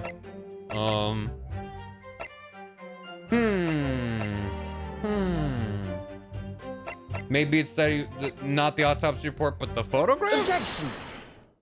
Even though that's the same thing as the autopsy. So you're saying that on the night in question, the victim, Mr. Windybank, was wielding a gun, is that correct? That's it, Gov. You got the picture. Oh, okay, I think I get. They're like, the photograph shows he didn't have a gun, but that was too early. This shows where you...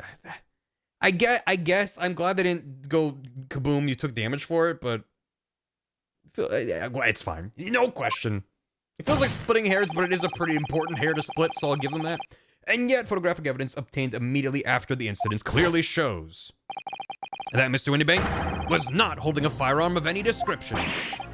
Oh, you are? Gordon Bennett, that ain't right. Objection. Leave Gordon out of this. There can be no question the victim's revolver was used in the incident. I would remind the court that Mr. Windybank's gun was found at the scene. Not only was it identified as the murder weapon, but it was found in the accused's hand. Yeah, that Martooler used the victim's own gun to finish him off. Give me that gun. Bam. Kind of thing. Hold it. Stay exactly where you are, right there. If the crime had taken place as you've so colorfully described in your testimony, it would give rise to an undeniable and significant inconsistency in the final moments you just acted out. Goodness, are you sure, counsel? Here we go. You intrigue me, my learned friend, but let's see some evidence to support your claim. Where is the proof that demonstrates this inconsistency in the witness's portrayal of the victim's final moments? The autopsy report. Take that. According to their testimony, the witnesses claim to have heard a shout of "Give me that gun," followed by the gunshot. Indeed, with the two events happening almost simultaneously, or so we've been led to believe. Yes, that's right. Now, if that testimony is true, it would mean that at the moment of death, the victim and his attacker would have been facing each other. However, in the autopsy report, it clearly states that the victim died instantly after being shot from behind. So, as I stated before, there is an undeniable inconsistency in your testimony, Mr. and Mr. Skulkin.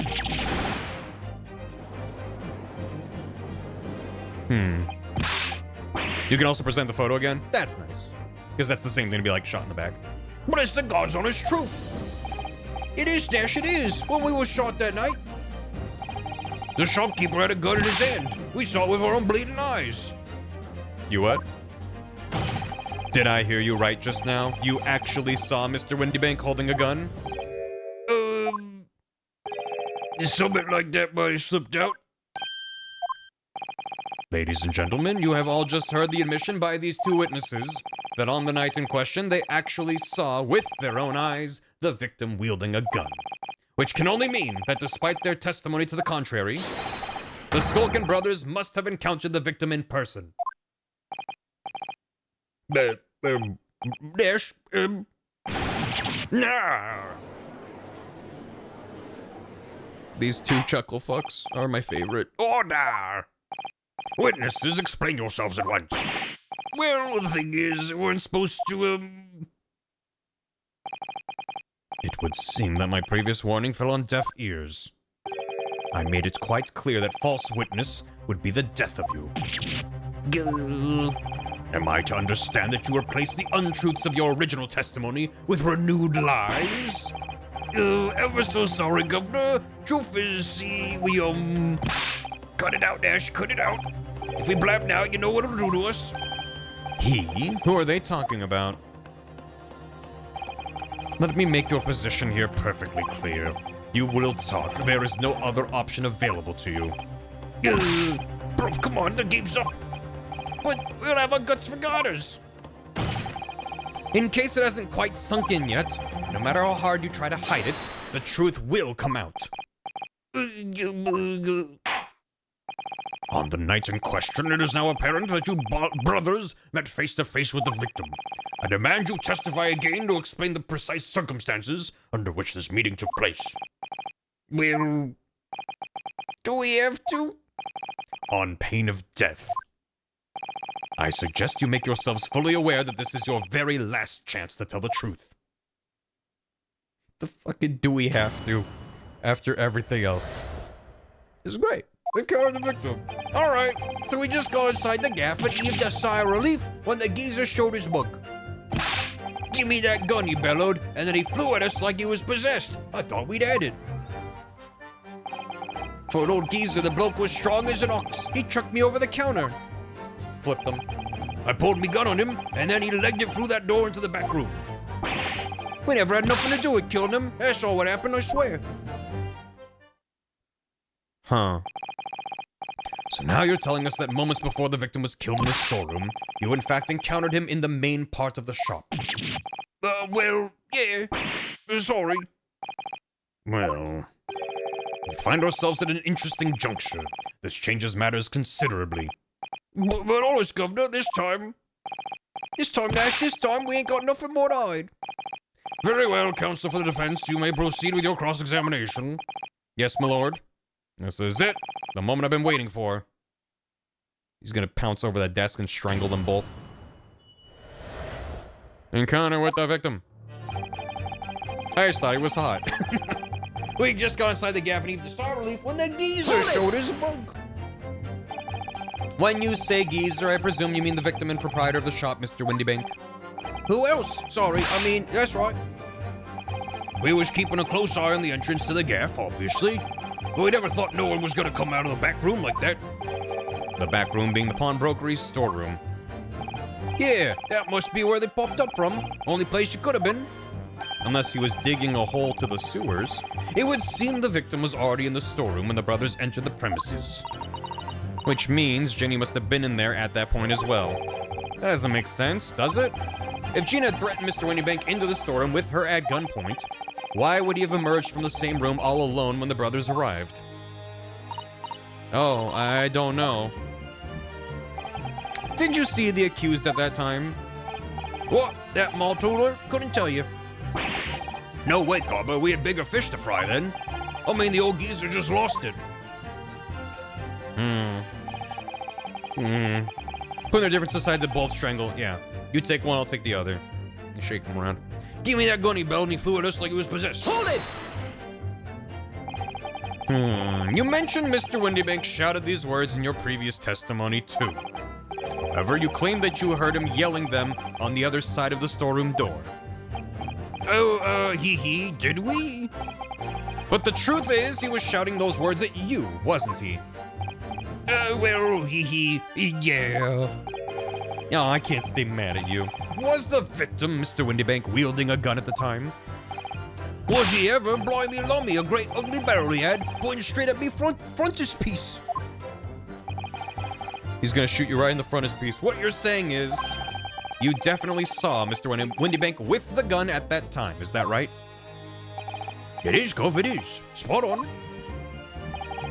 Then all of a sudden he came at us, he did. It was bedlam. I didn't know who was gonna go for who. You were clearly all going for each other. Like Nash said, we thought we had it. I mean... Can't strangle Ringo. By God, I'll find it. For an old geezer, the bloke was strong as an ox. He chucked me over the counter. Hold it! Yes, I noted that. You mentioned the counter in your previous testimony, too. Well, yeah. Of course we did. He knocked over a load of books, a candlestick, and some skull whatnot. I got tangled in some marionette, what knocked over a picture frame, what knocked them scales on the floor. So, in fact, it wasn't the sound of the gunshot that shocked you and made you knock those things off the counter. Well, Big Brother here went flying over that counter like a gunshot, I can tell you. Then the old geezer pinned him. He did, Nash, he did. If you hadn't been there, the bloke would have flattened me like a bloomin' pancake in seconds. At the time in question, the alarm was raised at the local police station via a secret cable from the pawnbrokery. There is a button under the counter used to activate it, which was presumably pressed by the victim. That wasn't brought up before? That seems like an important detail about the timeline. That's right, when the brothers fled the scene and back onto the street, they ran straight into the arriving police, didn't they? Pancake. Poor Mr. Windybank. He did everything he could to protect his shop. I pulled my gun on him, and then he legged it through that door into the back room. Hold it! Were you intending to shoot Mr. Windybank? Oh, no, never. I was just, looking out for me bruv, weren't I? He was being flattened, don't forget. By a man whose shop was being burgled, yes. And then the man fled into the storeroom when you pointed your gun at him, is that it? Yeah, that's it. He shoved me away, then ran off through that door and shut himself in. There's something about that last remark, something that doesn't quite ring true. I wonder why Mr. Windybank ran away into the storeroom. What? Well, according to what everyone's saying, Ginny was in there waiting for him with a gun. Yes, that's right. Gina allegedly used Windybank's gun to threaten him and force him to open the storeroom door. In which case, how did the gun end up in Windybank's hands again? I have no idea, but that is strange, isn't it? This little inconsistency could be significant. I should make a mental note of it. Look, the point is, me and me bruv here. That's right, Nash, that's right. Me and me bruv here. Switch line was on that. We had nothing to do with killing him. As I pull my gun, they like to through that door in the back room. Okay. We never had nothing to do with Hold it. it! You say you had nothing to do with it? Nothing at all. Nothing, Gov, nothing. The old geezer went and showed himself in the back room, didn't he? Locked it was from the inside. We know it was, because we tried to open it. But it's a decent door, that one. Good and strong. Wouldn't budge an inch. Why did they try to open it? These fucking two. So in the end, the situation remains unchanged. Does it? Inside the storeroom with the pawnbroker, there was only one other person. The sole person who could possibly have shot the victim, the accused Miss Gina Lestrade. Ag. It would indeed appear so. What say you to that, counsel? I don't know.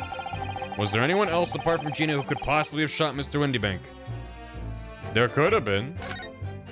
There has to be. There always has to be. Mr. and Mr. Skulkin. Bit what? What's that look for? From the moment you admitted that you'd encountered the victim face to face that night.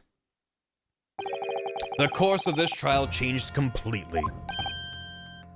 Oh, Frog Detective would be jealous. It did? What is your point, my learned friend?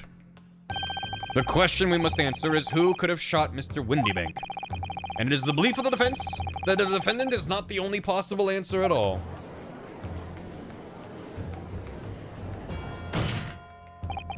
You have my attention? In that case, let us return to this plan of the premises.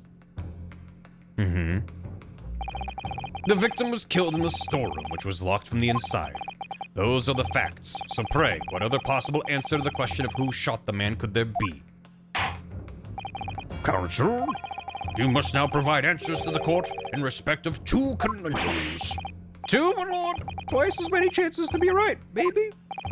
Indeed, namely, from what location did the culprit shoot the victim? And furthermore, where was the victim at the time? Understood, my lord. Are you alright, Runo? I'm not entirely sure, but there's one thing I am sure about.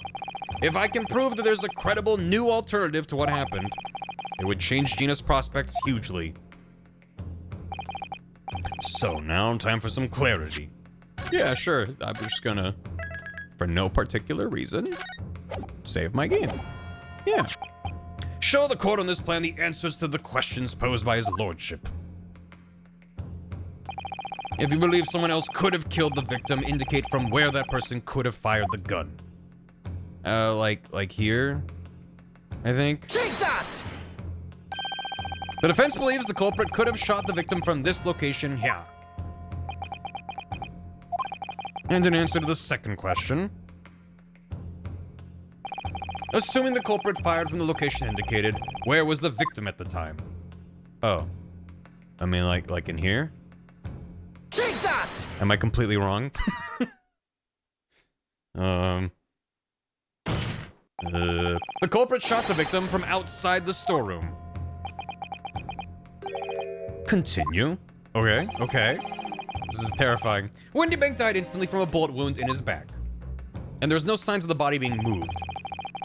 Looking at the stain of blood on the storeroom floor, it doesn't appear the body was moved after death. That's what I'm saying. Which tells us he was almost certainly shot while he was in the storeroom. However, the crucial point is, where was the shooter when the fatal bullet was fired?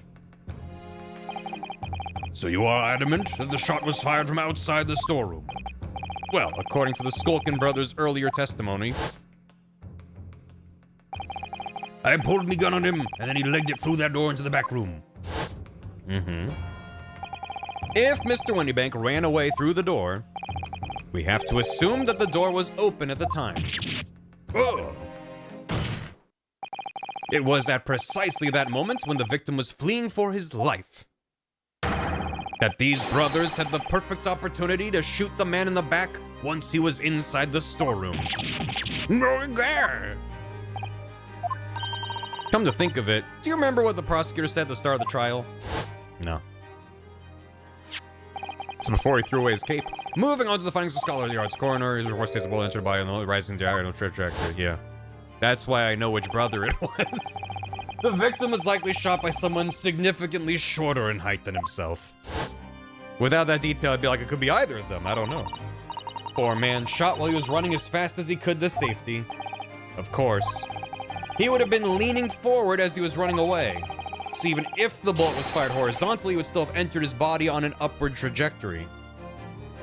Well, okay. I didn't think about that. The culprit isn't necessarily someone shorter than Windybank. Oh. Objection! No. It was Iris. She does have a gun in the courtroom right now.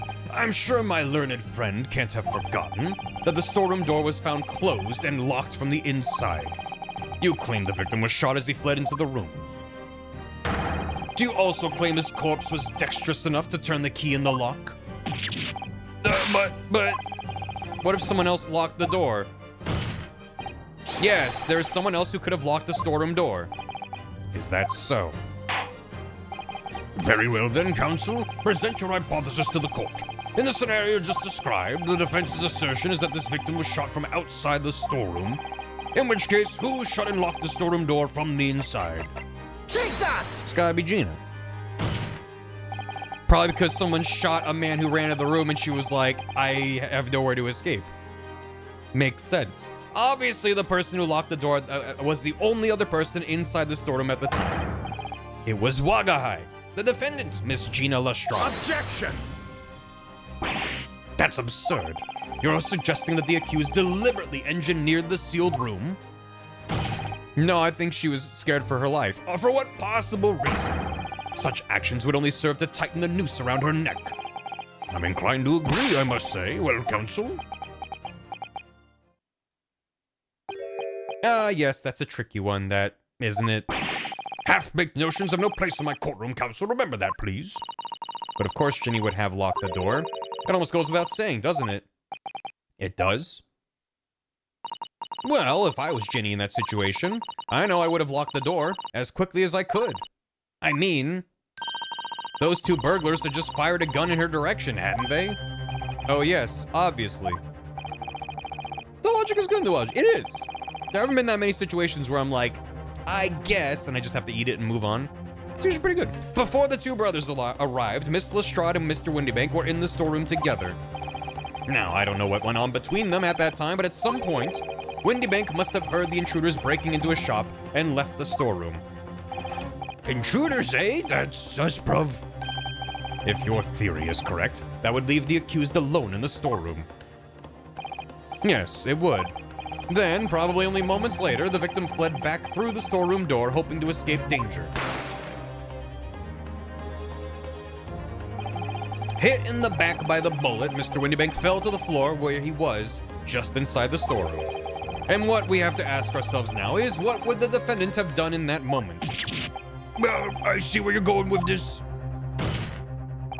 Outside the storeroom was a terrifying killer who had just murdered Mr. Windybank. As soon as that thought struck Miss Lestrade, she slammed the door shut and locked it, in order to save her own life. Hold it! But I mean, we ain't the ones who done it. We ain't, Gov, we ain't. You gotta believe us. I mean, come on. We never shoot no one. We already confirmed in this trial that you shot Holmes. I don't know why, Sholmes. I don't know why. Objection! Why would you even try? That's blatantly untrue. I know for a fact that you would. Before my own eyes, you shot Herlock Sholmes. Oops. There's only one logical conclusion here. Mr. and Mr. Skulkin, you brothers had every opportunity to have been the true perpetrators of Mr. Windybank's murder.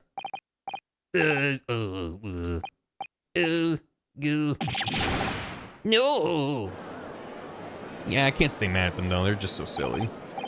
Where does this leave us? You mean to say it wasn't the pickpocket who shot the pawnbroker after all? I should have known it was those three brothers. They look as shady as a dense forest. Rat! That was amazing, Runo. All the members of the jury seem to be firmly on your side. On your side now. First time ever and probably the last. Well, I think you've done it. Surely they'll have given a verdict if not. Keh. Oh no. He's laughing with a keh. An admirable effort, my learned friend. What's this now? He's laughing. You find the situation amusing, Lord Van Zeeks? I myself find the defense's argument most persuasive. I dare say. Such chicanery is the bread and butter of the street performers in your provincial eastern nation. Chicanery? But such blatantly malicious conjuring tricks amount to nothing more than inexcusable pettifoggery here. I don't know what you're saying, man. What? I agree. The hypothesis you put forward so ostensibly credibly cannot and will not stand. Because, you see, it contains a fatal flaw. A fatal flaw? Do you mean to tell me you're unaware of your logic's failing? I say, Lord Van Zeeks, might we need you to explain this ballet conjuring trick or whatever it is to the troops on the ground, hmm? The fatal flaw in my learned friend's argument is really very simple to understand. He's just making up words. Stop doing that. Assuming you're not too dim-witted to count bullets. This is the classic part of the Ace Attorney where I'm like, yeah, I did think about that. I did have a thought of like, but then how did which gun wind up where? By George, count bullets. Oh dear. He noticed then. I feel like that's like one of the best magic tricks that they can pull off in Ace Attorney.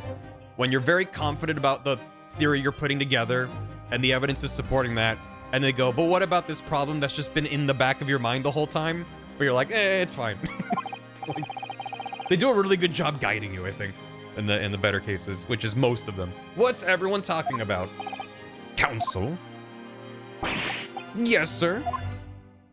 We'll get to that, and we'll get to it now. Tell the court how many bullets were found at the scene of the crime.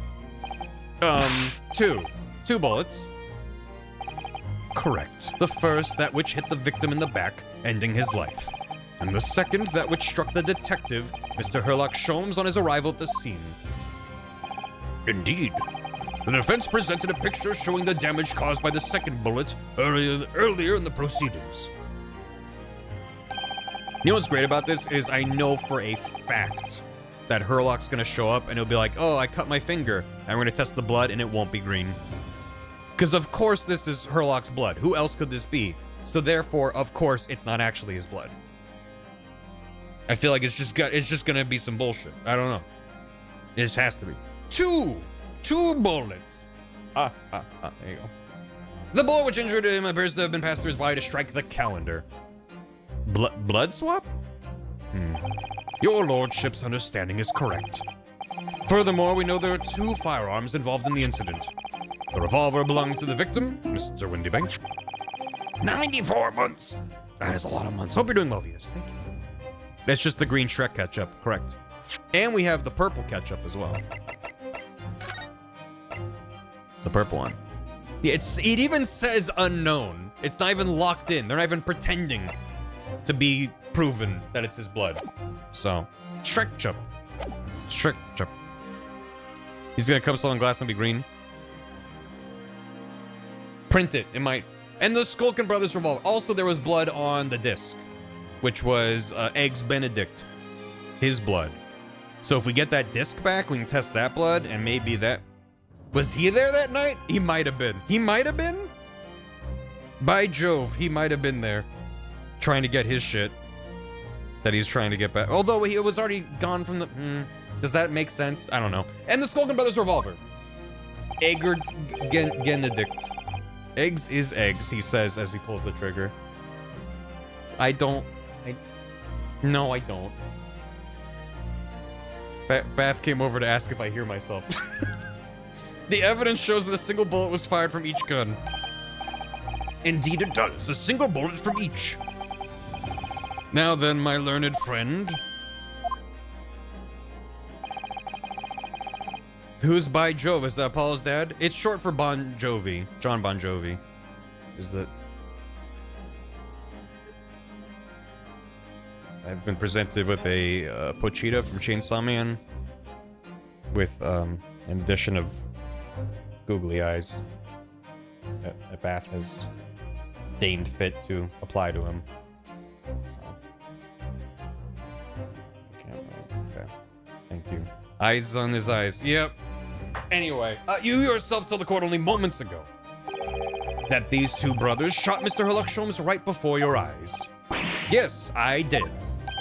Oh my goodness, I think you'll find that if the single bullet that was fired from the brother's gun hit Mr. Sholmes, it means... Windybank not shot by same gun. Stop. Only 1 bullet. Stop. Exactly. Unless they reloaded. We don't know exactly how much time passed between Windybanks getting shot and then us showing up. In fact, it probably was a hot minute because we didn't hear a gunshot from outside. Oh. Yes! This Nipponese street performer presented an ostensibly credible argument. However, it was never anything more than a diversionary trick with no hope of standing up to scrutiny.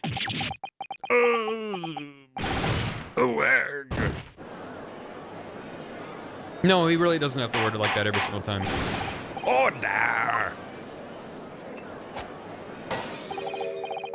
Pray forgive the discourtesy of flinging the dregs of this hallowed nectar into the public gallery. Lord Van Zeeks. Someone's dead back there. Maybe it's the same person from the same, like, last case from 2 months ago. It's just laying there and then another glass hits them. This court needs to open its eyes. The accused, Miss Gina Lestrade, is no ordinary little girl. Despite her young years, she can, regrettably, no longer be described as a juvenile. What? No, the person in the dock is far from a law-abiding citizen. She has a past riddled with criminal conduct. That's not how that works. The truth is, the accused broke into the pawnbrokery on the night in question with loathsome intent. As we can see beyond doubt in this print, which depicts her threatening the victim with the murder weapon. I really hope that, oh, look at that. I really hope that it was just, he was like, look at my gun. And she was like, wow, seems neat. Here you go. He was like, thanks, let me bring you into the back. And it was just, you know, bad timing on the photo. And I have here in my possession one more piece of evidence that prosecution wishes to present. Can we stay real quick? Real quick, I just want to spray it with some goop. That disc. That goddamn disc.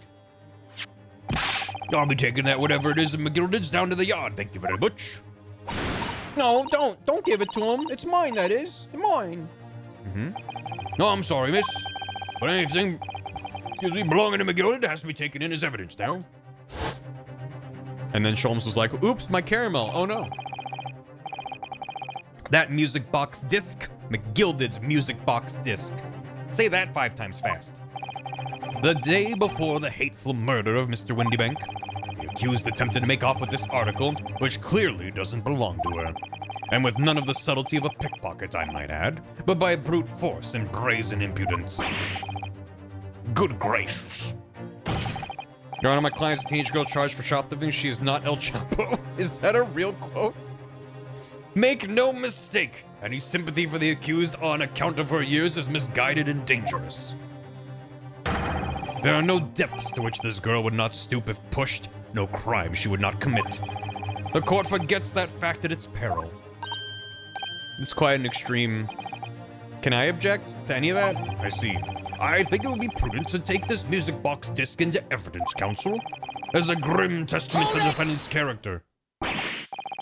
Lord Van Jeeks, Inspector Gregson? What? Yes, Inspector? We had a meeting yesterday at the yard with the prosecution service, and, I think it was agreed that the disc wouldn't be used as evidence. Oh. I feel Strongheart's presence here. What's this all about? Why is the inspector acting strangely? That's the first time he said anything to Van Zeeks at all.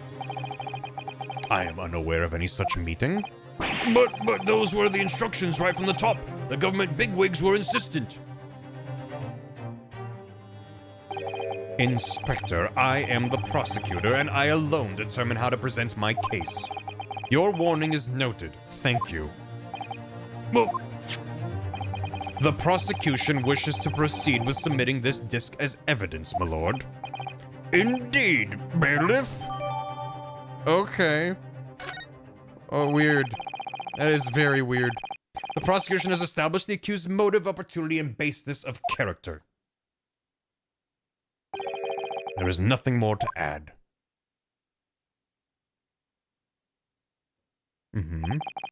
Ladies and gentlemen of the jury, I await your informed decisions and rest my case. Okay. I assure you, her character is quite based. I don't believe it. I had the jury on my side for once, all of 5 minutes. Oh dear. It wasn't even for 5 minutes, Bruno. My lord, wonder if I might say something at this point? Proceed, Mr. Foreman. Been stumbling about in a bit of a fog up till now, if truth be told, but all of a sudden, the answer's barely obvious to me and my men. There's only one thing for it. Oh no. Very well, the court will hear from the jury. Ladies and gentlemen, you will present your leanings as to the defendant's culpability. Guilty. Guilty. Guilty. Guilty. Guilty. Guilty.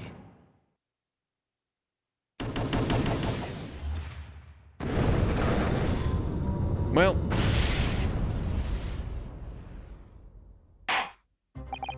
We have a consensus among the jury, it seems. Well, now we have music playing again.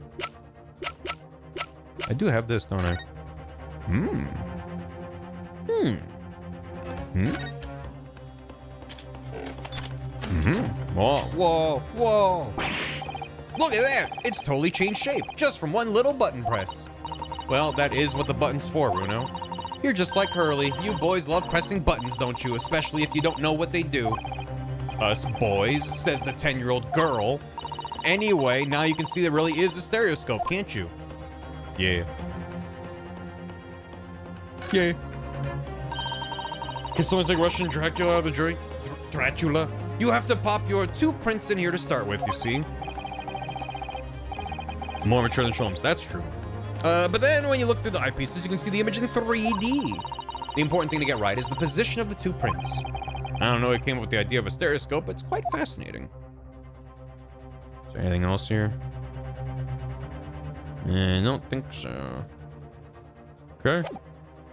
Can I test this, please? Bruno, look! This is blood! Yes, you're right. Just a small smear, but definitely blood. Actually, I feel as though I might have noticed that before. Then it's my time to shine again. I thought I'd be waiting forever. Alright, hold still with that disc, Bruno. Can we get this done quickly, Iris? In a flash. What's the worst case scenario here? Probably that turns purple. Or sorry, green. Yes. I meant to say green. Because green would match what I thought was Holmes's blood, and now we know is not Holmes's blood, and I'm concerned about it. So my theory that was born of nothing was right, that Mr. Eggs was there and was shot?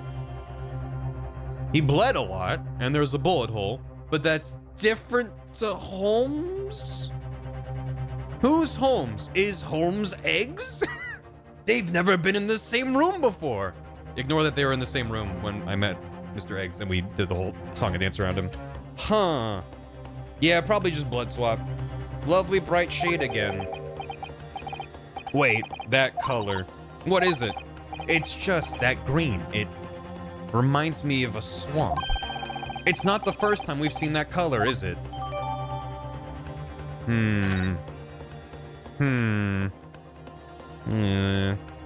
Yeah, what's that about? Eggs is not eggs? Eggs might not be eggs. For McGilda, that's the man you defended in court a couple months ago, isn't it, Bruno? You know, this whole time I've been thinking this is an envelope, but is it just a note to say that the disc is for McGilded? It might be. Mistakenly defended. I wonder what his name is doing on the back of this disc. That's a question I'd love to know the answer to myself. Napkin? Maybe. Scratching your fingers on that would suck. Yeah, I mean, you got pricked pretty good. Those are sharp. The penmanship. Ah, the subtle eggshell white. It's even got a watermark.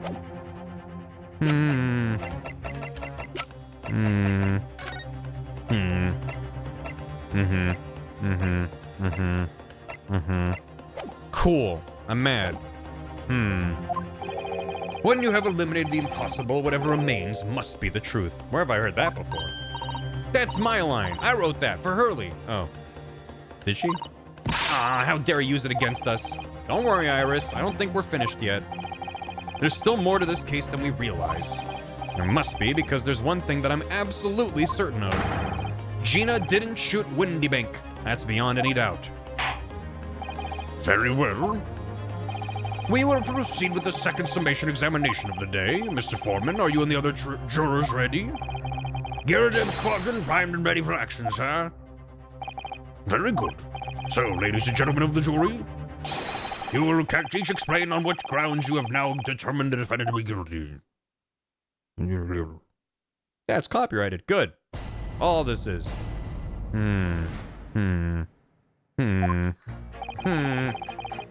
Once a rogue, always a rogue, I say. Different breed to us law-abiding citizens. As only 2 bullets were found at the scene, I would say the whole case is done and dusted. I would say that now that means that there's 3, but do we know if Holmes's bullet went through him? Or did I just assume that? I know he was shot in the midriff, but I don't remember if they mentioned if the bullet went through him. I guess we'll see. If the bullet stayed in him, then that means that there's 3 bullets, but we could have already said that if we knew that, so... You don't need a stereoscope to see the truth here. Every which way you look at it, it was that pickpocket. Stop doing that. I never imagined that simple operation would cause me such grief. The accused attempted a theft on the previous day. I can see I'm in for a busy day ahead. I am ballistics expert. I have seen many shootings. There is nothing I do not know about guns. Put the mouse inside of Iris's gun and fire it into the stands. It would seem there is a little remaining room for doubt. I have to admit I was rather bowled over by the argument put forward by the chap in black. But when that fell apart like a house of cards, I saw that I'd jolly well been hoodwinked. Well, no more. The whole courtroom's turning against me. It's not fair. That prosecutor's being mean. This is why you don't bring a 10-year-old to the courtroom. He's being mean just because Ginny's done some things she shouldn't have done in the past. That doesn't make her a murderer.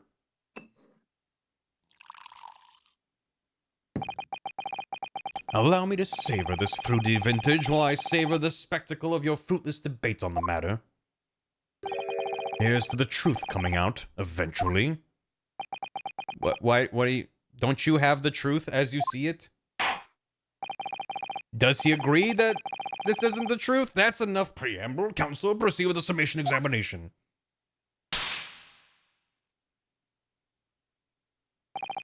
Yes, my lord. He is cooties, your honor.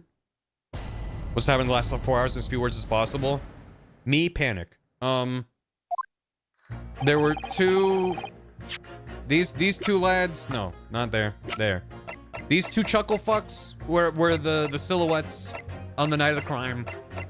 We've mostly proven that they are the ones that shot,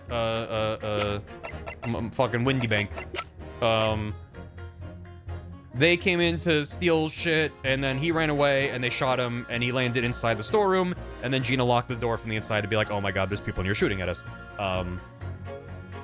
And that's the biggest thing. We're currently trying to prove what happened with the guns, because each gun was shot once, and there's 2 bullets at the scene, and that doesn't add up because there's a gun inside of the storeroom, which presumably was never fired, but is missing a bullet, so I'm not really sure what happened there. And on top of that, we learned just now, through analysis, that this blood is not Holmes's blood. It's, Mr. Eggs Benedict's blood. Which means he was there that night, and has not been anything... Nothing's come up about him so far. So I'm worried about that. Sorry, Sholmes. I don't know why I keep saying that. That's a completely different thing. And it's green. His blood tastes like green apple. Once a rogue, always a rogue. Chuckle fucks and fuckle chucks. Tweedledee and tweedle fuck. Just because Miss Lestrade has a history of pickpocketing, she must be guilty of murder. Is that what you're saying? Well, are all members of the British Army so quick to judge? Oh, bravo, Ryunosuke. Well done. I beg your pardon? Are you mocking Her Majesty's Armed Forces, the greatest military organization in the world? No, I'm simply illustrating my point. +1 question mark? You could argue that there's a +1 there. I mean, I don't get the sense Ryunosuke believes that. He's using it. Whatever, it's fine. Making assumptions about people because they're a soldier or a pickpocket is wrong and dangerous. Well, yes, you might have a point there, I suppose. But let's not forget the girl had already shown she had it in her from before. She's clearly a criminal sort through and through. Can't deny it. When you say that she'd shown she had it in her, are you referring to this? Exactly. Tried to swipe that only a day earlier, Or am I mistaken? Not exactly. Given that I was actually there at the time, it's hard to refute that. And they're actually seeing the real thing. Can't wait to have a closer look at it. Oh yes, of course. Like, in case you haven't looked at this blood, you should look at this blood. Sholmes did use his caramel bars to make a copy of the disc, didn't he? And then ordered every type of music box he could find from across Europe. We still don't know what tune it plays, though, do we? But I'd love to see how the original compares to Hurley's copy. McGilded's disc. Could it be a clue somehow? Perhaps we should have examined it in more detail. I already did. I get it, but thank you. As only 2 bullets are found at the scene, I would say the whole case is done and dusted. Hold it! It rickrolls us. I hope so. It's gonna play the goddamn pirate video when I plug it into the Laserdisc machine. It's the number of bullets that has you convinced. Only 2 bullets were fired, and the 2 guns that fired them have been examined by the police. When the parlor maid asks me how many are invited for dinner, I always tell her to count the table settings. Well, that's logical, I suppose. Although, yes, sometimes after dining, crockery does go missing. 1 or 2 guests rather like the fine china. Does your employer dine with thieves? So I suppose. If there was another bullet somewhere of which we were unaware, I'd have to reconsider my position. A 3rd bullet on the scene. Could that be possible? I can prove it. Allow me to show you then the 3rd bullet. Oh no, why did I, okay. I'm just assuming it's the thing? It's the calendar? Do I have anything about Holmes? I don't think I do. So I'm assuming it's just this. Take that! No, I guess it's not. I don't suppose this would pass as the 3rd bullet. Sholmes. It passes for a bullet as much as you pass for a lawyer, my learned friend. Shoots her. Coming from you, it's gonna take that as meaning not much. In no way does it resemble a bullet, if that helps your understanding of my last remark. I mean, I'd say that resembles a bullet, but I guess that's the 2nd bullet. I need to find a 3rd bullet. Counsel, at the very least, I would expect the evidence you present to be of the correct form. It's been a long day. Let's actually try to find this 3rd bullet before we attempt that again, Runo. I can prove it. Prove it. Panic. Yeah, I did walk into that. Just for the sake of me not being fully exploded. Just gonna load that. We're good. Oh, never mind. We're not good. I saved here, not before it. I don't think I have a bullet, so I think I just fucked it up. Yeah, is there anything about Holmes being shot? I don't think so. My badge. Single discharge, single round was fired. 1, 2. Buckle my shoe. Yeah. Take that! Here you go. Von Karma still has it. I do love that Von Karma bit. So very much. Cool. Buckle my shoe. You don't need a stereoscope to see the truth here. Every which way you look at it, it was that pickpocket. Hold it! Maybe through talking to the other jurors, we'll get more about Holmes' situation or something. So if I've understood correctly, you need 2 pictures, a left eye and a slightly different right eye. Exactly. Then you can see the scene in 3D. Like this. So if we have 2 bullets, I don't suppose you can see anything useful with them. I think you'll find that no matter how much you squint, the truth of the situation always looks the same here. The only person who could have shot the victim is that girl on the dock. How can you be so sure of that? Think about it. The Skulkin brothers shot the great detective, didn't they? Yes, that's been mentioned once or twice. Well then, surely it's coming into focus now, isn't it? This is a waste of time. I'm not gonna change this man's mind anytime soon. Who's this dweeb? He's me. I've never imagined a simple operation would cause me such grief. Hold it! Would you please stop muttering about things that have nothing to do with this trial, sir? The defendant's life is on the line here. Well, the thing is, I couldn't really say that it's nothing to do with this trial, to be honest. Huh? I mean, there's no question that the man was shot, but the bullet has simply vanished from his stomach. It's quite inexplicable. Did Sholmes eat the bullet? Don't you think? I almost don't want to ask, but this surgery you've been muttering about all this time, you were operating on... He absorbed it. What was the fellow's name now? Herr Lich? No, Herlock? Herlock? Herlock Sholmes, by any chance? Yes, good lord! It was that Herlock fellow. What? You're the surgeon that operated on Mr. Sholmes. He was shot in the stomach, then his stomach consumed it. That's right. Using the very latest anesthesia techniques. I might add, it was a fairly major op, I can tell you. This is crazy. Let me see. The fellow was brought in not long after midnight, if I remember correctly. They said he'd been shot by some criminal or other, so I opened him up like a shot. But the funny thing is, I went over his insides with a fine-tooth comb and couldn't find the bullet anywhere. So I'm afraid I had to throw up my hands and just stitch the fellow back up. I hate to state the obvious, but Yes. surely that's because the bullet is still at the scene of the shooting.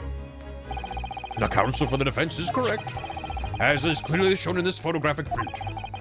The bullet that the Skulkin brothers fired at Mr. Sholmes hit him in the stomach region, then exited his body and lodged into the shop wall really high up, where the calendar was hanging by the door. Don't worry about it too much. Heroic for some calico. Yeah, when you, it's a really nice theme that when you hear it, it has different feelings in different contexts. You're like, this fucker. I think you'll find it's really quite simple if you just consider the problem three-dimensionally. Who do you think I am, son? Well, juror number 4 is about the best I can do. As soon as I saw the wound in the man's stomach, I flipped him over. Like a pancake? Are you saying that you checked his back? Of course I did. And there wasn't a trace of injury. No sign the bullet had left the body at all. So he ate the bullet. What?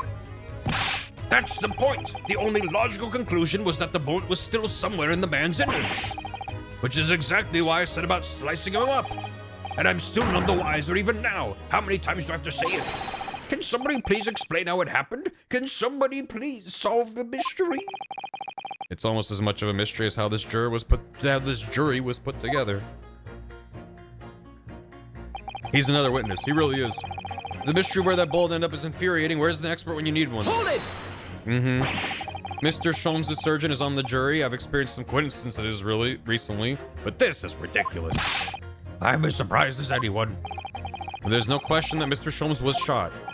Well, that's what the police told me when they brought him in. How bad were his injuries, doctor? He was in a bad way. He lost a huge amount of blood, you know. And I suspect he was shot at quite close range, too.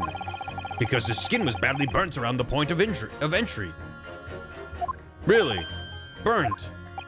As I said, I flipped the fellow over and examined his back, but there was no sign of an exit wound. Which is why I thought I'd better locate the lug and pop it out. And yet you say you found no bullet inside the patient. Well, I wouldn't have done, would I? Because it's in the wall of the pawnbrokers. How did it get there? I need someone to solve this mystery before it drives me to insanity. If only there was some expert in ballistics who could help, even if he looked extremely untrustworthy. Alas. So we have a disappearing bullet on our hands. His skin can just do that. The accused attempted a theft on the previous day. I can see him in for a busy day. Hold it! What do you mean you're in for a busy day? Forgot to say. Stop. Do excuse me. Stop. I'm a communications officer. Stop. A communications officer? Does that have something to do with sending telegrams? Everything from personal messages written by members of the public to the latest news in the capital. I convert all the messages into Morse code and tap it out to the entire world electronically. To the entire world. Thousands of miles of cable under the sea. Stop. Worldwide communication network. Stop. Information transmitted to and from all corners of globe. Stop. Yes. She was getting equally worked up about radio waves or the like before, wasn't she? I specialize in communicating information from government departments and newspaper offices. I see. I'm sure I shall have to wire the newspaper reports of today's guilty verdict later. So no sleep for me tonight, I imagine. Let's just finish the trial first, shall we? She's live tweeting the trial. I am ballistics expert. I've seen many shootings. There's nothing I do not know about guns. What is the mouse's name, for Christ's sake? Hold it! Tell me. I thought you were just a tourist. Good day. I am visiting London for sightseeing. I would like to take bus to City Tower, please. Van squeaks. There's no way he's just a visiting tourist. You're a ballistics expert? Who knew? I have much experience with guns. Ah. I have lived through many, how do you say, extreme, violent bath of, blood of, extreme violent bloodbaths, perhaps? Duh, those. Extreme violent bloodbaths. English is very difficult tongue. Considering the sort of people you associate with, I'm surprised you still have a tongue. Anyway, if you have questions about bullets and guns, you ask me. There's nothing I do not know, no mystery I cannot solve. He's very confident in his knowledge of guns, that's for sure. But, if possible, please, only in Russian language. He's not very confident in his knowledge of English, though, is he? No, still, we should bear it in mind. He's our man if there's a mystery about guns or bullets.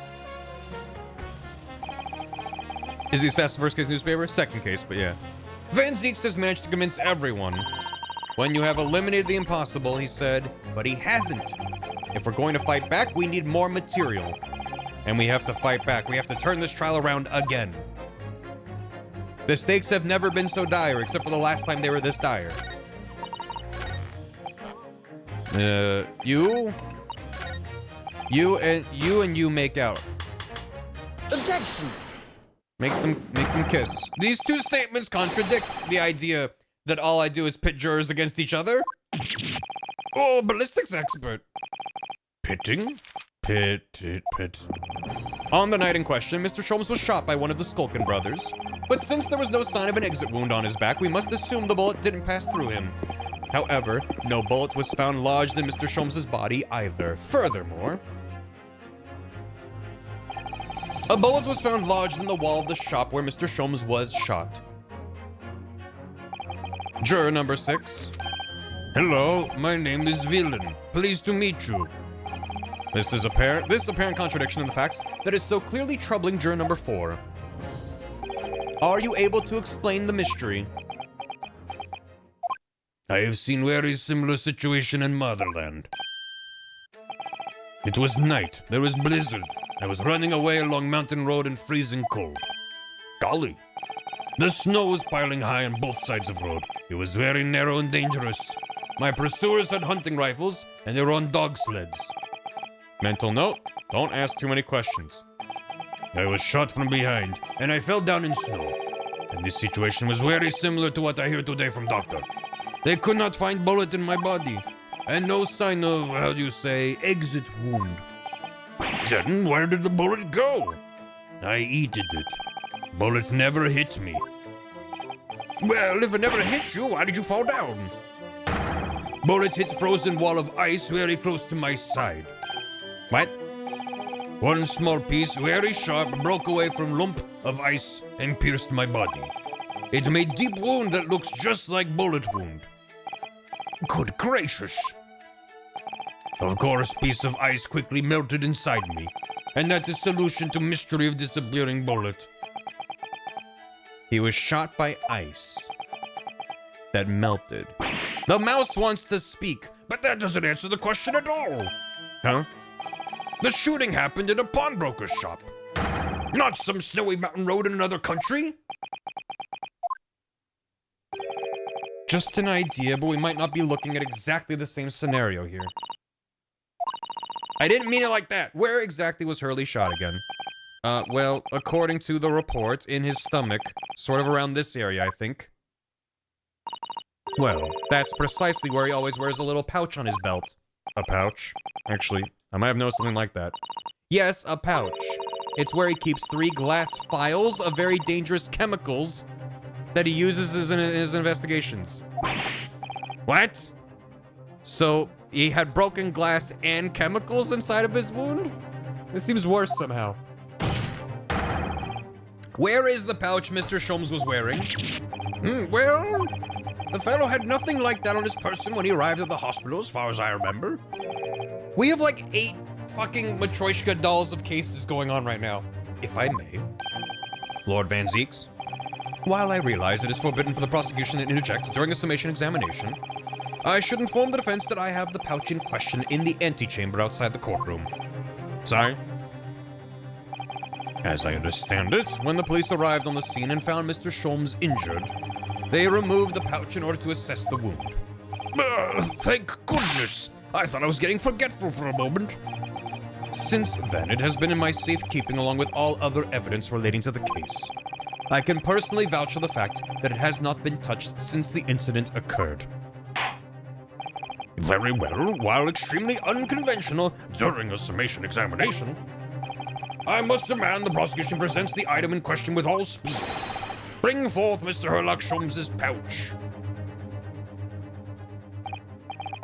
What was this case about? I see.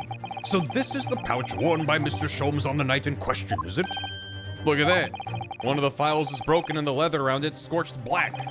It's almost as if the file exploded. Exploded? So, that night, the bullet from the Skulkin brothers' gun struck Mr. Sholmes's pouch. And it was the glass file exploding that caused the fellow's injury. This bullet did not penetrate victim, but was deflected into wall of shop. This was the halfway point of the game? What the hell? A delightfully complex aroma. Well, it would appear one mystery has been solved at least. What, did you find a bunch of glass in him? Though it has no bearing on the truth of the case. The bungling and burgling brothers shot the detective, and the accused shot the pawnbroker. The pertinent facts of the case remain unaltered. But at least the mystery is solved. I can sleep easy tonight. Thank you, young man. You did drop a scalpel inside of him, though, right? Thank you very much. Glad I could help. Due to its bearing on the conundrum just solved, the court will sequester this scruffy pouch as evidence. Hurley's pouch isn't scruffy. Okay. Well, the submission examination. It would appear the defense is somewhat struggling to alter opinion. Please tell me there's a bullet lodged in here. Damn it. Wait, how did... Huh? Wait, there is! I was like, damn it, there's no bullet. Wait, there is a bullet! Okay, thank God. Whew. I was like, if it's not here, where is it gonna be? Why, look at that. Enhance. Really scorched badly just here. The strap's broken, look. This must be where the bullet hit then. Let me see. Hiya. 3 bullets. What the? Iris, look. Behind where the broken file was, do you see it? That's the Skulkin brothers' bullet. What a stroke of luck that it hit his pouch. This is an amazing discovery. What this means is, there were 3 bullets fired at Windybanks' that night. We found exactly what that juror was talking about. The 3rd bullet. Time to press that juror again, I think. 3rd bullet. We've done it. 3 of them. This is where the 3rd bullet was lodged. Imagine what would happen if that had pierced the leather. Thank goodness Sholmes is going to be all right. Which goes to show, always wear many, many files and leather pouches out in your daily constitution. This file's been smashed to pieces. Presumably, this is where the bullet struck. As soon as the bullet hit the chemical in that file, there would have been a really big explosion. Big explosion? Well, Hurley's potions and chemicals are amazingly useful for the investigation work he does, but they're also quite tricky to handle. Safely, at least. They're very dangerous. Oh. I'm sure that when this file broke, the chemical inside would have ignited. Note to self, always walk on the right-hand side of Sholmes in future. The left is the danger zone.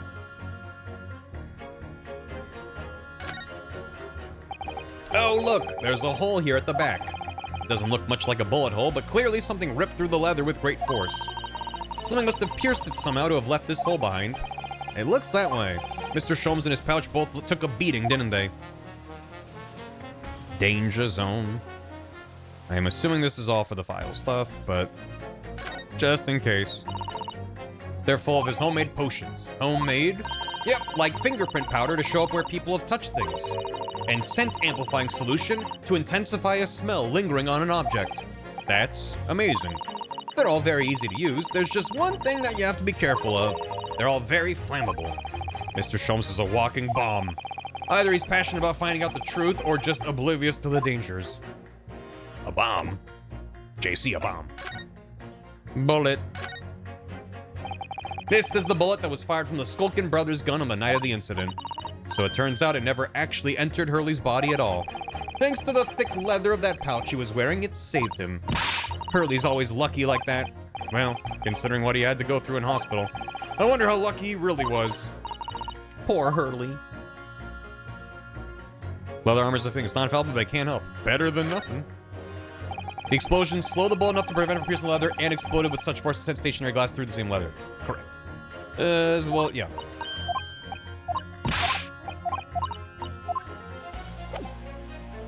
Alright.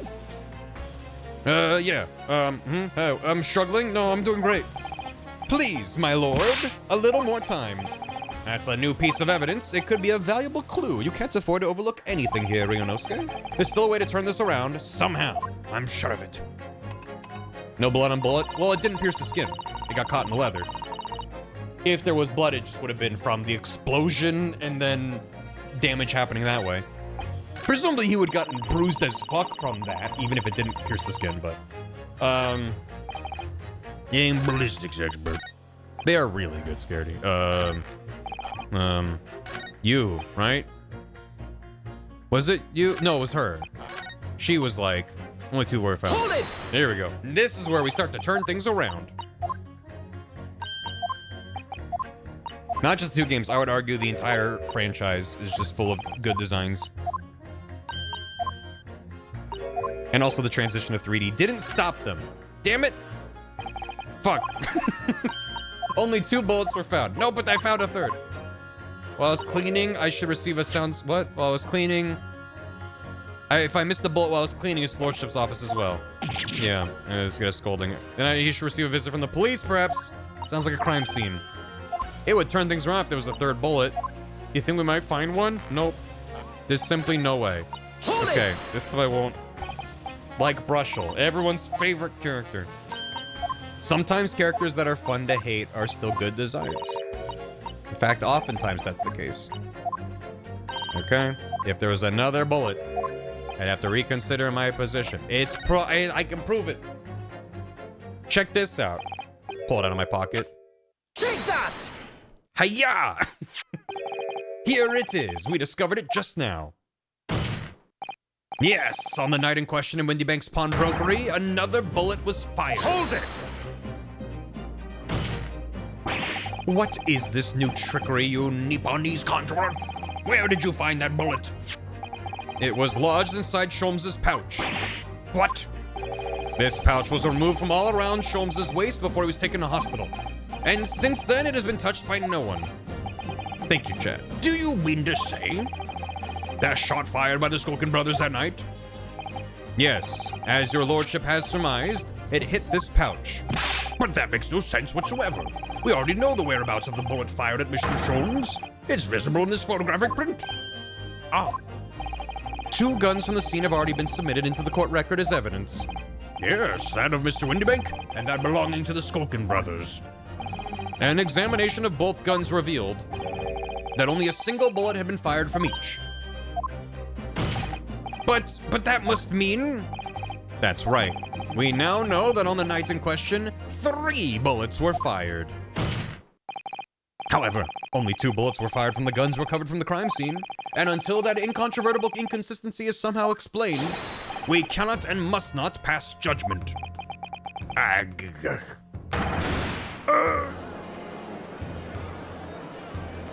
A mortal blow to his titty. Order! Whilst this summation examination remains incomplete, the court has been presented with new facts. Facts that would appear to shake the very foundations upon which the case against this defendant has been built. As is my prerogative in this situation, I hereby temporarily suspend the summation examination. Rad. By Jupiter. He can do that? What? Bailiff, bring the witnesses back to the stand at once. Even with all of them still with guilty verdicts, he's like, it doesn't matter. Though the rule of the jury deciding when the trial ends, I made it up. I could actually just go like, nuh-uh, we keep going. Witnesses. Guvnuh. Were you listening to proceedings while the defense carried out the summation examination? We was, Governor, we was. Perhaps we can dispense with the tedious preamble. Simply answer this one question. A 3rd bullet has been identified at the scene of the crime. What do you make of that? Make of it, Gov? I don't make nothing of nothing if I can help it. Is it one of yours? Go blimey, Gov, go blimey, not a chance. In that case, did you have an accomplice? What? What? Never. The Skulkin brothers work alone. It's just the 2 of us. That's our trademark. How soon we forget poor Sulky. Only 2 of the bullets from the crime scene originated from the firearms we have in evidence. The 3rd bullet was fired from another gun. Where is it? Lummy, that's an head scratcher. Counsel for the defense. Yes. I should like to hear your thoughts regarding these new developments. The 3rd bullet and the mysterious missing firearm from whence it came. The 3rd Mario brother. Clyde. Thinking back over all the testimony we've heard and all the evidence we've seen, I think I'm starting to form a picture of what really happened that night. My lord, I think it's clear what this 3rd bullet tells us about the Skulkin brothers. Yeah. Okay. Iario. He's got really big ears. Nothing doing them. I believe it has nothing to do with them. That's right. Yeah, nothing to do with us, Gov. We've established that 1 bullet was fired from each of the 2 guns already known to the court. The logical conclusion, therefore, is that on the night in question at Mr. Windybanks' pawnbrokery, there was another person present in possession of a 3rd firearm. Whilst the brothers may have had nothing to do with the 3rd gun or the bullet fired from it, it's inconceivable that they had nothing to do with the 3rd man. The brothers were working with an accomplice who was carrying a gun. So at first when they were like, oh, we can't talk about that, he's gonna get mad or whatever they said, I thought that he was gonna be Strongheart because I'm obsessed with him. Maybe they were hired by Mr. Eggs? But clearly he's got money and probably connections, so why would he hire these 2 chuckle fucks? I don't know. An accomplice, you say? Pig swill.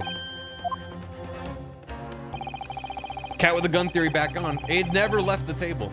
These protracted proceedings have already forced us to endure 2 summation examinations. Yet in all that time, there has been not a murmur of a 3rd man. If this apparently wraith-like being exists, the court must be shown hard evidence. Without it, this fantasy will be crushed. I've got evidence for days. The prosecution demands answers on 2 counts. Firstly, proof, evidence that this accomplice was ever at the scene of the crime. And secondly, the identity of this spurious character. The Skulkins are lying, I know that. But how can I ascertain the identity of the person they're hiding? Well, counsel. I'm supposed to prove the existence of this accomplice and reveal a person's identity, even.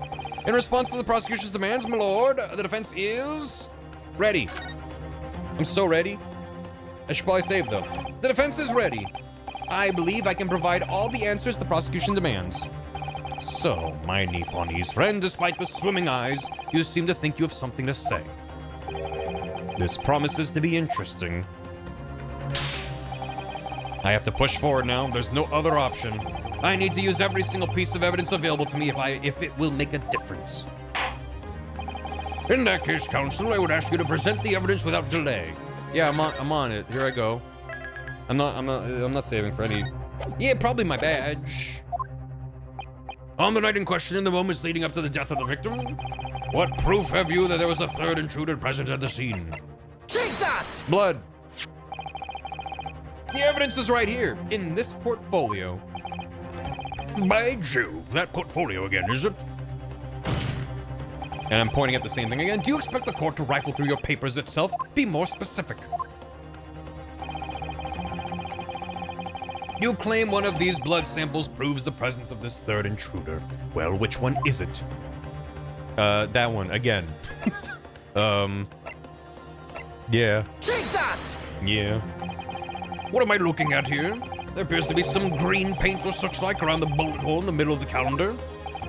My badge. That's a blood stain, my lord. A blood stain?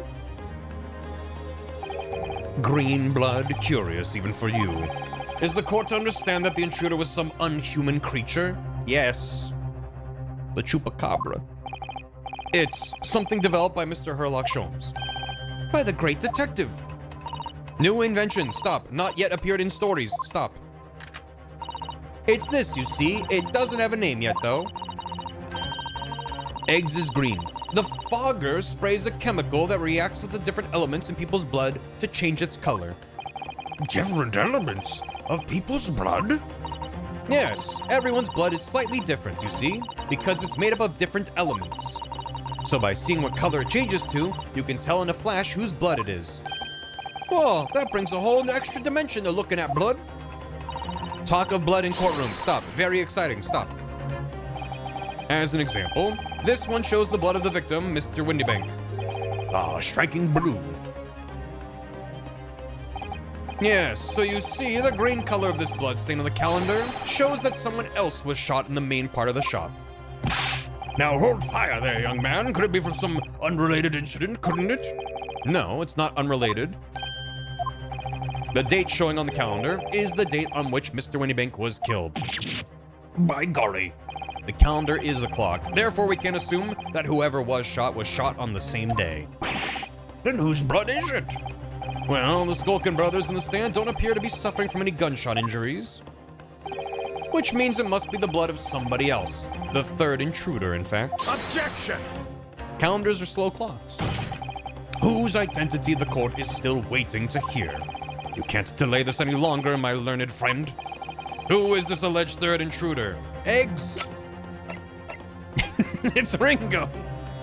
God, I want it. Eggs! Take that!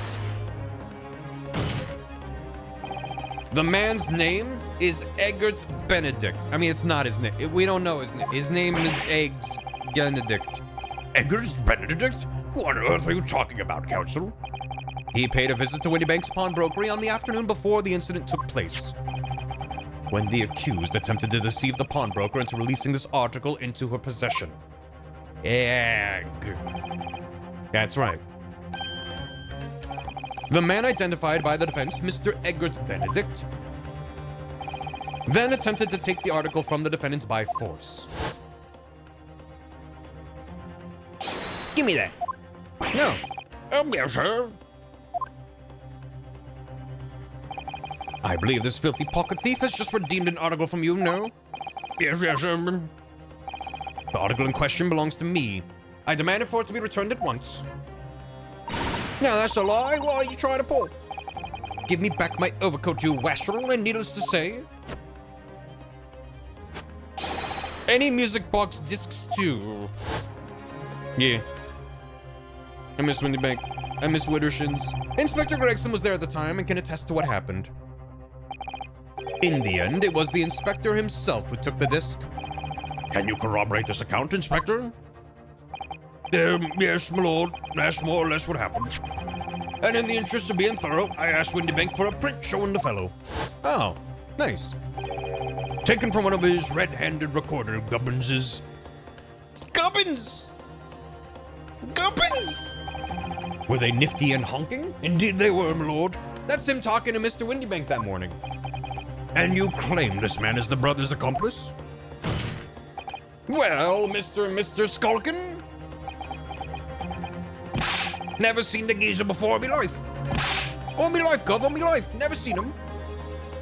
Gubbins on the field. Gubbins taking the field in the third quarter. Well, somewhat unsurprisingly, it appears our witnesses disagree with the assertion.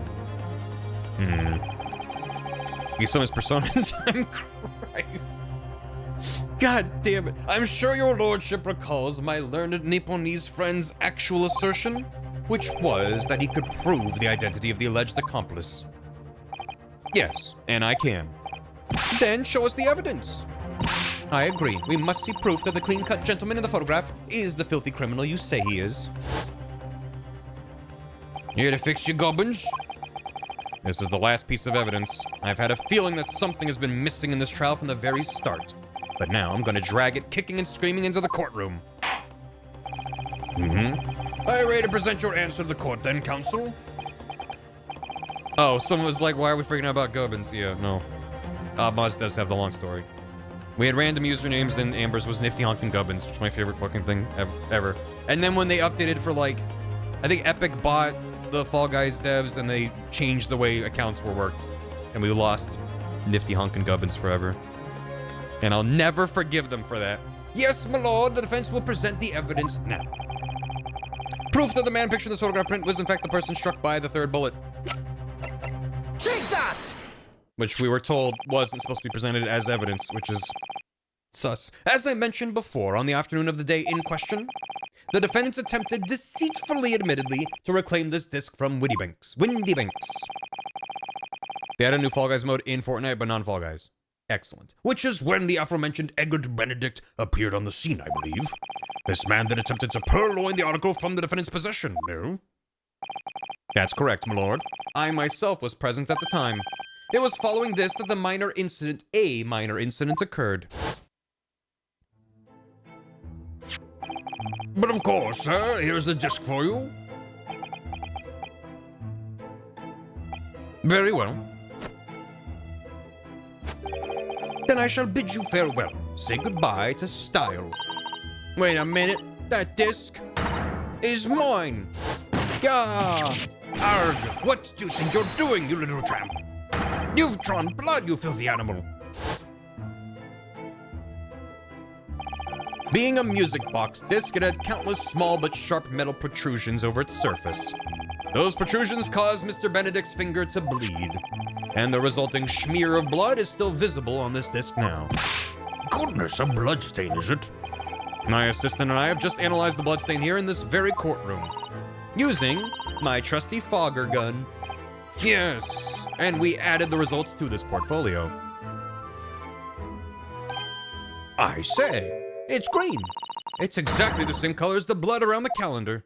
I like how they're all just taking our word that this magic science machine works the way we say it does. The evidence is conclusive. The man calling himself Mr. Egbert Benedict, who was in Windy Banks' earlier in the day, is the accomplice who was present at the scene of the crime that same night. There was someone else. Look at those two brothers now. They're sweating buckets. Oi, who are you talking about? It's Boyd in here. What? My lord, it's the opinion of the defense that Mr. Egbert Benedict should be summoned to the courtroom to testify. It would certainly seem that we can ill afford to ignore this gentleman's apparent presence. Objection! I was waiting for it. This has gone on long enough now. This flagrant ignorance of the mechanics of law. Yeah. I don't know what I'm doing. Herlock Sholmes, you say? Yes, I've heard the name. The protagonist in a series of short stories for the vulgar classes. A god of detection or some such. And now you employ chemical substances devised by this fantastical persona in the highest court in the land? Do you expect us to take you seriously? The samples made by this plaything are not fit to be called evidence. I did have to say something 10 seconds ago. So the bloodstain turned a shade of green. What of it? Here's to you successfully proving that no other blood in the world could turn the same color. Well... Ah, fuck the legs up. You and pray, do not even think of suggesting that we should take Mr. Sholmes' word for it. He has a very good point. And a very good foot. Is he right? Is Sholmes' concoction a load of rubbish? Oh, he's a great detective. What are you talking about? We can't let him get away with that. I knew it would come to this. Of course, Sholmes' invention isn't going to be recognized by any official body. But what other choice did I have? How's it different from testing for fingerprints? Imagine no one's ever tested for fingerprints before, and then you show up in court and you're like, look at these drawings I made. This proves it was them. They'd be like, how do you prove that that's real science? This isn't verified by a third party. I'm just remembering what Father Christmas over there said before. About how he was temporarily suspending the summation examination. Ah. In other words, the examination isn't over yet. Good grief, what did you just say, young girl? I guess that's true. In a summation examination, the decision as to whether or not the trial continues is in the hands of the 6 jurors, isn't it? So the way I see it, it doesn't matter what certain other people think of Hurley's invention. At least, not for now. She's right. And Miss Suzato-san, Young lady, you have quite the devious mind. it really just comes down to one thing. Whether these ladies and gentlemen of the jury are convinced by what you say, Runo. Is that about right, would you say? Or did I misunderstand something? No, that's about right. Unbelievable. Mr. Sholmes's partner is a force to be reckoned with. Iris Wilson, sharpshooter. After that shrewd priestess of the situation from an entirely unexpected source. I remember that word came up before and chat told me how to pronounce it and I already forgot. It must be acknowledged that the previous summation examination has yet to reach its conclusion. This is absurd. Ladies and gentlemen of the jury, the court now looks to you for your final leanings in this matter. As proud citizens of Her Majesty's Britain, I'm sure you will come to fair and just conclusions. So then, state your final decisions in turn, please. Not guilty. Not guilty. Not guilty. Guilty. Guilty. Not guilty. Yeah. Yippee. Good enough.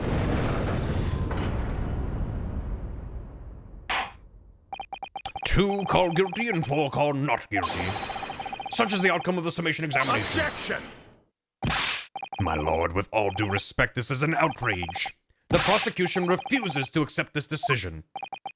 Too bad? On what grounds? If these jurors are persuaded by some half-baked concoction devised by a pretender to real police work, then they are too ignorant to be trusted with the judgment of anyone's guilt. That's not how this works. I'm sorry, Lord Van Zeeks, but the outcome of the summation examination cannot be ignored. This trial will continue.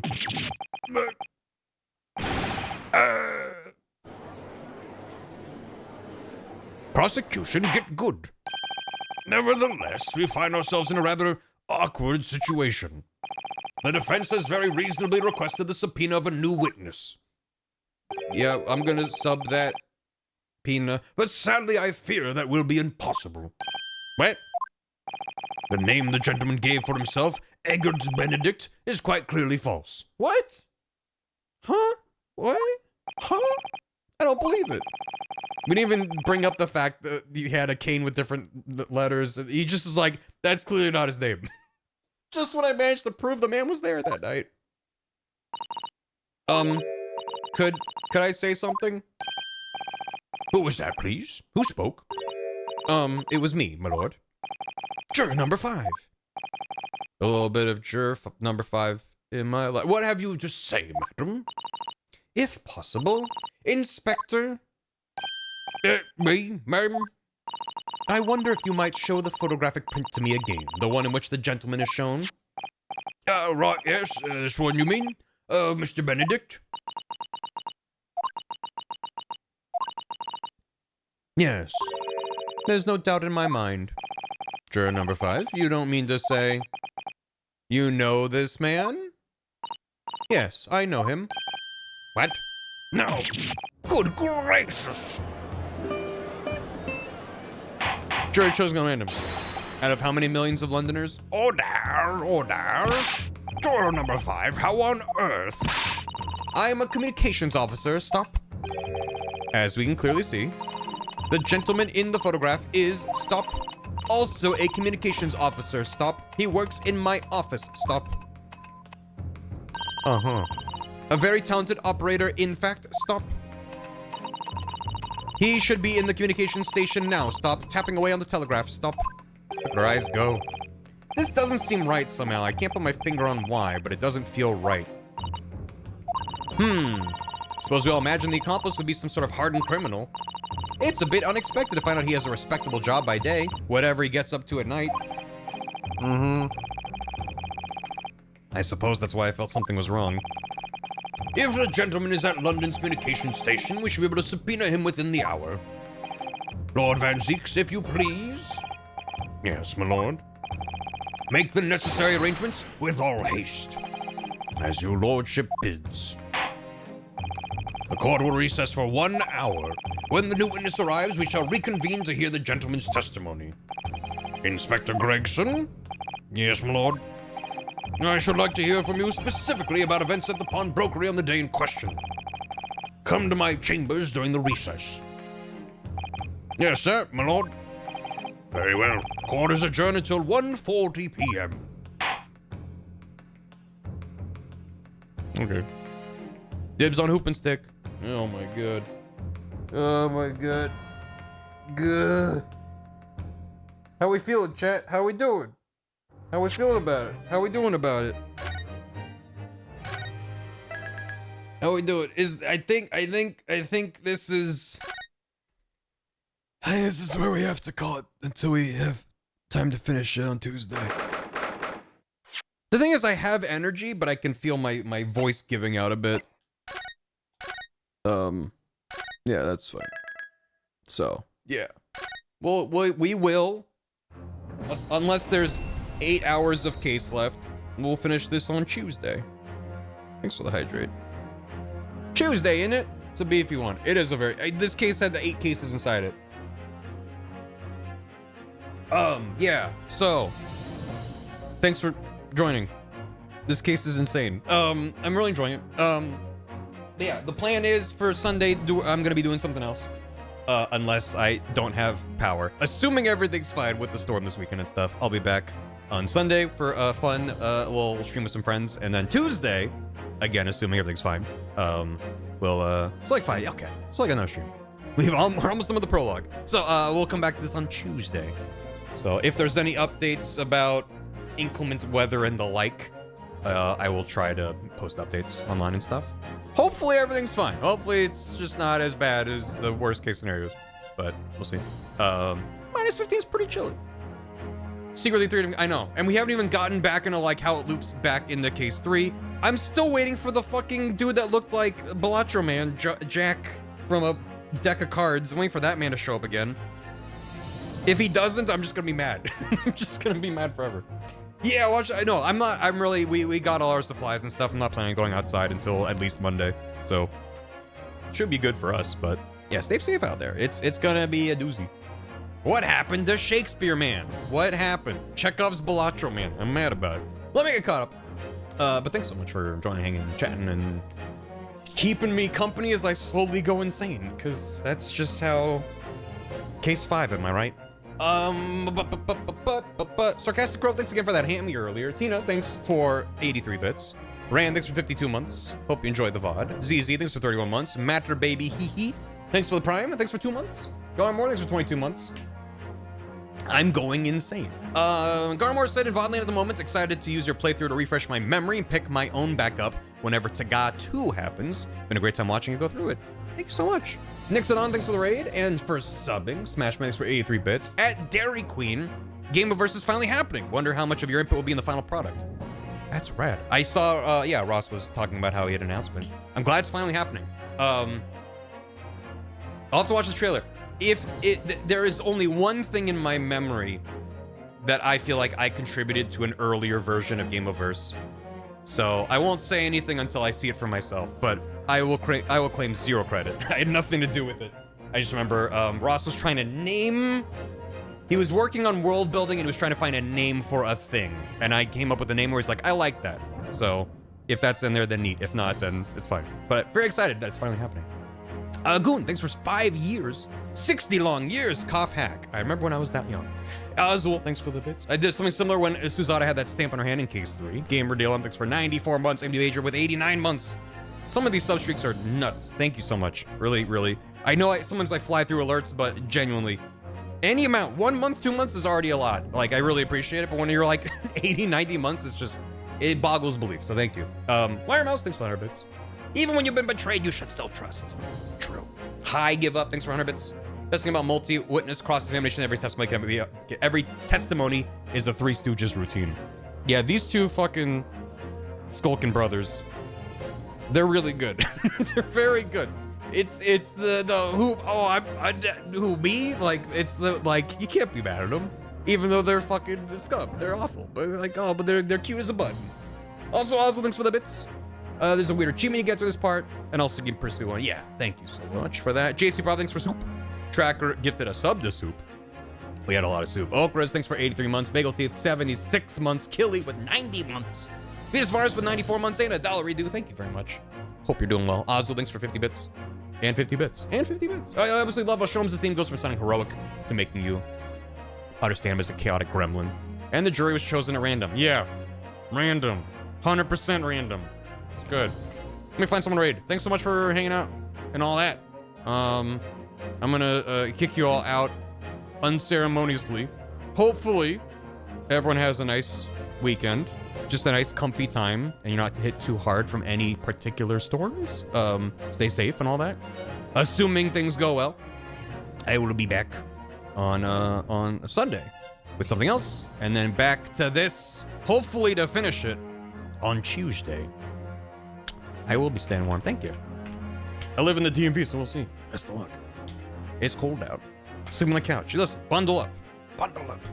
We're gonna go raid. Viking Blonde is playing Baby Steps, which I did a stream of and had an amazing time. Oh, is he? Oh, he's trying to. I can see he's just trying to get up on a rock, and I'm like, I know exactly which rock this is. For anyone that remembers or has seen it, there's very early on. There's an optional. There's like a caravan carriage thing with a trophy on top. And it's just like, climb up there. And I just gave up because I spent like half an hour on it and was like, fuck this. So, yeah. So, yeah, go wish him luck on trying to get that. Yeah, no. That game is insane. But yeah, thanks so much. I of course, I'm really enjoying this game. This case. I'm optimistic I'll remember the most pertinent details come Tuesday. It is a lot to juggle, but I'm glad that it feels like there's a couple bowling pins we knocked down so far in this trial. And at least we're done with the investigation phase, as far as I know. It does seem like they've kind of shied away from like investigation in the trial, then more investigation. There were some cases that did that, and those felt so very long. Even if they weren't, it just makes the game feel even more like, oh my god, really more? So, anyway, thanks. I don't know what the raid message exactly is. Just, I don't know, bundle up or something. Goodbye, get the fuck, goodbye, have a good one, have a good weekend. See you later, goodbye. See you. True. Get, go on, get. Thanks for watching, VOD watchers. Hope you are doing well and staying warm, as the case may be. And if you're watching this in the future, yeah, there's a big storm this weekend. Hope you're enjoying the guy. Case 5. See you in the next one. What the? I'm ending stream. Thanks, Feedbot. Oh, okay. Yeah, oh, okay. Go join the raid. Goodbye.